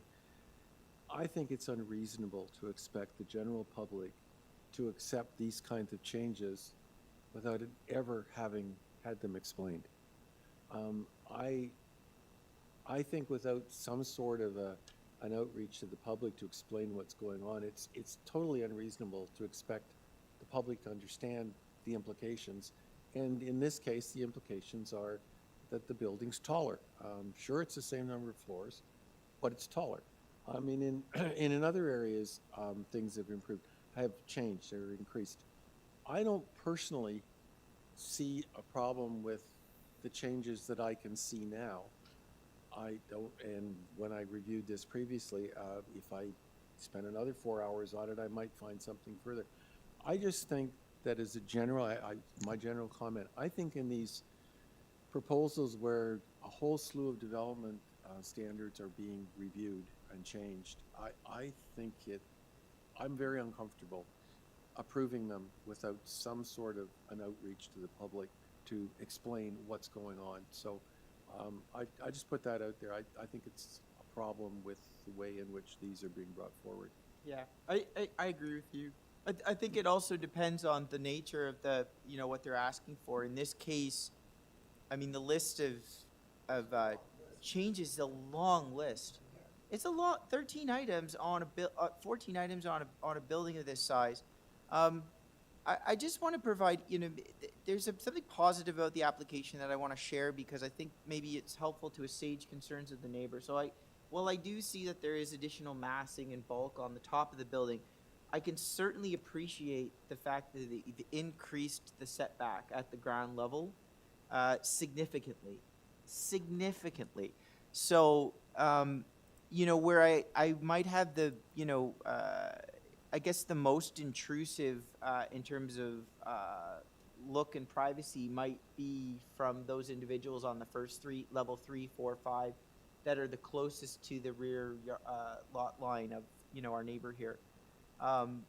The fact that I mean, once you get to a certain setback, you get to a certain height. Yes, there are sight lines, but they're less impactful in that, you know, with the increase of the distance, what you can see might not be as clear or specific, but certainly that strategy and the revised diagram, the planning rationale presentation that shows the previous proposal versus the proposed in the cross-section is very, very helpful for me in that regard.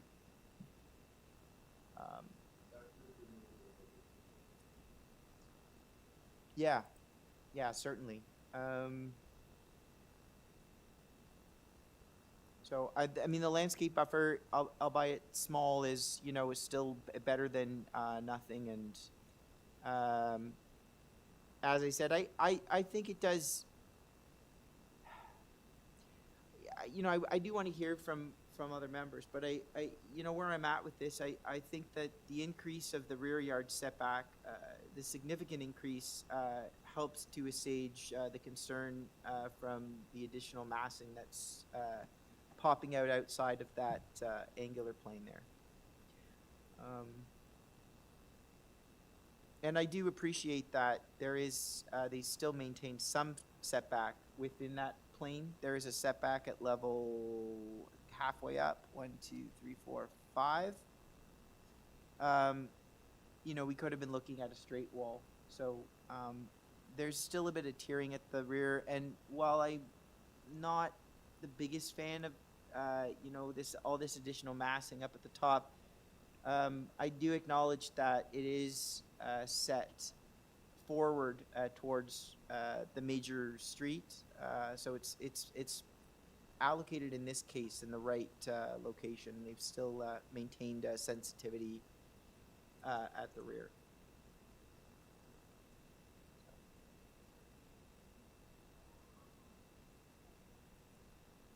Those are my comments. I don't know if you share a similar thought, if we're ready to just go to a motion.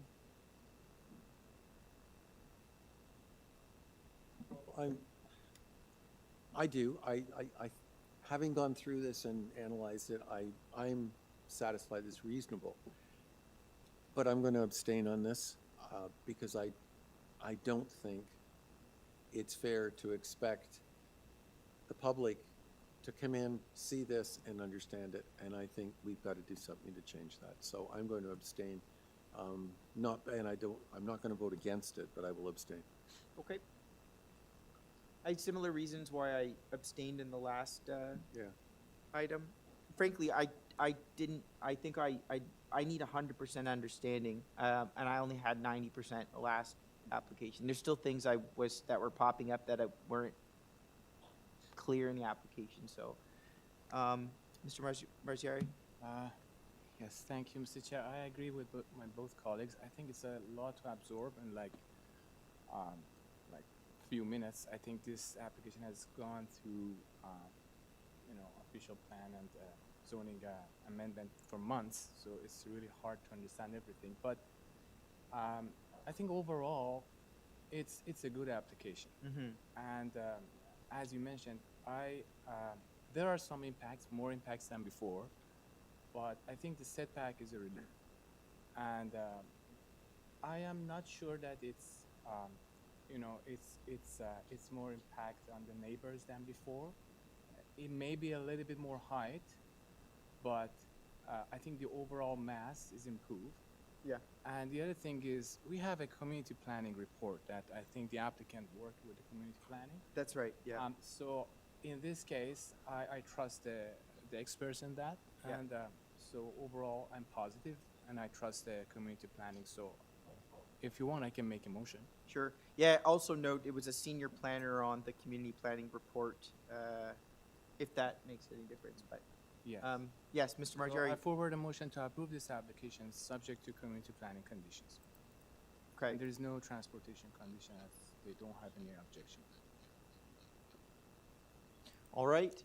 Mr. Bartolo, would you be willing to second that? Okay. All in favor? Okay, and Mr. Nitfill is abstaining. Okay. All right. Thank you. Another tough one. All right. Item number 19, 5 Ames Gate. Purpose of the application is to alter the existing one-story detached dwelling by constructing a second-story addition. Variances include building length, building depth, front yard setback, rear yard setback, lot coverage, and south side yard setback. On file material from the applicant, reports from planning, and 2 letters in objection. All right, let's get our agent online. Ali Shakiri, 326 Shepherd Avenue East. All right, thank you, Mr. Shakiri. We have some people in the gallery to speak to this item, right? Resume. Hello, do you hear me, sir? Yes, we can hear you, Mr. Shakiri. Just give me a moment, just doing some housekeeping. Staff, we have anybody online for this item? Okay, just making sure. And nobody in the gallery, so we just have one person online. Okay, Mr. Shakiri, we'll get the 5. Yeah, I think we've lost 2 individuals, but that's okay. All right, Mr. Shakiri, we'll get the clock up whenever you're ready. Sir, we're basically adding a second story on top of the existing one-story dwelling. All the variances that you see are a result of the topping up on the existing footprint of the house. Planning reviewed this, they're fine with it, provided that we try basically any potential approval to the existing, to their proposal. And I think it's pretty straightforward. I have not much to say. If you want me to explain anything here, I can do that. But these are basically, we are topping up existing one-story building with a second story. We're not encroaching out of it at all. It's basically at the same place. Yes, fair enough, Mr. Shakiri. I'll tell you what. Why don't we get the neighbor on and let's hear what their concerns are, and then I'll give you the floor back so you can address those. Sorry. Oh yes, Mr. Margiari. Just for the public to be clear, so you're using the existing building footprint. You're not changing anything to that. You're just building something on top, correct? Absolutely correct. No change to the existing footprint. Okay, thank you. All right, let's get our other speaker on.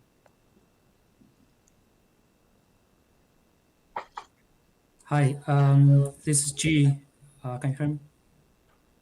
I'm 37 Shipstead, to the second neighbor on the south. And I have some concerns. So I don't see any drawing or side drawing. I don't know how tall this building is. But from my view, so the house was originally a bungalow, and it occupies a lot of land space. But because the bungalow was low, so it was fine. But if the second story built directly on top of the first story without any setting back, and provided this is a corner house, the orientation is different from other neighbors, that would create a high wall for the neighbors on the south, just like other proposal did. So if you look at 39 chipset, so it's still on different orientation, and the bungalow extended way back on the backyard, and if it's second story, it will be a high wall for the south neighbors, and basically blocking the entire north view. That's my biggest concern. All right, thank you. Questions? All right. Let's go back to Mr. Shakiri. If I may, Mr. Chair? Oh, yeah. I believe the residents that were here earlier in person are online now, so. Okay. Yeah. Let's hear from them.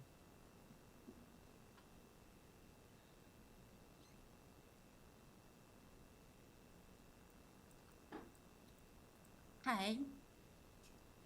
Hello. Your name and Hello. address, please.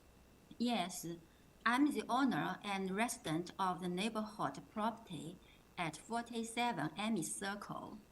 My name is Xiaohong Luo. I'm here to object the minor variance application for subject property. There are 6 requested reliance. Among these, most I concerned are these 4 requesting. 1, a building length of 20 meters, where 17 meters is permitted. 2, a rear yard setback of 8.2 meters, where 9.23 meters is required. 3, lot coverage of nearly 34%, where 30% is permitted. 4, a south side yard setback of 1.2 meter, where 1.8 meter is required. The cumulative impact of these 4 variants should not be considered minor, as impacts on my property are significant and measurable, particularly in terms of overlook, shadowing, wall effect, a sense of enclosure, and loss of privacy, openness, loss of sunlight, and loss of enjoyment of my home. Another, the subject property is not compatible with the neighborhood character. Many corner lot houses, like the subject property, oriented differently from adjacent home, form the feature a second floor setback in response to zoning and massing consideration. But I do not see any setback on the objector property. The scale and massing proposed of subject property do not reflect the prevailing built form and are not compatible with the surrounding context. The subject property will reduce spatial separation. The requested reductions in setbacks significantly diminish spatial separation between properties. This undermines a fundamental planning principle intended to maintain openness and livability with residential neighborhoods. For these reasons, I respectfully submit that the application does not satisfy the 4 tests for minor variance. I respectfully request that the committee refuse this minor variance application.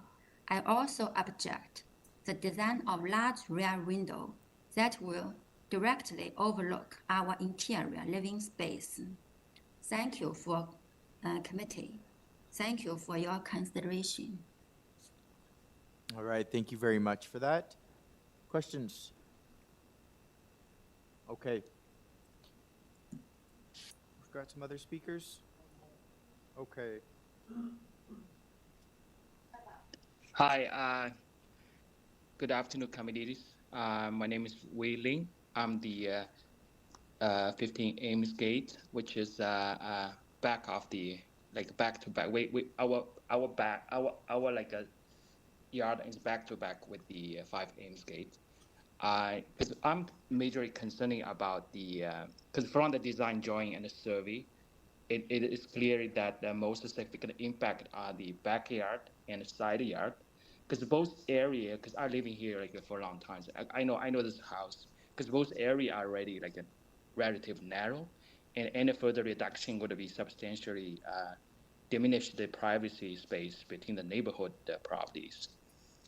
In particular, it's because my living room is only one storage, and the direct face to the rear yard of the 5 Ames Gate. And according to the proposed design, and the west-facing rear elevation includes large floor-to-ceiling windows on both first and second floor, because this would be directly, because it can be directly viewed my house for sure. It's created a serious privacy concern. So also this is well-being and highly desirable neighborhood, because I said I live here like almost 14 years, and the reasonable space and the privacy between homes have played a crucial role to maintain the community environment and support the property values. So therefore, I respect the belief that any proposed new construction or adding should be maintained property setback and remain with a reasonable and a mutually acceptable range in order to protect the privacy of both property. Yeah, this is my main concern. Thank you so much. Thank you for committee. Thank you. Thank you. Questions? All right. Let's take it back to Mr. Shakiri.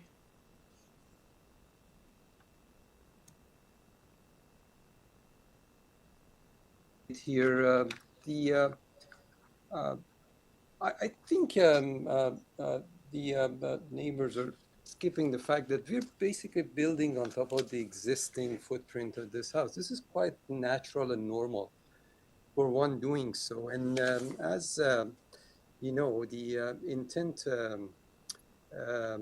of regulating the front yard setback is to ensure that no dwelling or structure are relatively, but basically to ensure that they are relatively aligned. I think I'm just basically quoting that word by word from the staff report. So that's what we've done here. So all the concerns that neighbors are saying here, and by the way, I don't see my supporting material on display because I need to use it. But most of these items that the neighbors mentioned, they basically, you know, they would have had the same issues even with a house as of right. So now this is depicting that first page, depicting the survey. That's the existing property. That footprint is identical to what we've used for the house. We're not encroaching out of it. And there is a thick, very thick rear yard vegetations and trees that are blocking between this house and the house on the back side and partially to the house to the south side.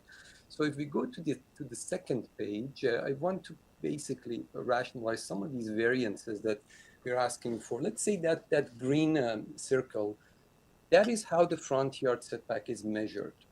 The rest of the front yard, those blue circles, those measurements are more than required front yard setback. And the reason we have the front yard setback is just the way it's measured and because of the fact that the property has a curvature in the corner.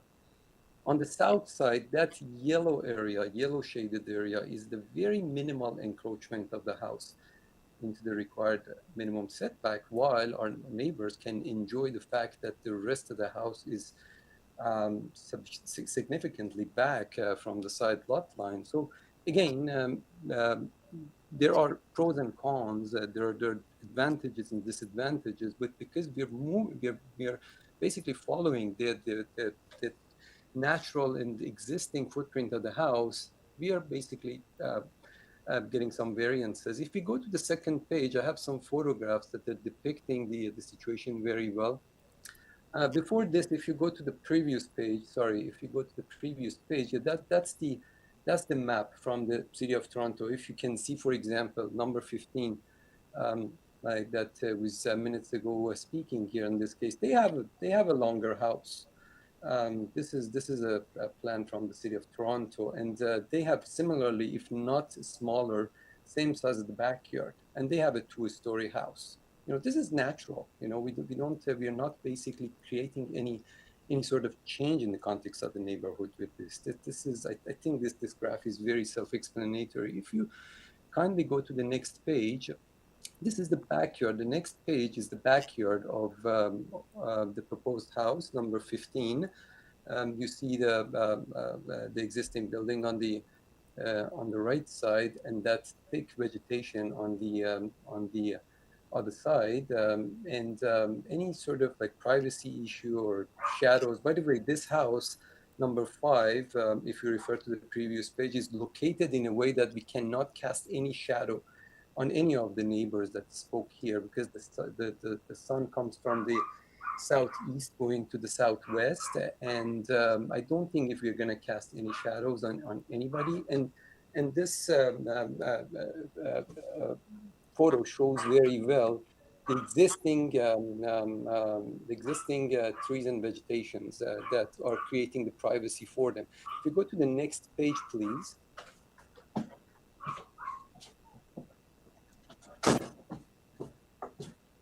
Yes, this is number 15, just opposite to the back side. He was speaking an objection. You see, he has a very, very long house, 2 stories and everything. And that house to far right is number 5 AMES, the subject. And you can see the extent of the vegetation between these two. I mean, first of all, I don't think if there is any privacy issue between these houses. And even if there was, it wouldn't have been any different if we, let's say, altered the back of the proposal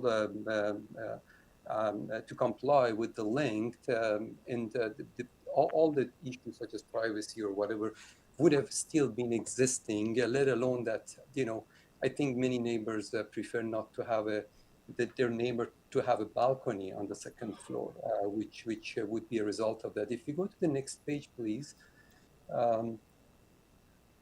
Well, these are some existing houses as an example. I have also provided some evidence of the. Mr. Chair, just be mindful of the clock. We're 30 seconds over.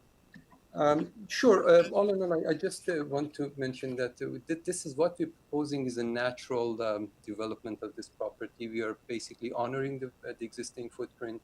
We are topping it up. We are not asking for any height variance or a wall height that you can see on any applications these days. And we have tried our best to put forward a very sensitive proposal here. I hope you move forward to approve it. Thank you very much.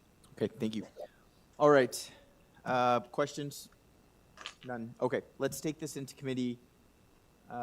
Who would like to get us started? Mr. Nipfil? Thank you, Mr. Chairman. I don't have any difficulty with this application. I appreciate there has been some concern that it might be too large, and I think that's in part due to the dormers that make it look as though it's got a lot more rooms inside than it actually does. But I think it's quite compatible with the, particularly the neighborhood, and 15 AMES, which is the property we just had a photograph of on screen. I don't see any difficulties with the application at all, and subject to the planning condition, I think it's a very supportable application. I would agree with you, Mr. Nipfil. I just want to make one observation. With number 15, and I heard this from the neighbors, it's not necessarily the concern of the lot coverage, but I guess the expectation for some of the neighbors was that maybe there can be some additional setbacks on the second story to mitigate the massing. I'm not sure it's really needed in this case, or it's going to do much, but I just would like to acknowledge that on 15 AMES, it was used as a comparison directly to the subject property. They do have a 1-story section at the rear, which facilitates a little bit of that extra depth. In this case, they're asking for 2, but I do acknowledge, I don't know that the impact is going to be that much, whether there's a one-story or a two-story section, especially given the coverage. But I wanted to point that out just so people know we are paying attention to these things. I don't think there's any other comments. All right, want to bring a motion? Certainly, I'd like to move. You don't mind? I'd like to make approval of motion to approve the application, subject to the planning department condition that the front and south side yard setbacks to be developed substantially in accordance with the attached site plan. And with that, I think that this is a really commendable application. Yeah, good-looking house too. All right, do I have a seconder for that? Mr. Marziari, all in favor? Okay, that's unanimous. That application is approved with condition. Okay, item number 2084, Alexandra Boulevard. The purpose of this application is to construct a one-story rear addition to an existing dwelling. One variance before us for FSI. We've got our agent in person. Staff, nobody online for this, and nobody else to speak to this item. All right, it's just you. Good afternoon, Mr. Chair and members of the committee. My name is Oriana Nanoa, registered professional planner at Design Plan Services, Inc., 87 Skyway Avenue, Suite 200, Toronto, and I'm here on behalf of the owner. All right, I'm going to ask my colleagues if they'd like a presentation from you on this item.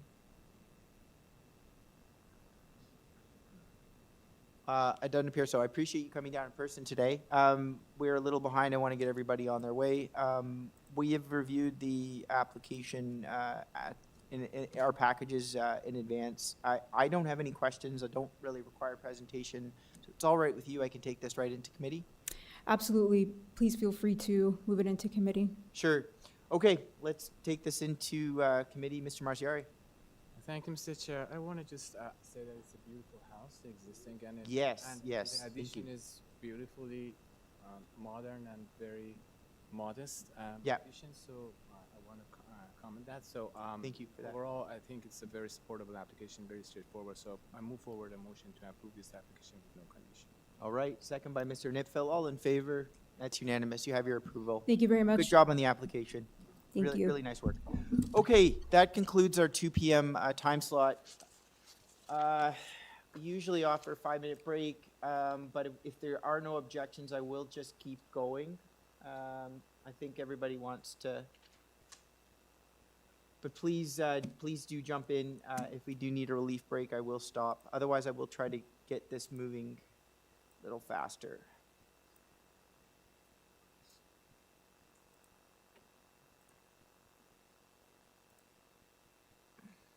Just bear with me, just switching over to our 4 p.m. slot here. All right, we are going to take let's take a 5-minute relief break. We'll be back, but we'll back on time, okay? Ready to go. We will fit. I thought this was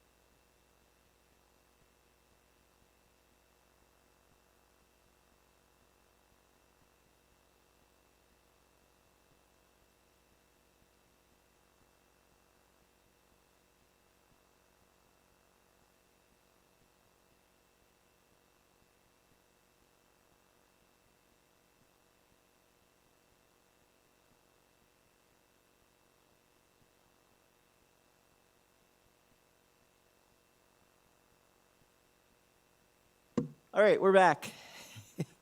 Item 21. 2810 to 2816 Bayview Avenue. The purpose of the application is to permit a reduction in the long-term and short-term bicycle parking. Just going to wait because I didn't realize the staff are still out. I want to make sure we have a fully functional committee. Apologize.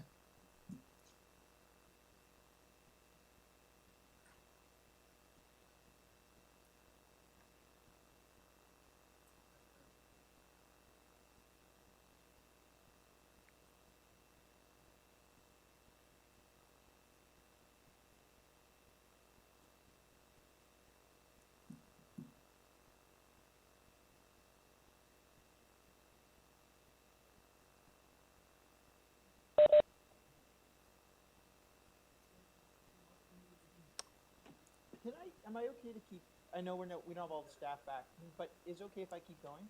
Yeah? Okay. I think everyone will appreciate that. All right, so we are on item 21, 2810 to 2816 Bayview Avenue. This is an application to permit reduction in long-term and short-term bicycle parking requirements. Before us, we have one variance related to the stated purpose on file, material from the applicant, correspondence with community planning and transportation. Welcome. Hi, my name is Hamza Shatila. I'm representing the developer on the file.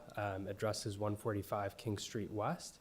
I'm here to answer any questions if you have any. I have a presentation, but I don't have to give it. It's very simple. Sure. I don't. Oh, Mr. Bartolo, let's get. You got your camera on. I've reviewed the file. I don't need a presentation. But I'm going to ask my colleagues if they would like a presentation. Very clear. Pretty straightforward. One variance. If it's all right with you, I'm happy to move this right into committee. Yeah, that's fine with me. Thank you. I know you came down today. I certainly appreciate that. Yeah, for sure. Try to get you an expedited decision here. So let's move into committee now. Actually, I apologize, members. I'll take us right out of committee. I had one brief question. So community planning has put in a number of conditions in their report. I just want to make sure you are up to date with the report, and I believe they're requesting in lieu of cash yes. payment of. Yeah, so it's a payment in lieu, and so there's two conditions. One is the actual payment amount, and I believe it's at first above grade permit if I'm not, or the payment is due at first above grade permit if I'm not mistaken, and the second is just to adjust to inflation essentially. So Okay. we're aware of that. And in agreement with community planning. Yeah, we're in agreement. Very good. I'd like to ask. All right, let's go back into committee. Mr. Nipfel, all yours. Thank you, Mr. Chairman. I think this is, excuse me, very straightforward. It's a reduction, pardon me, in bike parking within the building, but the compensation is going to be provided to the city, and it's going to be contributed to the bike share program, so bicyclists will be served either way. I have no difficulty with the application at all. I think it's very straightforward and subject to the planning department conditions about funding. I think it should be approved. All You right. want that as a motion? That's a motion. Okay, Yeah. I'm pleased to move that the application be approved subject to the planning department cash contribution conditions. And I think it clearly meets the four tests. All right. Second by Mr. Maggiari. All in favor? That's unanimous. We Great. got the Thank approval. you. Have a good afternoon. Thank you. Sorry to keep you waiting. Okay, item 2266 Palm Drive. Purpose of this application is to construct a second-story addition over an existing dwelling in conjunction with other interior and exterior alterations. Variances include lot coverage, building length, building depth, front yard setback, and west side yard setback. On file, material from the applicant and a letter of objection. Welcome.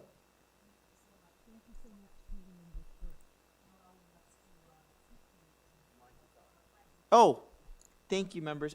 We'll just get the button for the mic.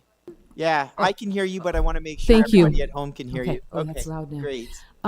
So my name is Mary, but I'm here to speak on behalf of my mom, Angela Irulo, who's here. Sure. She's present. She's 83 years old. And the she subject lives address you're speaking on behalf of? 68 Palm Drive, which is directly adjacent and next door to the property that was requesting the second story. Yeah.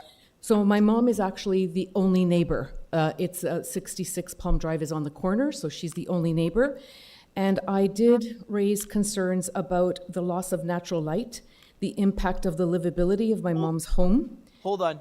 Yeah. I apologize. I thought you were the applicant. That's the first Oh, time no, I've done sorry. that. Sorry. So you And- will get a chance to speak, Oh, but so I you want were to hear asking from for the the agent applicant. first. Yes. Sorry, I thought First that time you- that's happened here. Okay. Okay, I apologize. I will come Please back. sit down. We'll have you back in a moment. Thank you, Mr. Bartolo and staff, for pointing that out. I presume our agent's in person. I know I'm on. Okay. I'm on. He's online. That's what I meant. Okay. Welcome, and I'm sorry for that. We've got Mr. Cohen online? That's correct. Joseph Combe. I'm here to represent the owner. No problem. I just wanted to interject. I was No, trying to of get course. on mute. And your address? So 66 Palm Drive. And I The subject address, but your address, sir. Oh, 6 Delia Court. Got it. All right. That's just for the record. Okay. Whenever you're ready, we've got the 5 minutes up, and the floor is yours, sir. Yes. Okay. I'm mindful of the time. Thank you, Mr. Chair and committee members. The proposal is a modest increase in the built form, as we are keeping relatively the whole existing footprint of the house, and we're just building a second story. There is a bit of an addition of a cantilevered addition on the street side, but not on the neighbor side. I could point it out on the plans later if need be, but otherwise we're keeping the existing footprint and going up. The main intent, besides keeping the footprint with the length and the depth and the setback, we are not asking for any additional height variances or wall height variances. The addition in setbacks or the reduction in the setbacks is really just due to the stucco, the 2-inch stucco that would be added to the existing house. Otherwise, we're keeping the existing setbacks of the existing house and just building straight up. The precedent in the areas, as you can see, falls in with range of what was done in the areas, as well as maybe even below. As such, I think the proposal maintains the general intent and purpose, proposed use of the official plan and zoning plan for this area. All right. Thank you for that. Questions? Mr. Nipfel. I know we're going to get a question about the shadow impact on 68. Do you have any information, drawings, or other material on the shadow impact that would be helpful to the discussion? Yeah, so I got the letter that there was a concern about the neighbor very late. I did submit some drawings yesterday, but it wasn't showing the shadowing. It was more showing just the massing of the neighborhood. If we go, oh, perfect, they did submit it. I just couldn't see it on there. Great. So if you just look at 66 Palm and 68, the setback that's required between the two houses would require the second floor to be indented about a foot in, and then that would meet the required variance. But it would still be the same shadowing to the neighbor if that was set back. But of course, that puts other restraints and conditions on the structure and how to build the house, but the shadowing would be exactly the same. And have you had any discussion with the neighbor about this issue? Yes, I spoke with her yesterday.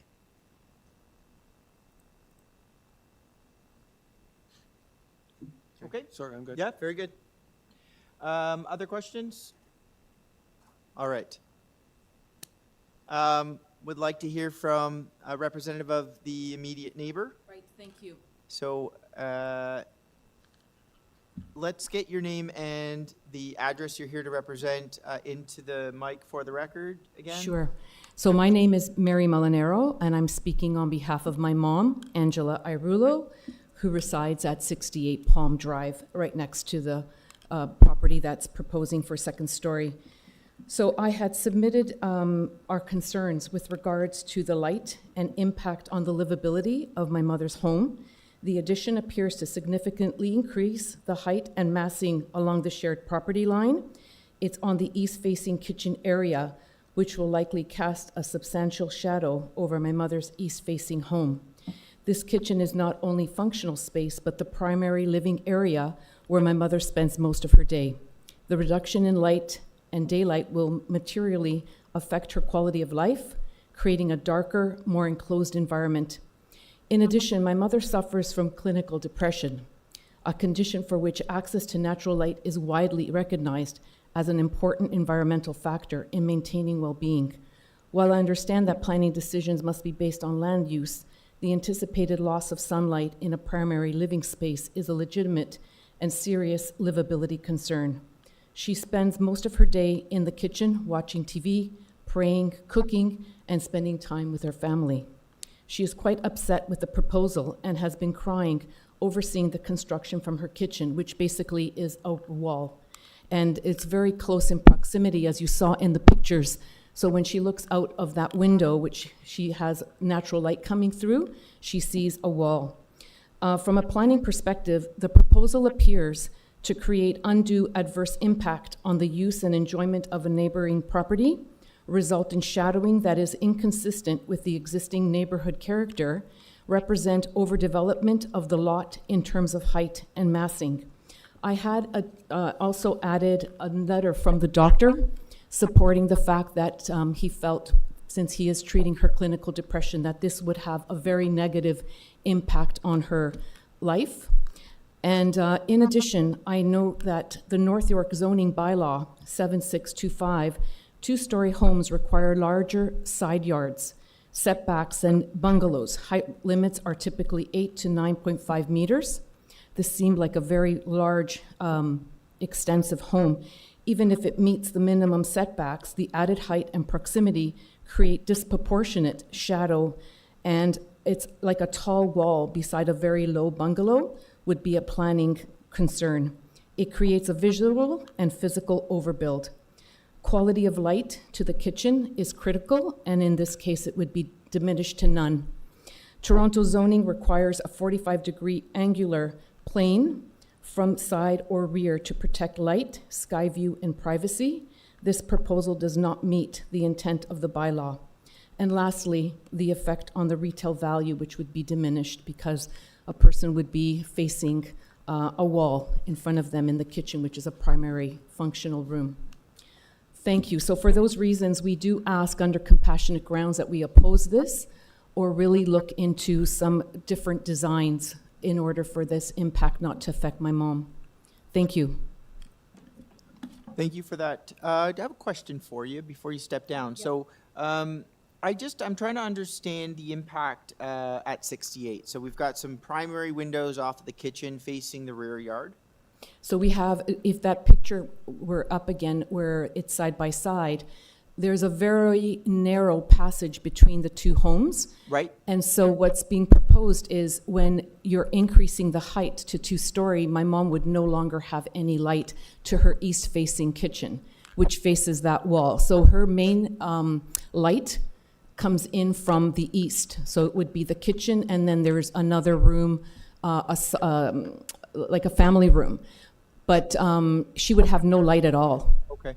And you don't have any photos of the backyard? You know what? I just took some now, and when I was driving over, and I thought I should have uploaded them for you to see what she's facing. Like it's like there's so little, what would I say, distance between her home and her kitchen and where they're building, that all she looks out to, it would be a building in front of her. Understood. Okay, so we're talking about the east elevation wall that right. is adjacent to the narrower walkway. We're not talking about the primary windows, or I would presume the primary windows would be facing the rear yard into the backyard, right? Well, that's not really primary. The backyard is where the bedrooms are. Okay. And so then the only other light that would be coming into her bungalow would be from the front window. And she has only one. She has no light coming in from the other side because the garage is on that side. So there would be no light coming in. Okay, understood. Yeah. All right. Thank you. Other questions? Okay, thank you. We have anyone else in the gallery to speak to this item? And staff, nobody else online. Okay, let's go back to our agent, provide him an opportunity to respond. Hi, thank you, Mr. Chair. Just to talk about the wall between the two areas. So there's an so if we just hold on that picture for a second, that's the existing wall where windows pretty much almost line up with windows. And then the height of the wall is what is the concern.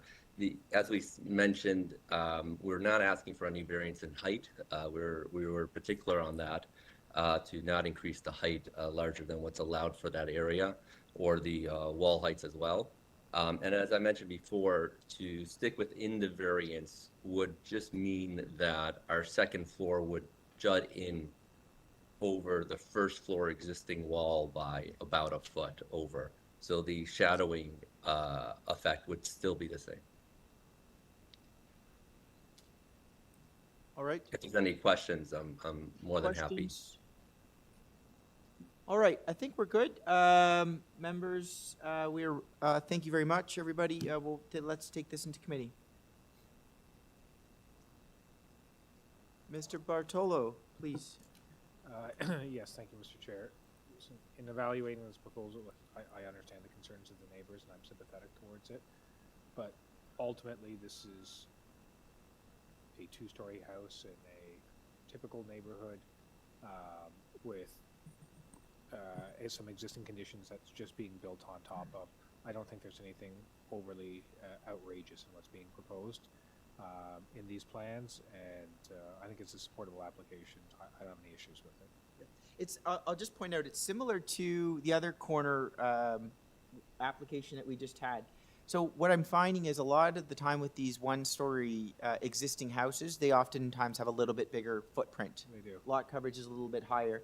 So it is challenging when we have an application come to us to put a second story and to say, well, we're not changing the footprint of the ground level. You certainly have to have consideration that the ground level, as I noted, it was constructed as a bungalow. And whether or not, two-story would have a material impact on the neighbor.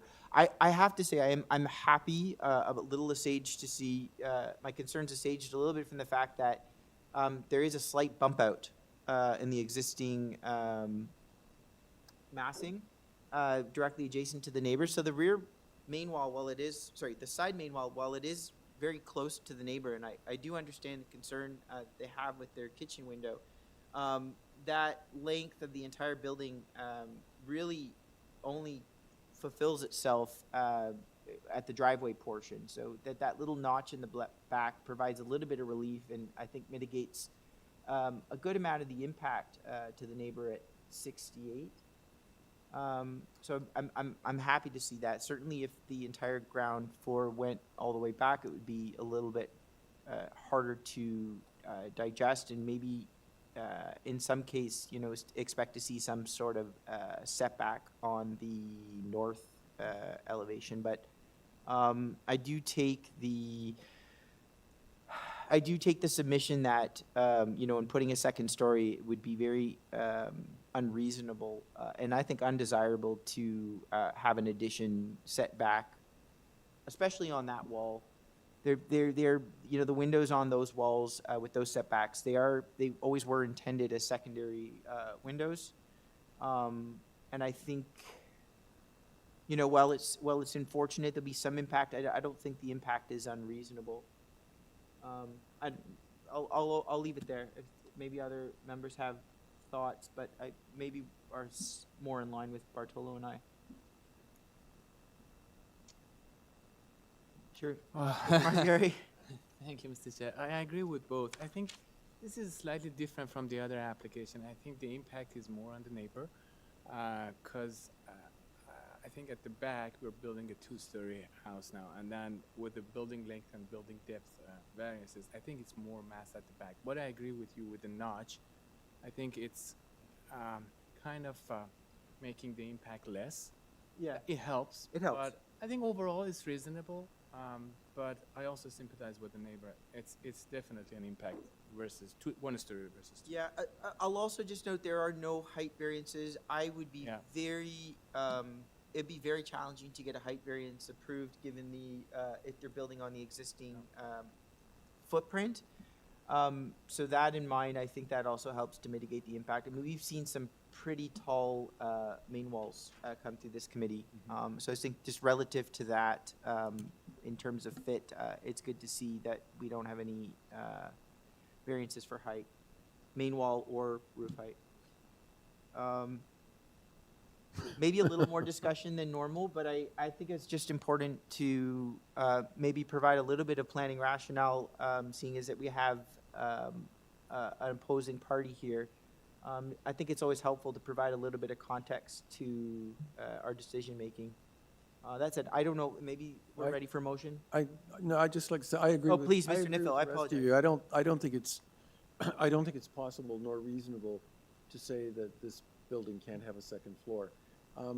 The one and the notch may be helpful.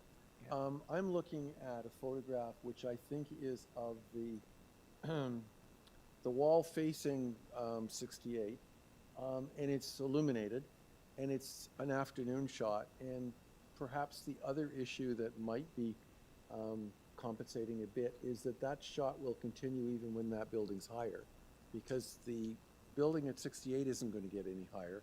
So there will always be sun shining on the wall, the one that's being built, in the afternoon. And that's not ideal, but it does mean there is some natural light going into the kitchen. So yeah, in that case, that light will extend up to the second floor as well, because that's the west sun, and that's the back wall of But the. Eve is creating a bit of a shadow onto. It is, but. It depends on the time of year too. Yeah, and the eaves, forget if you're going to put a second story on, the eave's gone. It's up there Yeah. somewhere. So I think it may not be quite as bad as your mother is anticipating. I hope not. But I think there will be light.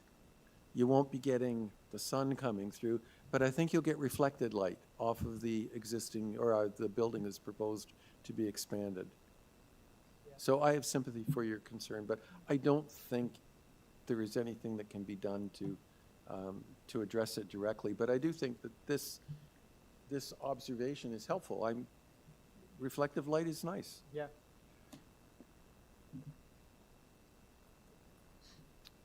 Maybe a motion? Mr. Bartolo? Yeah, thank you, Mr. Chair. I think for all the reasons stated, I see this as a reasonable proposal which meets the 4 tests. Therefore, I'll put forward a motion to approve this application. Right, do I have a seconder on that? Mr. Nipfel, all in favor? All right, that approval is granted. All right, moving right along here. We're on item number 23, 31 Danby Avenue. Purpose of this application is to alter the existing detached dwelling by constructing a rear 1-story addition and a 2nd-story addition. Variances include front canopy side lot line encroachment, eaves side lot line encroachment, front yard landscaping, front yard soft landscaping, and east and west side yard setback. On file, material from the applicant and an objection letter from number 33 Danby Avenue. Our agent with us. Hi, yes, can you hear me? Yes. Yeah, my name is Ozren Stambuk. I'm at 15 Moreland Road. All right. We have anybody in the audience to speak to this item? We do. All right. Mr. Stambuk, we'll get the 5 minutes up. The floor is yours whenever you're ready. Thank you, Mr. Chair. So this is actually going in line with some of the applications we just went through, and same kind of contested issues. We have on the north side, we're building on top of the existing wall. The existing wall that is located 1.2 meters from the property line, and sorry, that's not the wrong side. I meant to say west side. And we're proposing it's 1.22, and we're proposing 1.2 to take into account cladding thickness, and basically. This is kind of the natural position to put a new wall. And one thing I wanted to comment also that may be useful to for people to understand why we always recommend building on an existing wall is simply because to try and set that wall in to have a 1.8 meter setback would basically mean it would completely ruin the design and the project. It would be technically very, very difficult to do when you don't line up walls and you have one wall kind of set back from another one. It creates a lot of technical challenges. It ruins the layout, and for many people it means you know, many people think, why don't you just build a new house and set it back at 1.8 meters? Well, a new house is much less efficient and much less costly than building on top of an existing footprint. And to me, that's kind of the reason for going over existing wall is efficiency. In cases when I think when we have that reasonable amount of space. So that's my justification for the west wall. On the east side, we're closer to the property line there, but there we have a less of a span for that offset wall. So there, if you look at if the staff can scroll down a little bit to the first floor plan, keep going. Keep going. There, right there. So there you can see the thick dashed line is the wall we've decided to put in by 2 feet. Again, the more we set that wall in, the more we move it from the east lot line to try and comply with the setback, the more difficult it's going to be technically. But I think what we've done on the east side, and we don't have any objections from the east neighbor, is to kind of stagger that east elevation so that the massing isn't as impactful. We have actually made the top of the garage the full width of the garage, and the reason for that is mostly aesthetic purposes for the facade. But then we have set back that second story wall, and then the addition wall that's at the back, where it says family room and new back addition, that one we've set back to 1.22 meters to mirror the west side. And both of those are variances, but the logic behind it for the east side was we discussed it with the neighbor and there was no opposition at the time of discussion.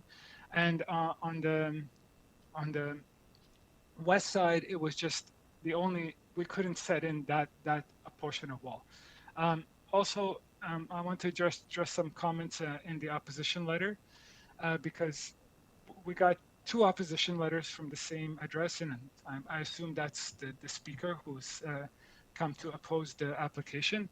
The opposition raised the issue of air conditioning units in the west side yard. This was a recently purchased property, so that was an existing condition that the current owner didn't have anything to do with. So that's the reason for the location of the AC unit. And then there were some concerns over windows that are overlooking the west side property. That we can get into the images I've uploaded and things like that, but the west side property also has 2 windows overlooking on the second floor, and we've only put 1 modestly sized window. If staff could scroll down to the west elevation, I can show exactly what I mean. Keep going. Right here. So that's the west elevation, and that's in the objection letter. So we only have 1 moderately sized window on the second floor, which is actually pretty unusual for this kind of construction. We do have some larger windows on the main floor, but so does at the first floor, many windows are facing each other. So those are some of the more important points, but I'm happy to answer any questions you may have. All right, thank you. Questions, Mr. Marcieri?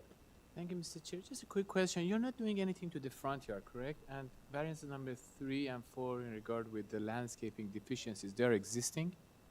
Exactly. Okay. All right, any other questions?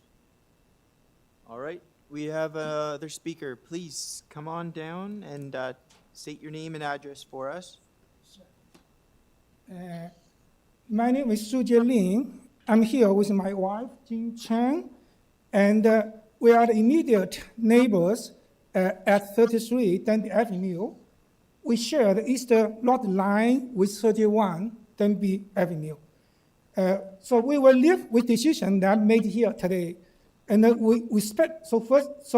conclusion is we respectively ask the committee to refuse the proposal in this application.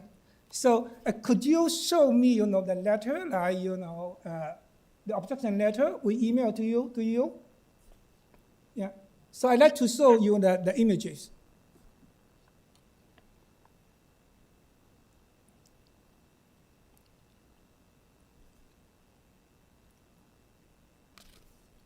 So the first image, please. Yeah. So,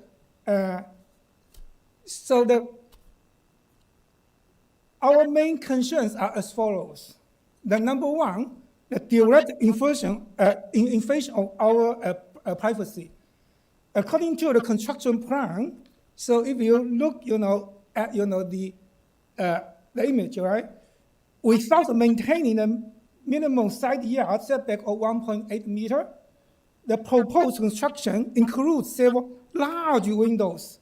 On the second floor is 48 inch by 48 inch, and then the first floor, 72 inch by 72 inch, and 36 inch and 48 inch along the west elevation.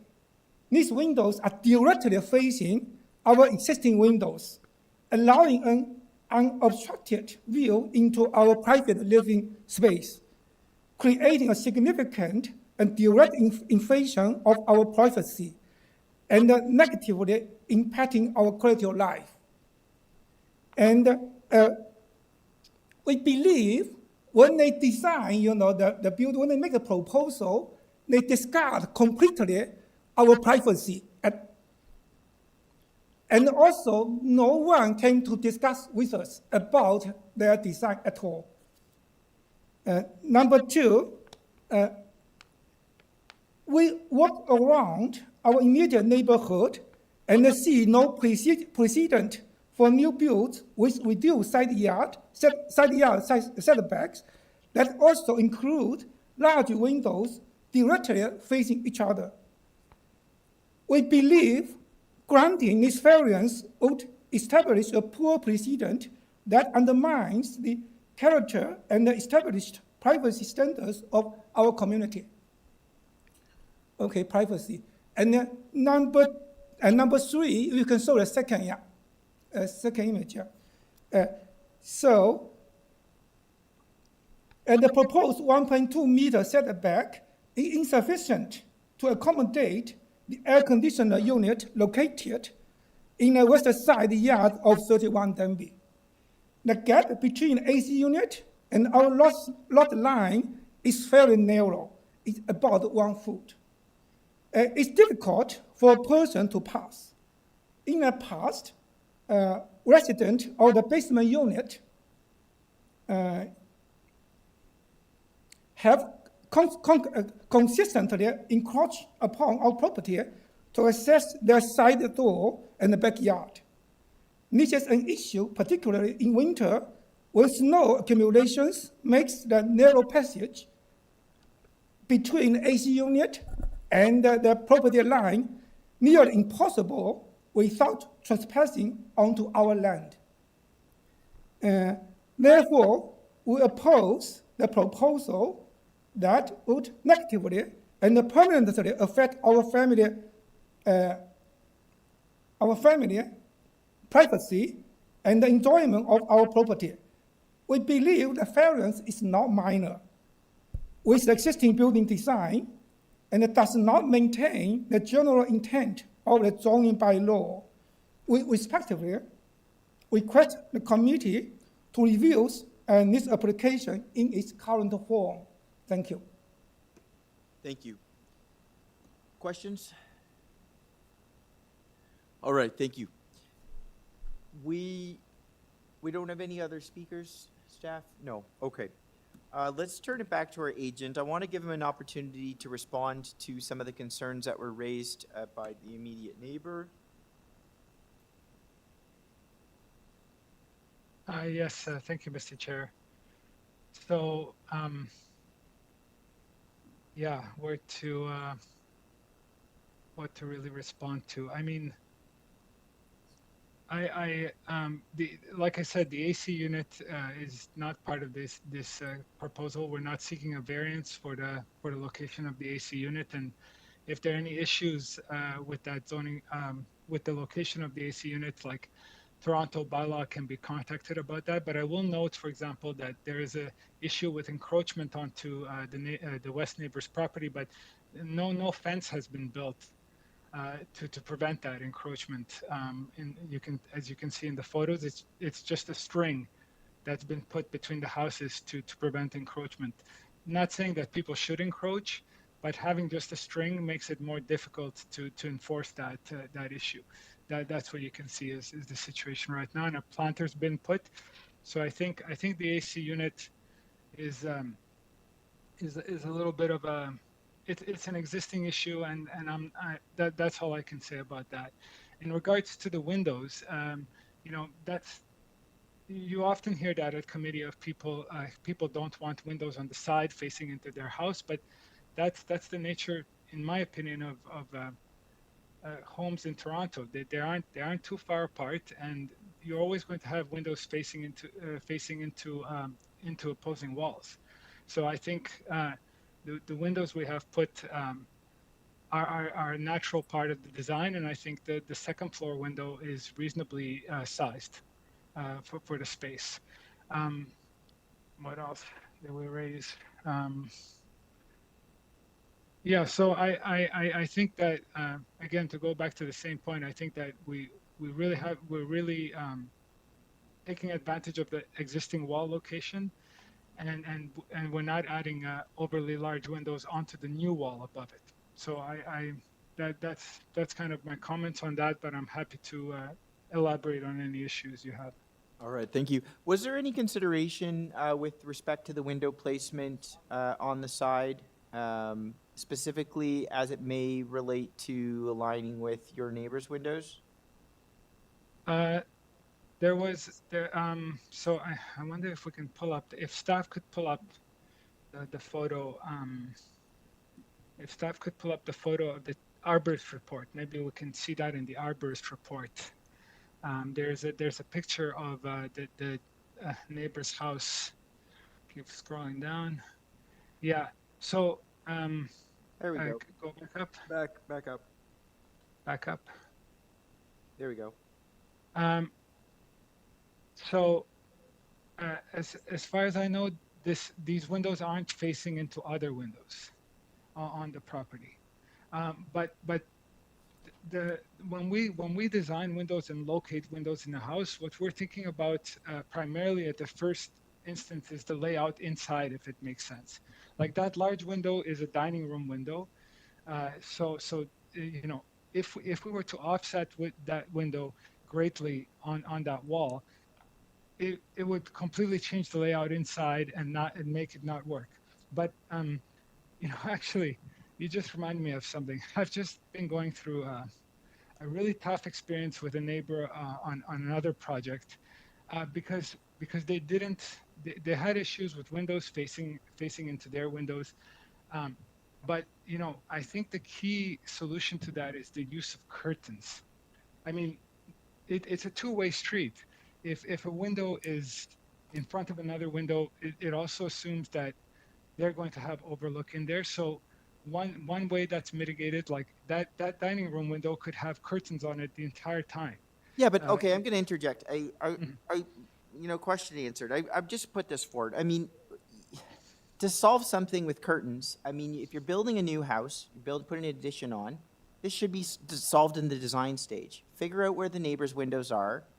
It's not in your client's interest nor the neighbor's interest to have two windows facing each other. I realize that, you know, you don't have to get too far into it. This is something that, you know, you have the option or not doing or not doing after the hearing, but it may be in your interest to figure out where the neighbor's windows are and adjust them so that they're not facing directly into each other. You don't have a lot of setback from the property line. And you've also got building code that may play in here, which I won't get into, but there's parts of the building code that don't allow two windows on adjacent properties to be facing directly into each other. I've run into it myself. So that just might be of consideration. I hear where the neighbors are coming from.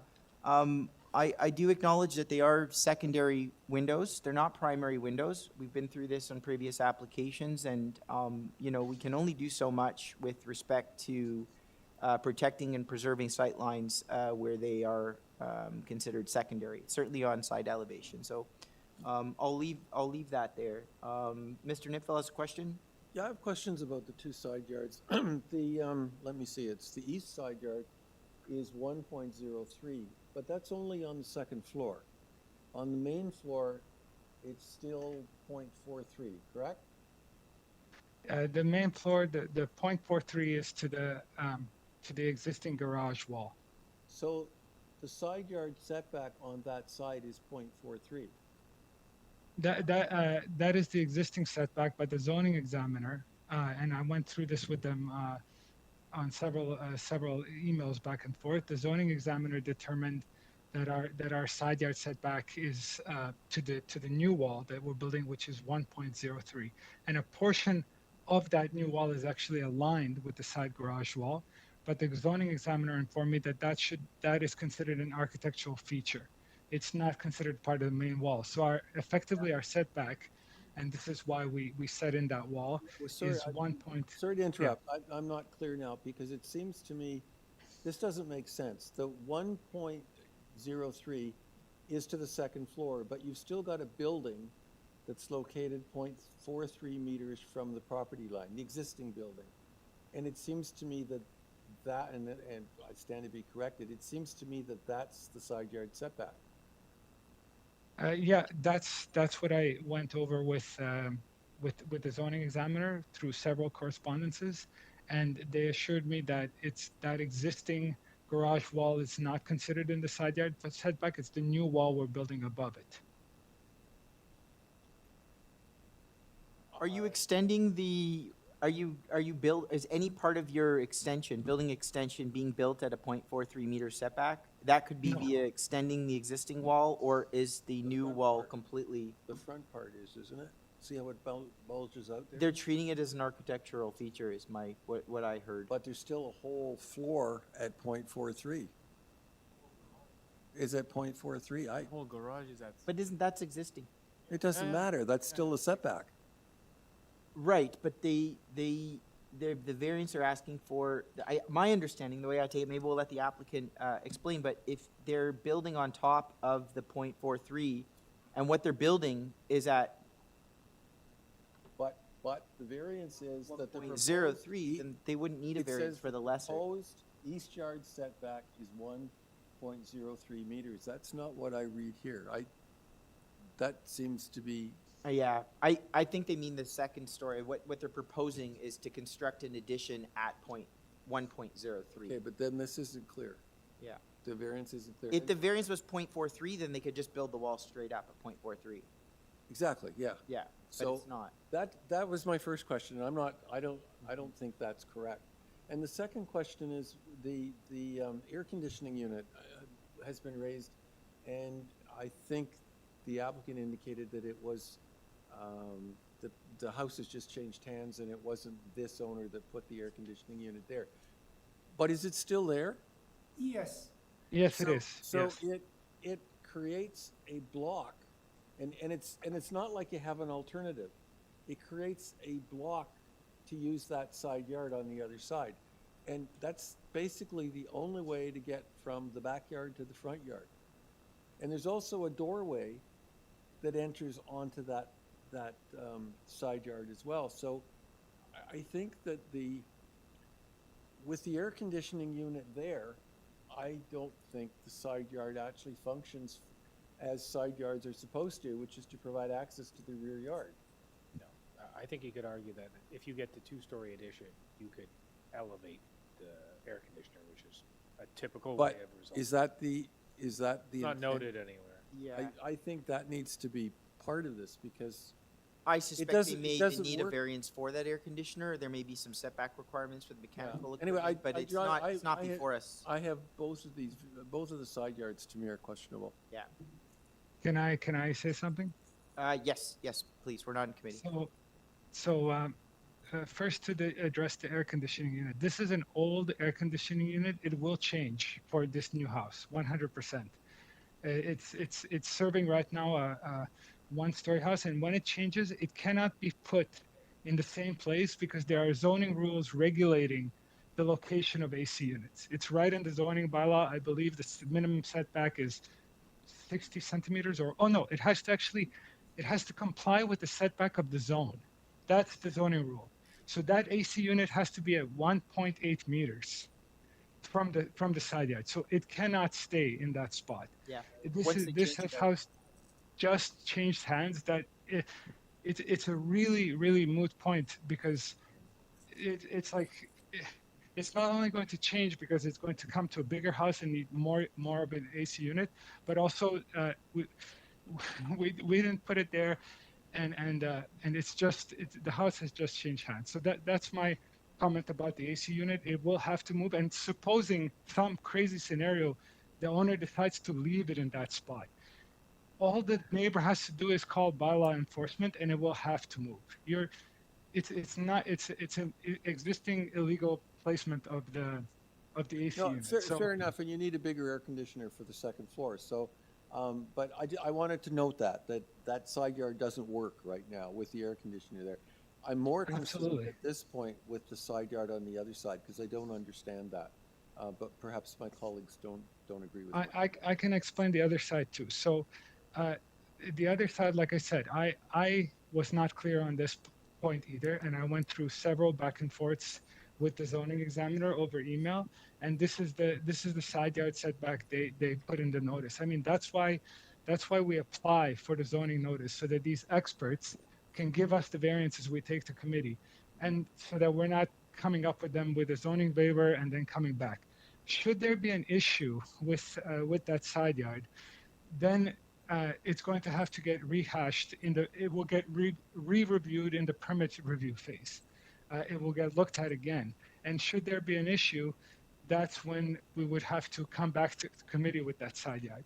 But I just want to point out that we've also taken effort into that east side yard to mitigate the impact of that existing wall. And the fact that it's close to the property line, even though it would have been more efficient to build straight on top of it and structurally easier to do, we've decided to set in that wall to give that impact of that side addition more breathing and have the impact of the massing reduced. So if there's an issue with the calculations and numbers that were given to us by the zoning examiner, we will have to deal with those numbers. But I also would like to state that the impact of an error here is not as severe, because on this east side yard, we don't have objections from the east neighbor. No, I agree. I would feel more comfortable if the setback requested was larger. But if you're following the zoning examiner, you're doing the right thing. But I really question what's being asked for here. But I appreciate your position. Thanks. Thank you. All right, any other questions? Okay, let's take this into committee. We can't, no, you get one chance and then the applicant gets a rebuttal. Okay?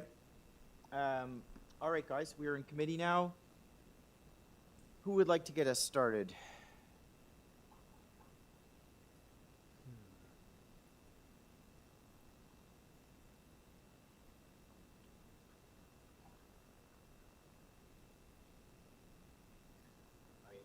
I can start off with a couple preliminary comments. Sure.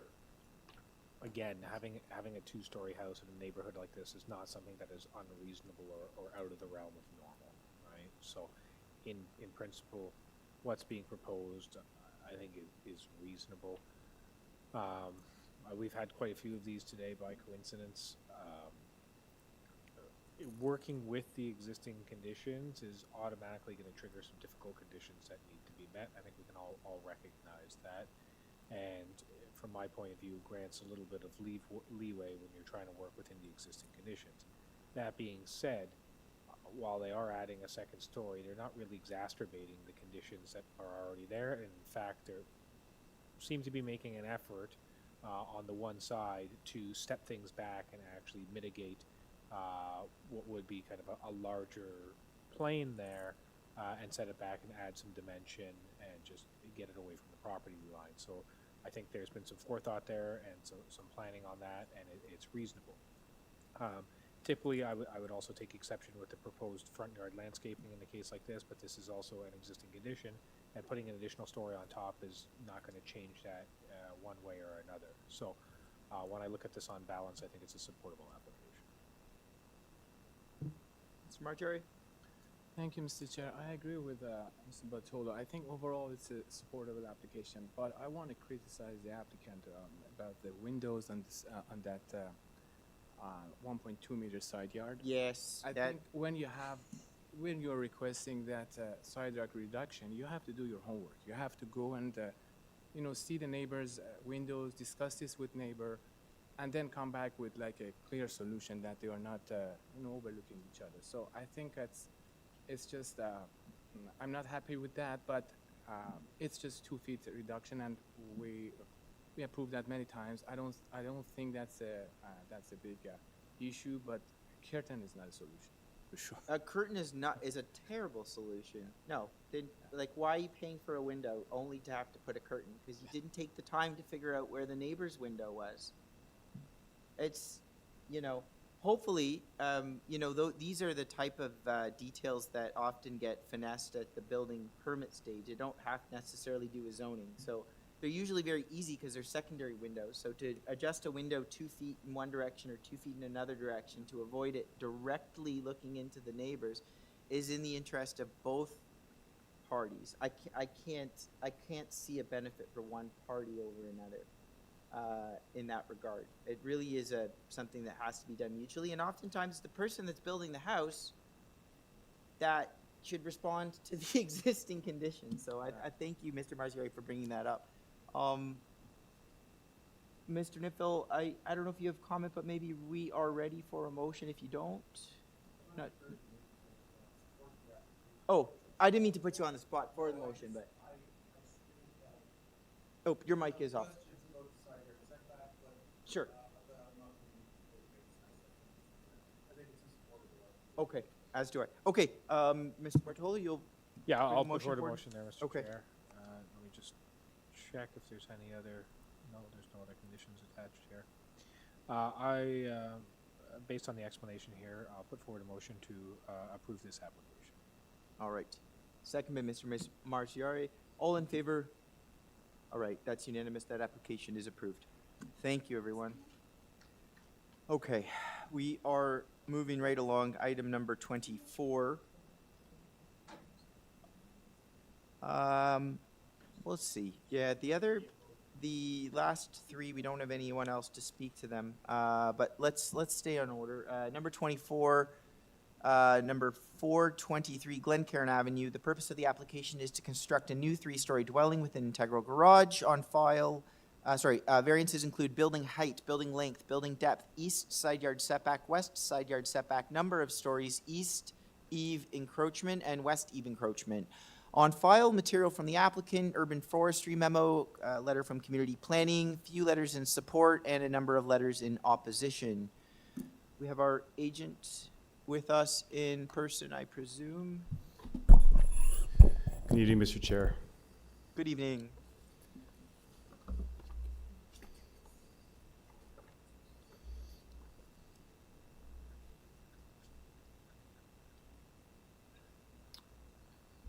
We'll start by getting your name and address, please. Thank you, Mr. Chair. Last name is Bronskill, Bronskill, first initial D for David, address 333 Bay Street, Suite 3400 in Toronto. All right. Yeah. Mr. Bronskill, Mr. Jansen, I guess you're appearing on his behalf? Yes. Okay. Okay. Mr. Bartolo, we'll have a declaration of interest. Sure. And schedule? Okay. I don't think we're gonna, Mr. Bartolo, be able to hear the entire application, so he's gonna step out. We still have quorum. Sorry, through you, Mr. Yeah. Chair, can you, just for the record, state the reason for the conflict? Yes, of course. Mr. Bartolo? No problem. We seem to be seeing a lot of each other today, but the agent and I had a common client on a different file some time ago. Okay. Thank you very much, Mr. Bartolo, for your time today. All right, Mr. Bronskill, we've got some opposition to this, so I will ask for a presentation. Staff have got the 5 minutes up, and your presentation material up as well. Whenever you're ready, the floor is yours. And Mr. Chair, I should just, for the record, confirm the modifications at the start. Oh, yes, thank you. It is late in the day. I appreciate No. that. Let's, before we get the clock going, let's look at the public notice and go through the modifications. There is an annotated one posted, but I should just confirm them for the record. Variance 4, the proposed east side yard setback, what was being requested was 0.91 meters. That should be modified to 1.2. So it's a larger east side yard setback. And that modification, Mr. Chair, also results in the deletion or removal of variances 7 and 8. Oh, that's great. 2 variances out. 6 left and number 4 modified. Wonderful. And Mr. Chair, that's then, and I'm probably segueing into the presentation now, that's in accordance then with the planning staff memo that you have before you dated April 9th.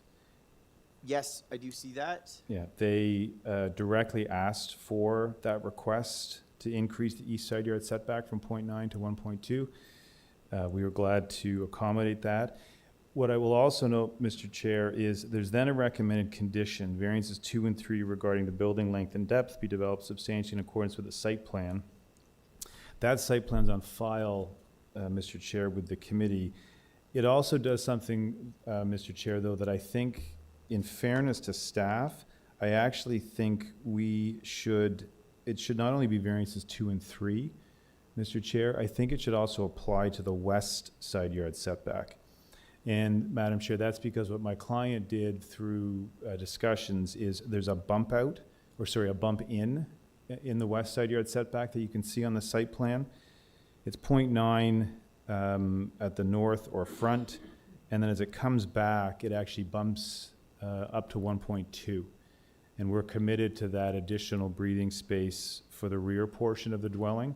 And so I think the way planning staff crafted the condition variances 2 and 3, we could technically move that back out to 0.91 because the variance on that side is 0.91. That's not what my client intends to do. So variance 5, which is the proposed west yard setback. So whether you want, Mr. Chair, ultimately if you authorize the variances, whether you want to make it specific to the variances or just that development proceed substantially in accordance with the site plan drawings, I would be fine with that, Mr. Chair. Yeah, just so I understand what's being asked for. Yeah. So in addition to number 4, the modification on 4 and the elimination of 7 and 8, we are revising or modifying number 5. Number 5 technically is not modified because at the front it's still 0.91, so we need that relief. But then as we come back, we increase to 1.2. I see. But That's your point. you can't really draft a variance to say 0.91 for part of it, 1.2 for part of it. Yeah, So what I'm unless we have a suggesting, site plan that's up to date. and that's this site plan attached to the staff memo. So Okay. they've asked it to be tied to this plan, but the way they drafted it, technically it was only the length and depth, and I think that's too narrow a I condition. appreciate that observation. We're Yeah. good to include variance number 5 also to be tied. That would be one way, through you, Mr. Chair, that would be one way to do it. Variances 2, 3, and 5. And then, Mr. Chair, other than that, the staff indicated through their staff report then, with that modification, they have indicated their support for the proposal. They deal with the side yard setback and indicated, the intent is to maintain a consistent built form character and allow for sufficient separation. They're then satisfied. They also note the length and depth. The portion of the building depth that is 23.4 meters is mainly located within a small enclosed area on the ground floor. The rest of the ground, second and third floors are 20.39 meters in building length where no negative impacts are anticipated. So planning staff are actually in support. I'm going to deal with that one comment from planning staff because it's actually even a little bit better, and I'll deal with that quickly in the presentation. If you don't mind, Mr. Chair, the lot 423 Glencairn Avenue, south side of Glencairn, east of Bathurst, west of Mona, south of Coldstream. We then have included some photos for you of the house and the adjacent houses on the street, but I know that the committee is well aware of both the site and the neighborhood. What I would just do in the interest of time is maybe go to the site plan, which is page 4. This deals with variances 2 and 3, primarily length and depth. And you can see what staff, one more for staff, if you don't mind coming down one more page. What the staff memo indicates is that's the small bump out at the back that generates the 23.4 meters. The corner-to-corner condition, as noted on this site plan, is 20.39 meters, but because of the design of the house, the second floor is actually 20.08 meters, and then the third floor, excluding the dormers, is 16.54. It's a slope-proof house, so as it's coming up, that length actually decreases. That's why staff are also very clear that variances 2 and 3 should be tied to the site plan, because it's only that one-story bump out that gets you to the 23.4. 2, 3, and 5, right? And then 5 on that, you can see on that site plan, you can see the bump out there of the side yard setback, and we also want to make sure that we keep that 1.2 meters on the west side. So again, east side is clear 1.2, the variance covers that, that's variance 4. Variance 5, you can see at the front or on the left, it's 0.91 meters. As it comes back, it increases to 1.2. That's why we need it tied to this site plan. You can then see that actually, Mr. Chair, very clearly on the next slide. Blue at the top, 1.2 meter east side yard, variance 4. Green at the bottom, 0.91 west side yard. Then the blue at the bottom is where it increases to 1.2 meters. But I can't pick that up just through the variance. That's why I need the condition. Next page, side elevation. Mr. Chair, this has been a long process. This was initially turned down at T-Lab. There have been some modifications since then. The height's been reduced since T-Lab. The length and depth were reduced by 0.75 of a meter. The sidewall height variances at both the front and the sides have been removed. This second floor window has also been moved at the request of one of the neighbors, so we were just highlighting that in this slide. And then the next slide, just in the interest of time, Mr. Chair, shows the relief proposed for the height. That's the 0.78 meters at the top in purple. I'm going to suggest to this committee it's almost imperceptible in terms of being on the street. And the third floor obviously is then within the sloped roof of the third floor. 6 variances, Mr. Chair, number of stories. There's the height variance, those two to go together, length and depth go together, and then a pair of side yard setbacks go together. It's a large house for my family. My client, Mr. Chair, is here. Their family wants to move into this house. They're here tonight with me. But I also think it's now been sensitively designed to fit and respond well. I know there's some opposition. I look forward to hearing from them. But I do think through this process and the modifications, Mr. Chair, we've arrived at something that planning staff certainly support. All right, thank you, Mr. Bronsko. Any objection, if there were any approval, any objection tying to a side elevation? None. Okay, and the reason is because in addition to that bump out,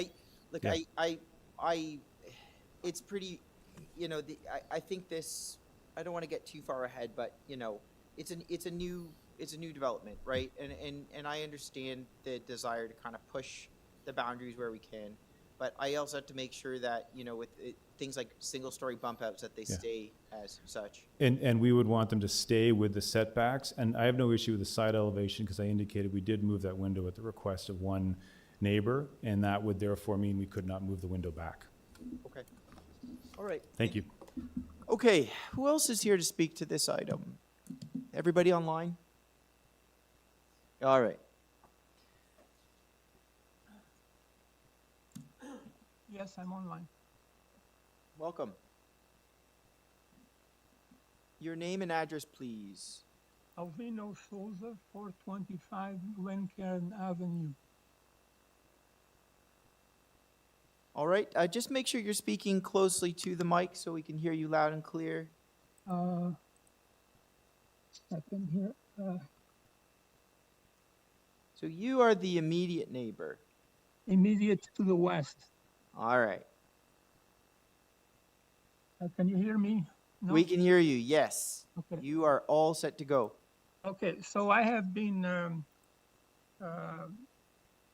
living at this address for approximately 30 years. The proposal basically violates massing principles in terms of side yard setbacks, length, and height / third floor. I object to the west side yard setback, being less than 1.2 meters, 4 feet. I objected to this at the previous committee meeting, Committee of Adjustments. I objected also in emails in the first meeting. I objected at the T-Lab meeting. So I'll speak more about this shortly, because there was a set of plans sent to, that I received an email back in January, and it had a 4 feet setback, 1.2 meters. So I don't know why all of a sudden it changed. In fact, both setbacks were 0.91 initially, then they changed both to 1.2, and then the east side yard setback got changed back to 1.2, but not the west. I object to the length variance, which impacts on privacy and shadowing, in my backyard. The current proposal extends to the back of my house back wall by 26 feet. It overlaps my porch by 15 feet and overlaps my swimming pool by 7 feet. My swimming pool is 36 feet, and basically to the back of that, it's not much usable because it's got 4 large trees. So that area there is very, besides the pool, is very important. Sitting on the side of the pool, there is a loss of privacy because it's too close to the back extension. From my living room, when I look out to the left, I will see an extension of the proposed building. Sitting on the left of my porch, there will be some shading. From the 2nd and 3rd floor, it's built on an extension to the back. There is a further loss of privacy versus a compliant building. So this is like basically, anyway, I'll mention more of it. It's like you're having a variance on top of a variance. I have no objection to a 3rd floor per se. In fact, the current house has a 3rd floor, the one that they will demolish, but it is a very small 3rd floor, It's basically one bedroom and 1 bathroom. I also have no objections to the height variance as a single variance. All the discussion about Glencairn East and Glencairn West by the planner, Mr. Rosenberg, 11 feet on one side, 10 in the other, 3 floors versus 2 floors. To me, this is all irrelevant, and there's a lot of other issues in there that he didn't consider. Basically, the old Toronto had a different way of looking at massing versus the North York, and to me, he dwells too much on that to justify the current building. But look, I don't oppose a 3rd floor, so to me, that's all that discussion is to me is a waste of energy. I disagree that the very long building cannot be viewed from the street. This is a point made by the planner. Although my main concern is the backyard, is the back of the house. Look, I mean, it's very easy to see that it's a very, very deep house from the front. The problem is the 3rd floor / height combined, I'll say it again, combined with the length extension to the back. This is the problem. The west side yard setback needs to be increased, I don't see why it should not be at least 1.2 meters. At the 11th hour, there were some switches that were made. In fact, it's now 6 variances. I'm not even sure it makes sense because there is an encroachment of the eaves. Now, there were many plans that I got tired and very difficult to try to follow them. Each plan doesn't use a numbering system which applies to the whole plan. Individual pages get changed separately.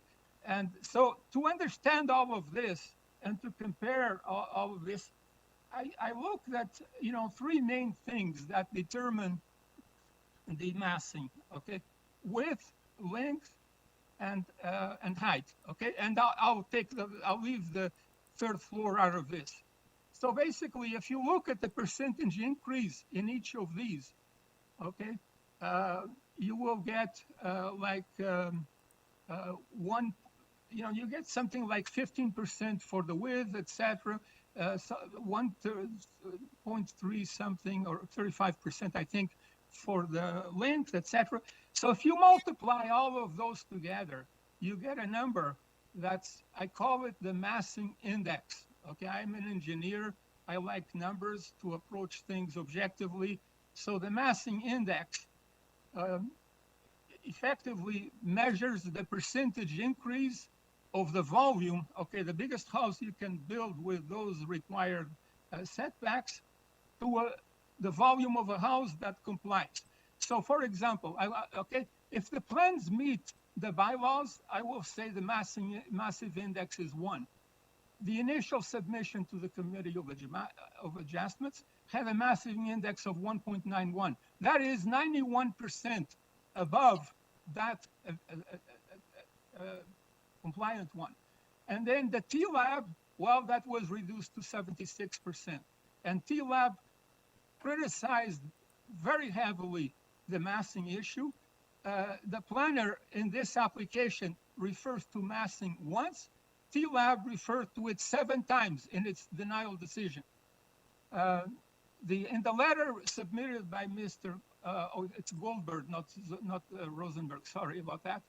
The letter submitted by Mr. Goldberg basically means 68%. And the revised application was 65%. Okay, just watch your time, sir. Just coming up on the 5 minutes. Okay. Well, I would appreciate, because there were massive changes, all the time, like, I don't know, I just so appreciate a couple of minutes.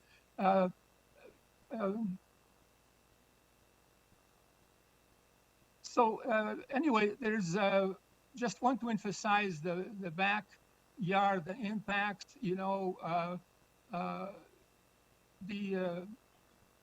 there were many misleading things in the various plans. Initial plans basically had 2 floors in the front page. They were going around the neighbors to get approval based on that. Then there were... I'm going to have to stop you there because they're already 45 seconds over your 5 minutes. Okay. Can I just... Final words, okay? Okay, just to read a set of conclusions. The west side yard setback should be changed to 1.2 meters. These are my recommendations, what I'm hoping for.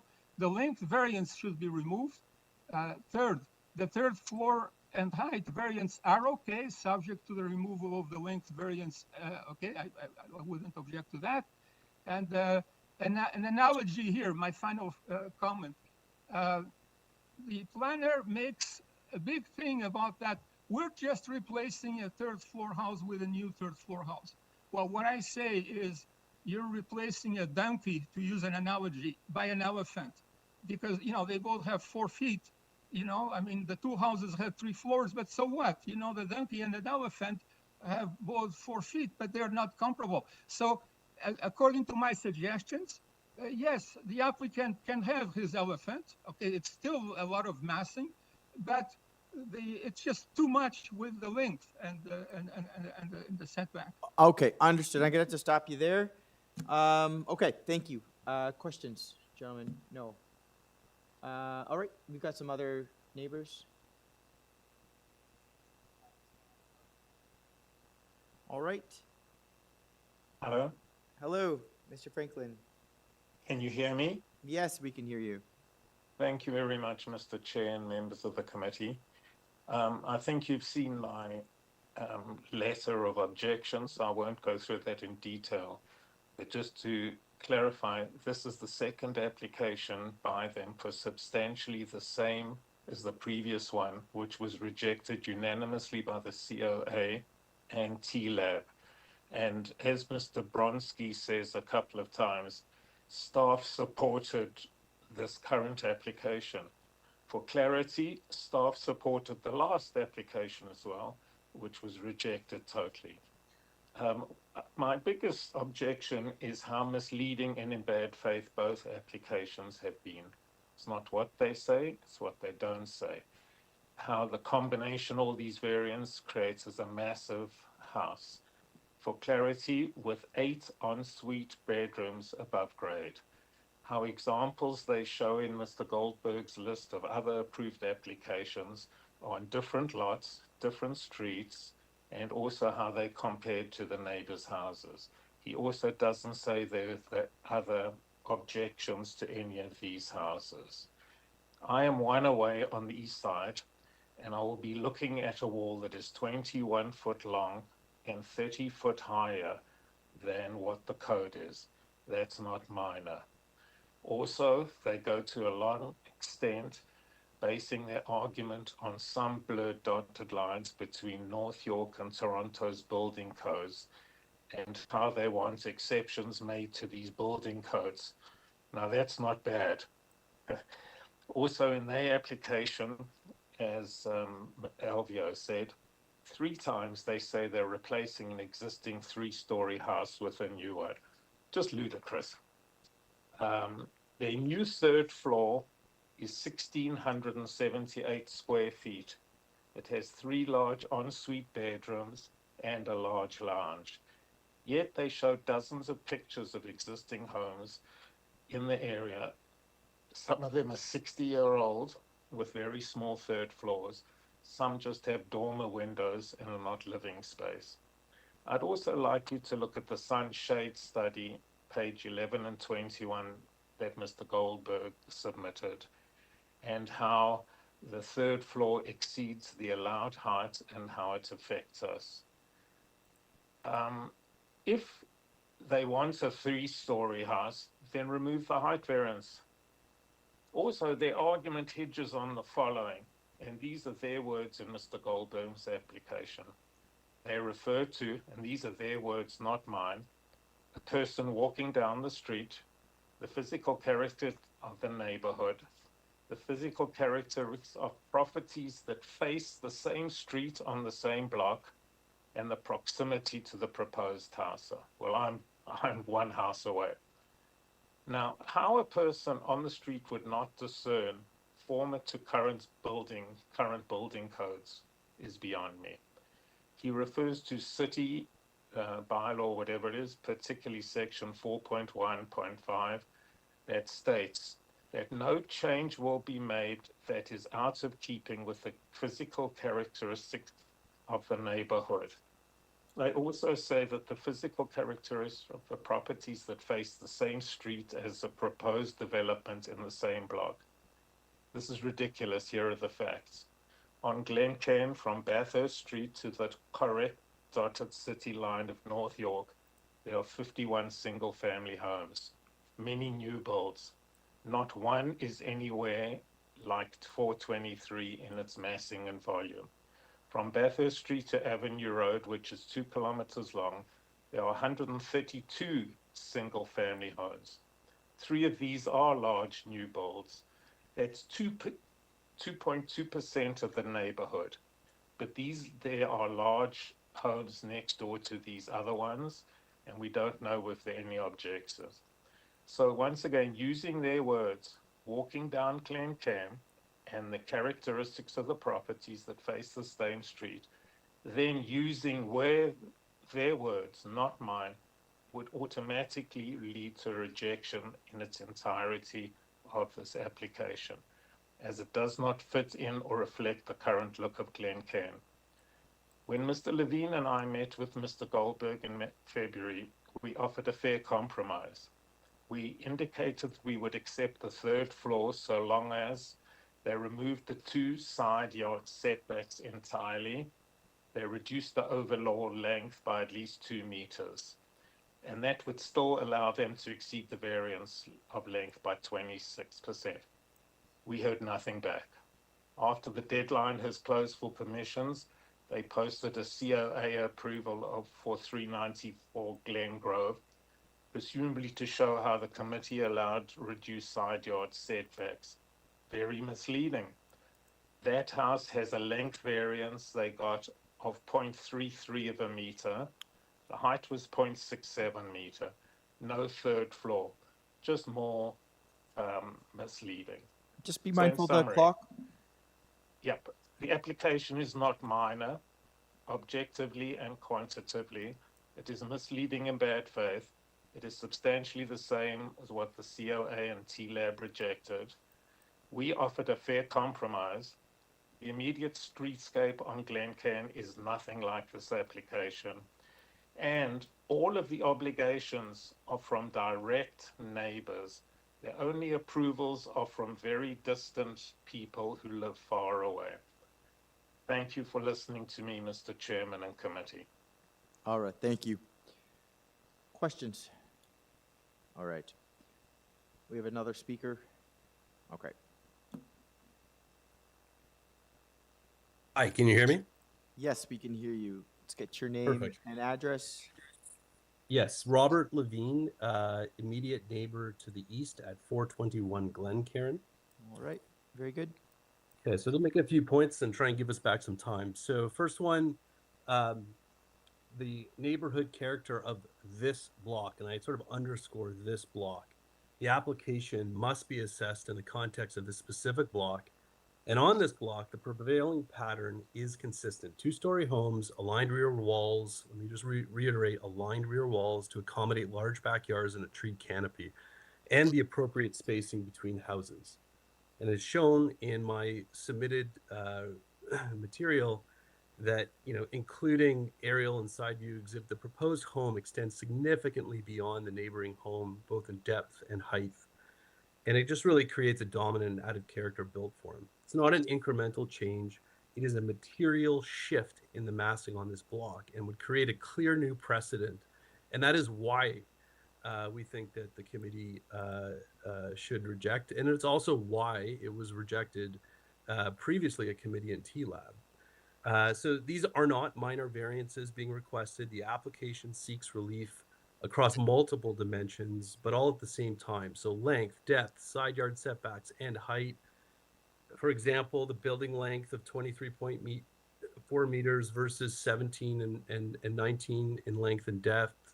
The side yard setbacks of 0.9 and 1.2 in some cases, whereas there should be 1.8 that's required. And then the height of variance, which has been mentioned several times. I mean, individually, they are significant, but when you put them together, they're clearly not minor. They are major. And that is the core issue identified in the prior in the prior committee in TLAB.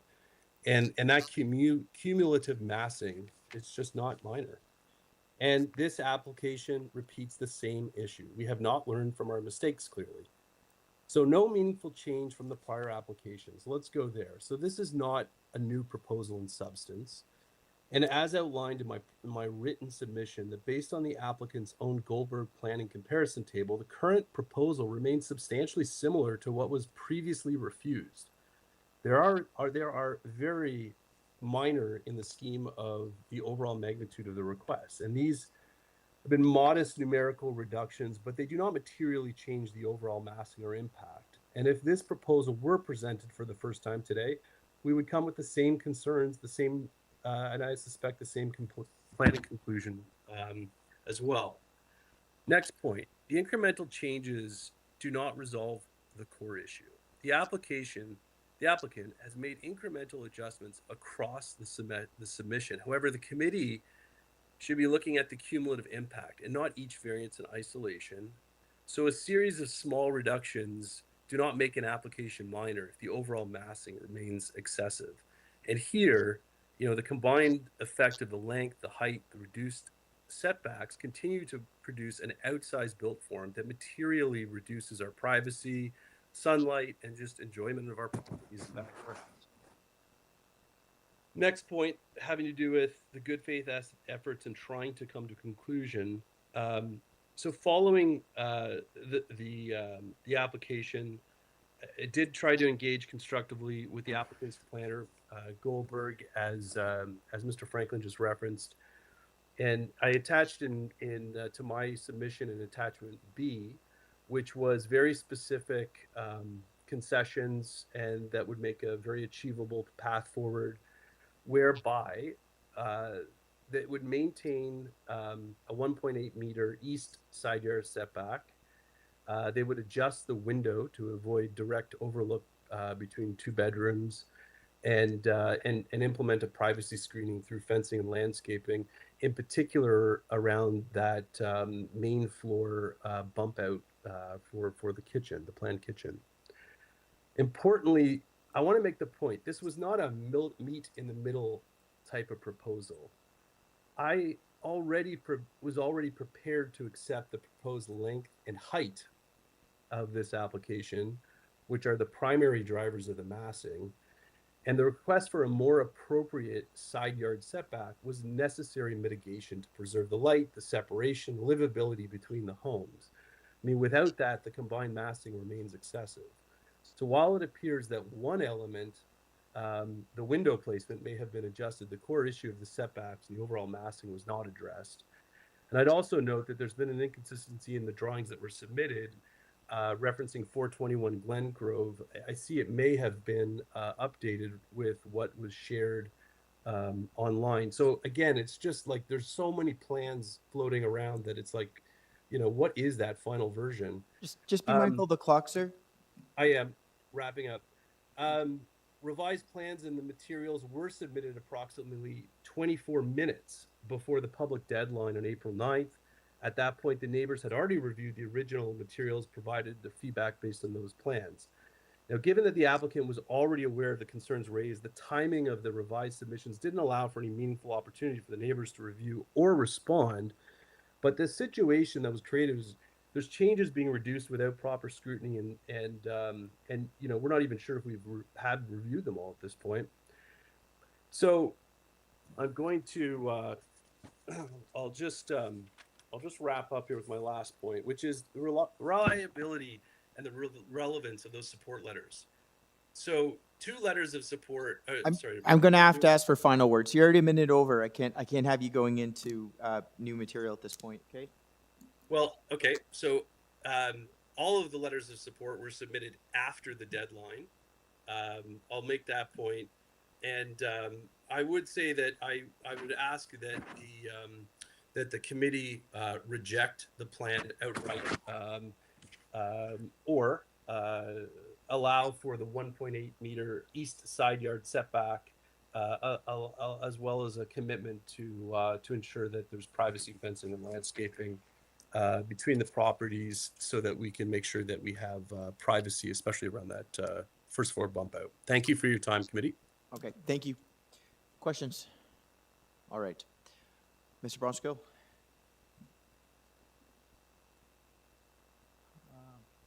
We don't have anybody else online, staff? We're done. Okay, thank you.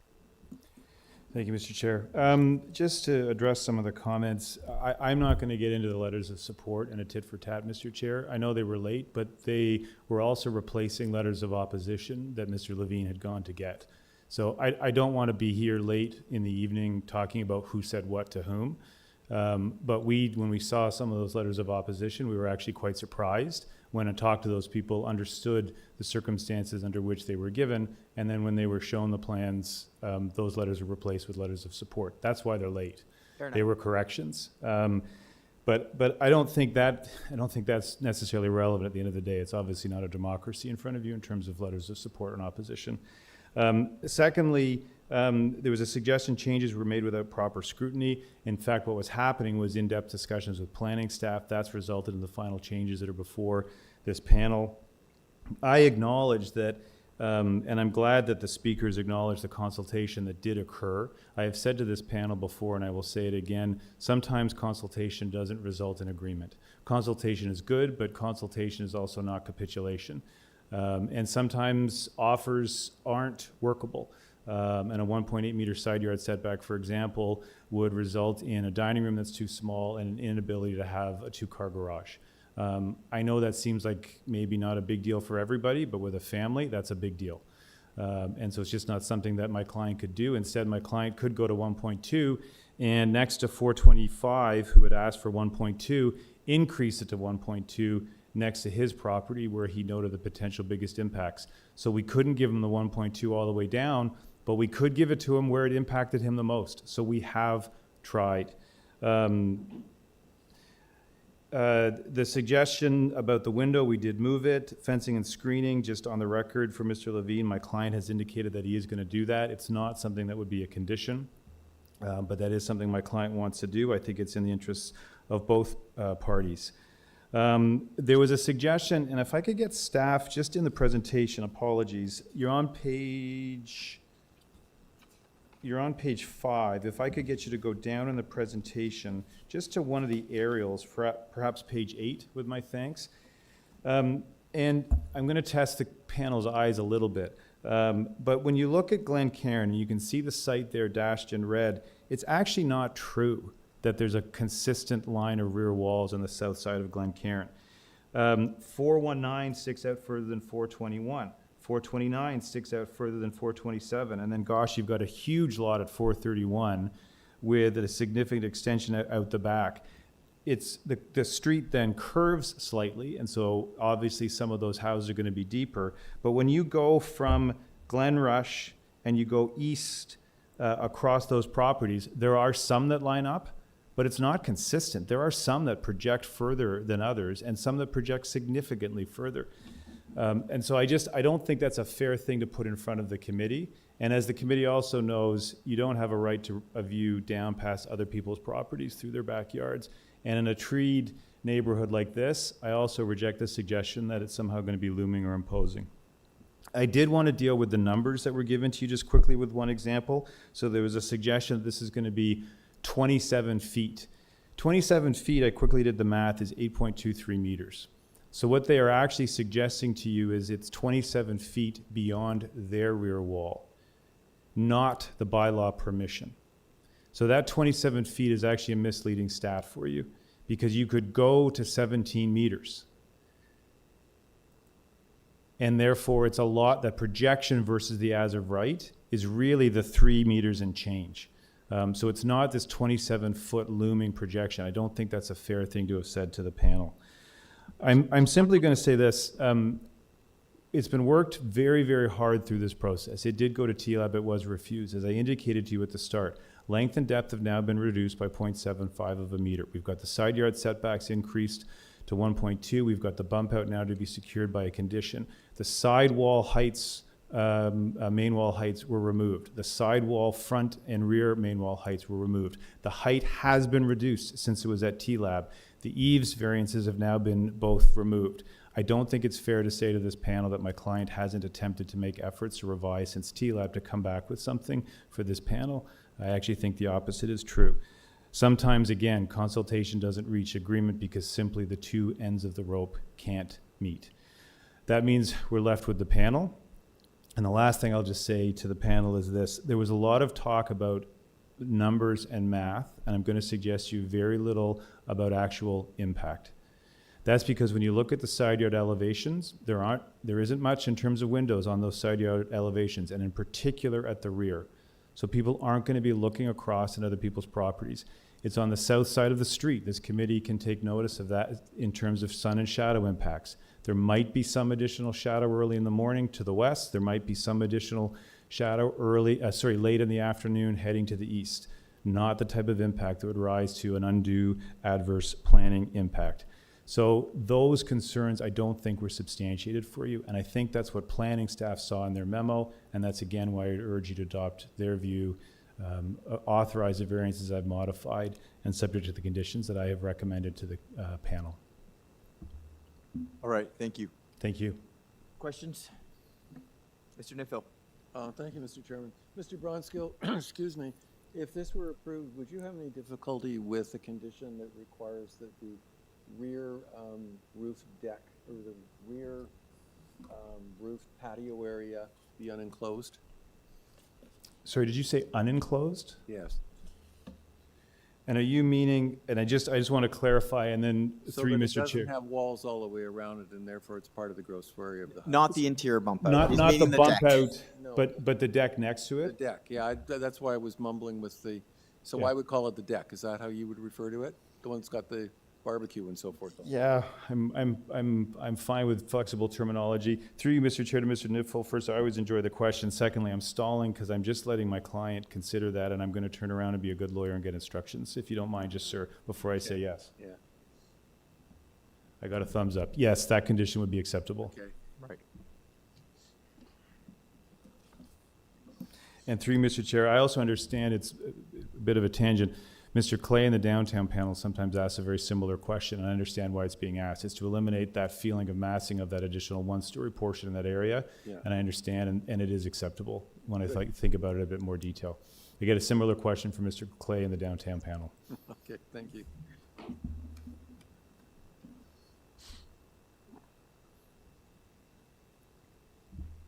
Just to confirm as well, with that porch that Mr. Nitfeld brought out, there's no, that's not part of the basement below, right? That remains unexcavated?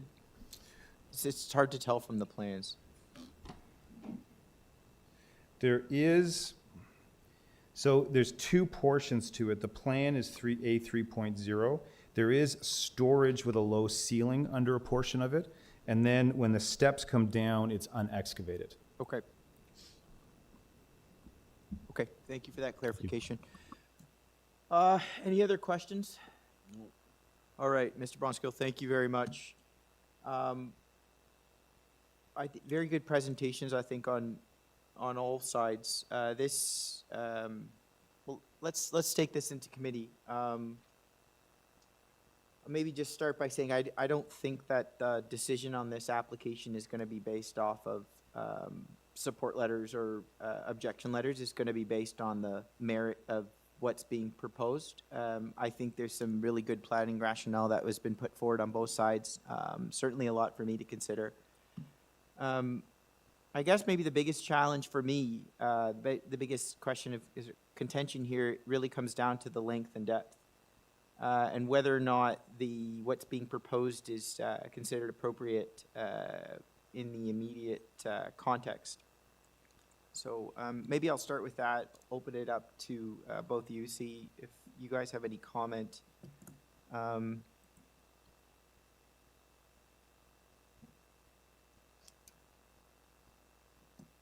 Oh, please, whoever would like to start.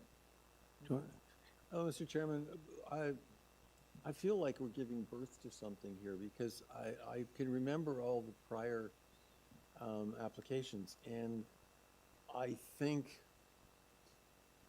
the process of revision, alteration, change has been well served here. I think this is a better application than what was started. I think at the present time, yeah, in my view, I think it fits into the community, and I believe that it's supportable. That wasn't always the way it was, and I think that the changes that have come in large part from the applicant in response to what he's heard from the community and from others and from planning have all basically made this a better project. So although it took a long time, I think I'm glad it went through the process because it is something that's, I think, very supportable. Yeah, okay. Mr. Margeri, please. Thank you, Mr. Chair. I agree with my both colleagues. I think the applicant has come a long way, and I understand every variance. I think there's a planning rationale behind each, and also the fact that the modifications and alignments are all aligned with the staff report and also the condition. So overall, I think it's a good application. I had a bit of concern with the building length and depth, but I understand that it's more about the bump, still like excessive length, but it's mainly about the bump at the back and the setbacks. To me, it's minor. I think it's just 2 feet reduction, and on one side it's partial. So overall, I don't see that as a major issue. So overall, I think it's a supportable application to me as well. And the bump is central in the back wall. Exactly. So it's more setback. It's more setback. Exactly. Yeah. Yeah, I think there was some confusion. I didn't get the impression from one of the neighbors that they understood that there was a 1.2 meter setback. It's not for the whole length. Yeah. So the actual, what they're requesting is less, but if you look at the site plan, and any approval I would suggest tied to site plan in this case. But if, the site plan clearly kind of shows a bit of it's slight, but it's there to provide that full 1.2 meters at the rear. I'd also wanted to point out, you know, I'm often paying attention to the immediate context with respect to the location of the rear main wall. And this one really throws you, because if you look at the neighbors on both sides at 423 and 427, as well as 421, and somewhat with 419, they're kind of more or less, there's a datum line, but you go one over at 429, before the street starts to veer, and there's actually because of the built form, it's very different, right? You have quite a bit of projection into the rear yard. So I think the applicant made a good point to mention that in the rebuttal. Also, the fact that the location, I think, given the sheer depth of these lots and the canopy combined, helps to mitigate the impact, certainly from a massing standpoint. So I think that point was well made. But yeah, I think for most consideration, that length and depth were the sort of top for me, determining whether or not the projection into the rear is sufficient. But I'm satisfied, certainly hearing from my colleagues. And also the number of stories. I think it's a common typology in this neighborhood. Yes, numbers for sure. The number of stories. Story is not a problem for me. And the extra height that is requested, I think it's just 2 feet. So yeah, it's reasonable.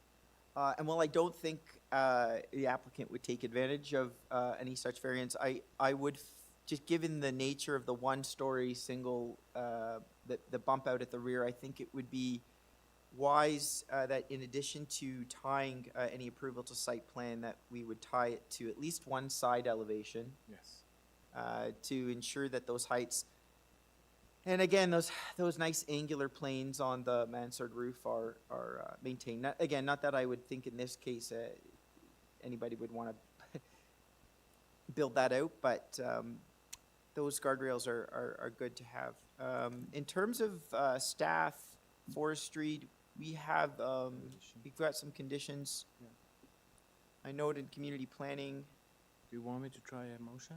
Yes, Mr. Barzieri, please, if you can.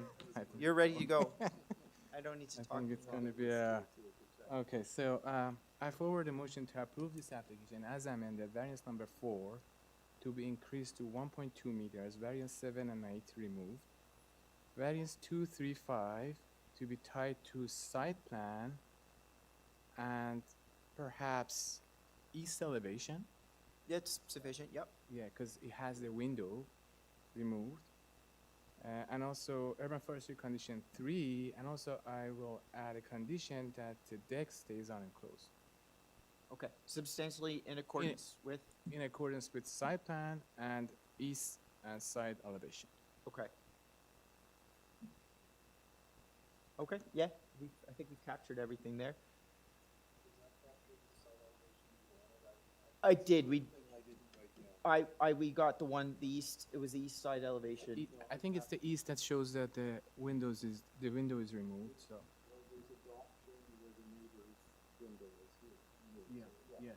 Yeah, yes. All right. All in favor? Okay, that application is approved as amended and with condition. Okay? Thank you, everyone. I know that was a tough one. Okay, we've got 3 items left. Item number 25, 4050 Yonge Street. Purpose of this application is to alter the development standards as approved under a site-specific bylaw for the proposed 14 and 32-story residential buildings, including to increase the maximum building heights, amend the required building setbacks, and add balconies to a list of permitted encroachments. Our variances, we've got 3 variances that relate to the stated purpose. On file, material from the applicant, information from TRCA and RNFP. And we have our agent with us in person. Welcome. Yeah, good evening, Mr. Chair and committee members. My name is Simon Horner. I'm a planner at Bellsfields Inc. And agent to the owner, address 3 Church Street, Suite 200. All right. We don't have anybody here to speak to this in staff. Nobody else online for the day? We're done. All right. Okay. I will ask my two colleagues to my left if they'd like a presentation from you. I don't, I just have a question of clarification. Okay. Maybe a clarifying course. question? All right. Mr. Nipfel, please. Mr. Horner, could you very simply explain what ultimately the increase in stories is in terms of floors and meters, so I make sure that I've got it right? Of course, yes. So the final increase in meters is 122 meters for the tower.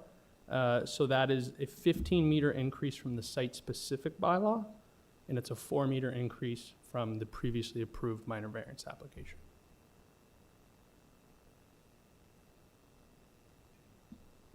And in terms of stories, it's the same number? Yes, so it's the same number of stories as previously approved by this committee. Okay, thank you very much 32. for clarification. You're welcome. And sorry, what is that extra 4 meter for? The extra 4 meter, so the unit count has actually come down to 500 units. The owner of the site has actually sort of identified a demand for larger end user friendly suites. So more space for mechanical and structural coordination in the floor to floor ceiling heights. It's mainly technical? Or? Exactly, yeah, technical in nature. The site is sort of is approved, moving through a site plan process, and just has identified these deficiencies, totally technical in nature. Yeah, thanks. All right. If it's all right with you, I can take this into committee. Of course, thank you. I appreciate you coming down in person. Thank you. Thanks all. Okay.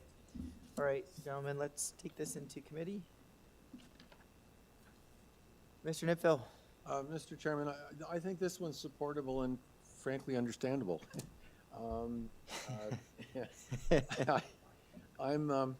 pleased to move approval of the application that is before us, and I don't believe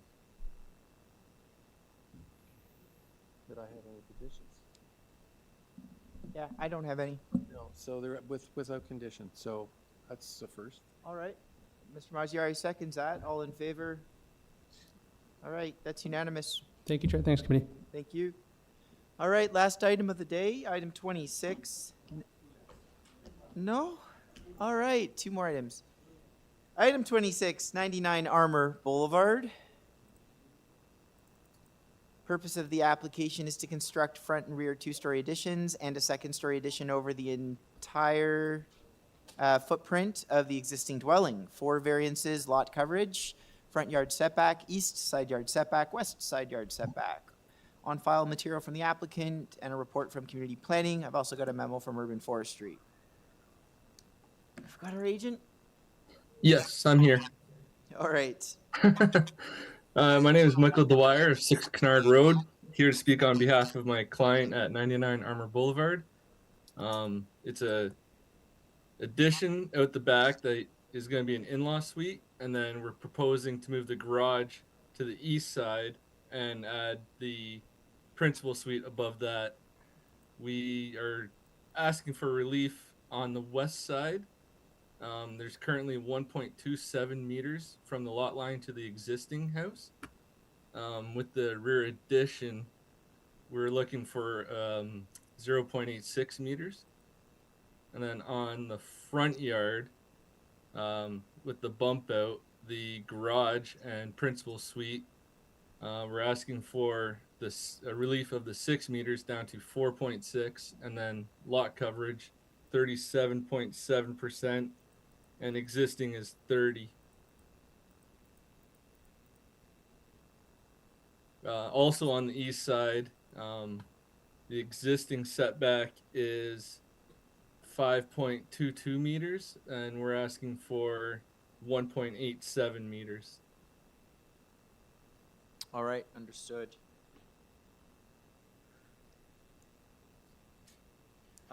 You've been in discussion with community planning, right? Yes. Okay, you're aware of the recommendation noted in the report? Yes, yes. Okay, so no concern if we were to approve that we tie it to the site plan noted in that report? Yep. All right. Any questions? Nope. Okay, let's take this into committee. Oh, Sorry, I should. all right, let's go out of committee. Drawing. On the site plan, can you clarify or explain to me why, I believe it's the west elevation with the addition, why did you choose to go as close as you did to the property line? You've actually made the side yard setback even smaller. And Yeah, we're just maintaining the line of the house. But you have the option of, you could have had the option of moving the addition further out. Was there some reason for that? You just to align it, right? Yeah, just to align that wall. Whenever you get into bump outs, there's always the chance that, you know, you might introduce a spot where water could leak in or anything of that nature. It's Unfortunately, you create a little, stop there. Yeah. Create a little narrow corridor there beside the proposed addition that's going to make, I would argue, it's going to make maintaining the wall of that addition difficult. It's almost 3 feet there. There is an existing fence. So you're between the fence and the new addition, and it's a small point, but I understand. I personally would have provided a little more space there, just for the from the point of view of having to maintain the side of the addition. Right. I guess that's for my client to worry about in the future if he ever needs to, and he would have to work with his neighbor if any maintenance needs to happen and they need to encroach on his property to do so. Yeah. Okay, thanks. All right, any other questions? All right, thank you. We'll take this into committee.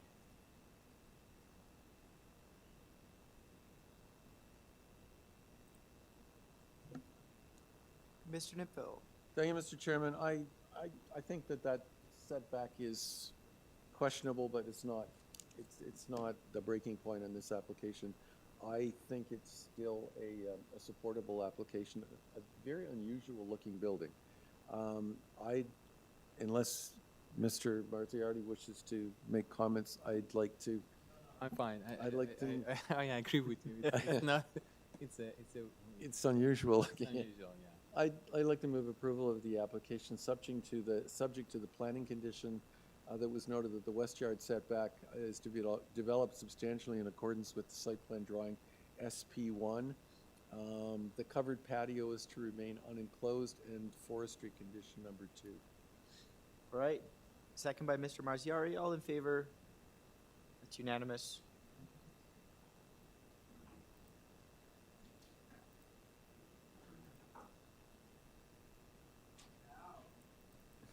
Now it's the last item. All right, item 27, 207 St. Clements Avenue. The purpose of the application is to construct a one-story front vestibule addition. We've got 3 variances before us: front yard setback, building depth, and building length. On file, material from the applicant. We have a report from community planning and 3 letters in support. We have our agent or applicant with us. Agent, yes. Hello, good evening. Good evening. Your name and address, please. My name is Maya Yanikowski of Chase Architecture at 2973 Lakeshore Boulevard West, and I'm here on behalf of the owner of 207 St. Clements. All right. Do we need a presentation? No. Okay. It appears we don't need a presentation. Any questions? None. Looks like we can move right into committee for you on this. Wonderful, thank you. All right, let's go into committee. Mr. Marziari. Thank you, Mr. Chair. I think it's a straightforward application, just a small addition to the front, and I think the variances are quite reasonable. So I forward a motion to approve this application, subject to planning condition that variances number 1, 2, 3 to be developed substantially in accordance with the site plan attached to the report. Okay, that's seconded by Mr. Nipville. All in favor? All right, that's unanimous. That application is approved. Thank you so much. Good evening. All right, thank you, and thank you for your patience today. Okay, we need a motion to adjourn. Mr. Nitfeld? Do I have a second? By Mr. Marziari, all in favor? All right, the time is 7:44. We are adjourned. Thank you, everybody. Thank you, staff. Thank you, members.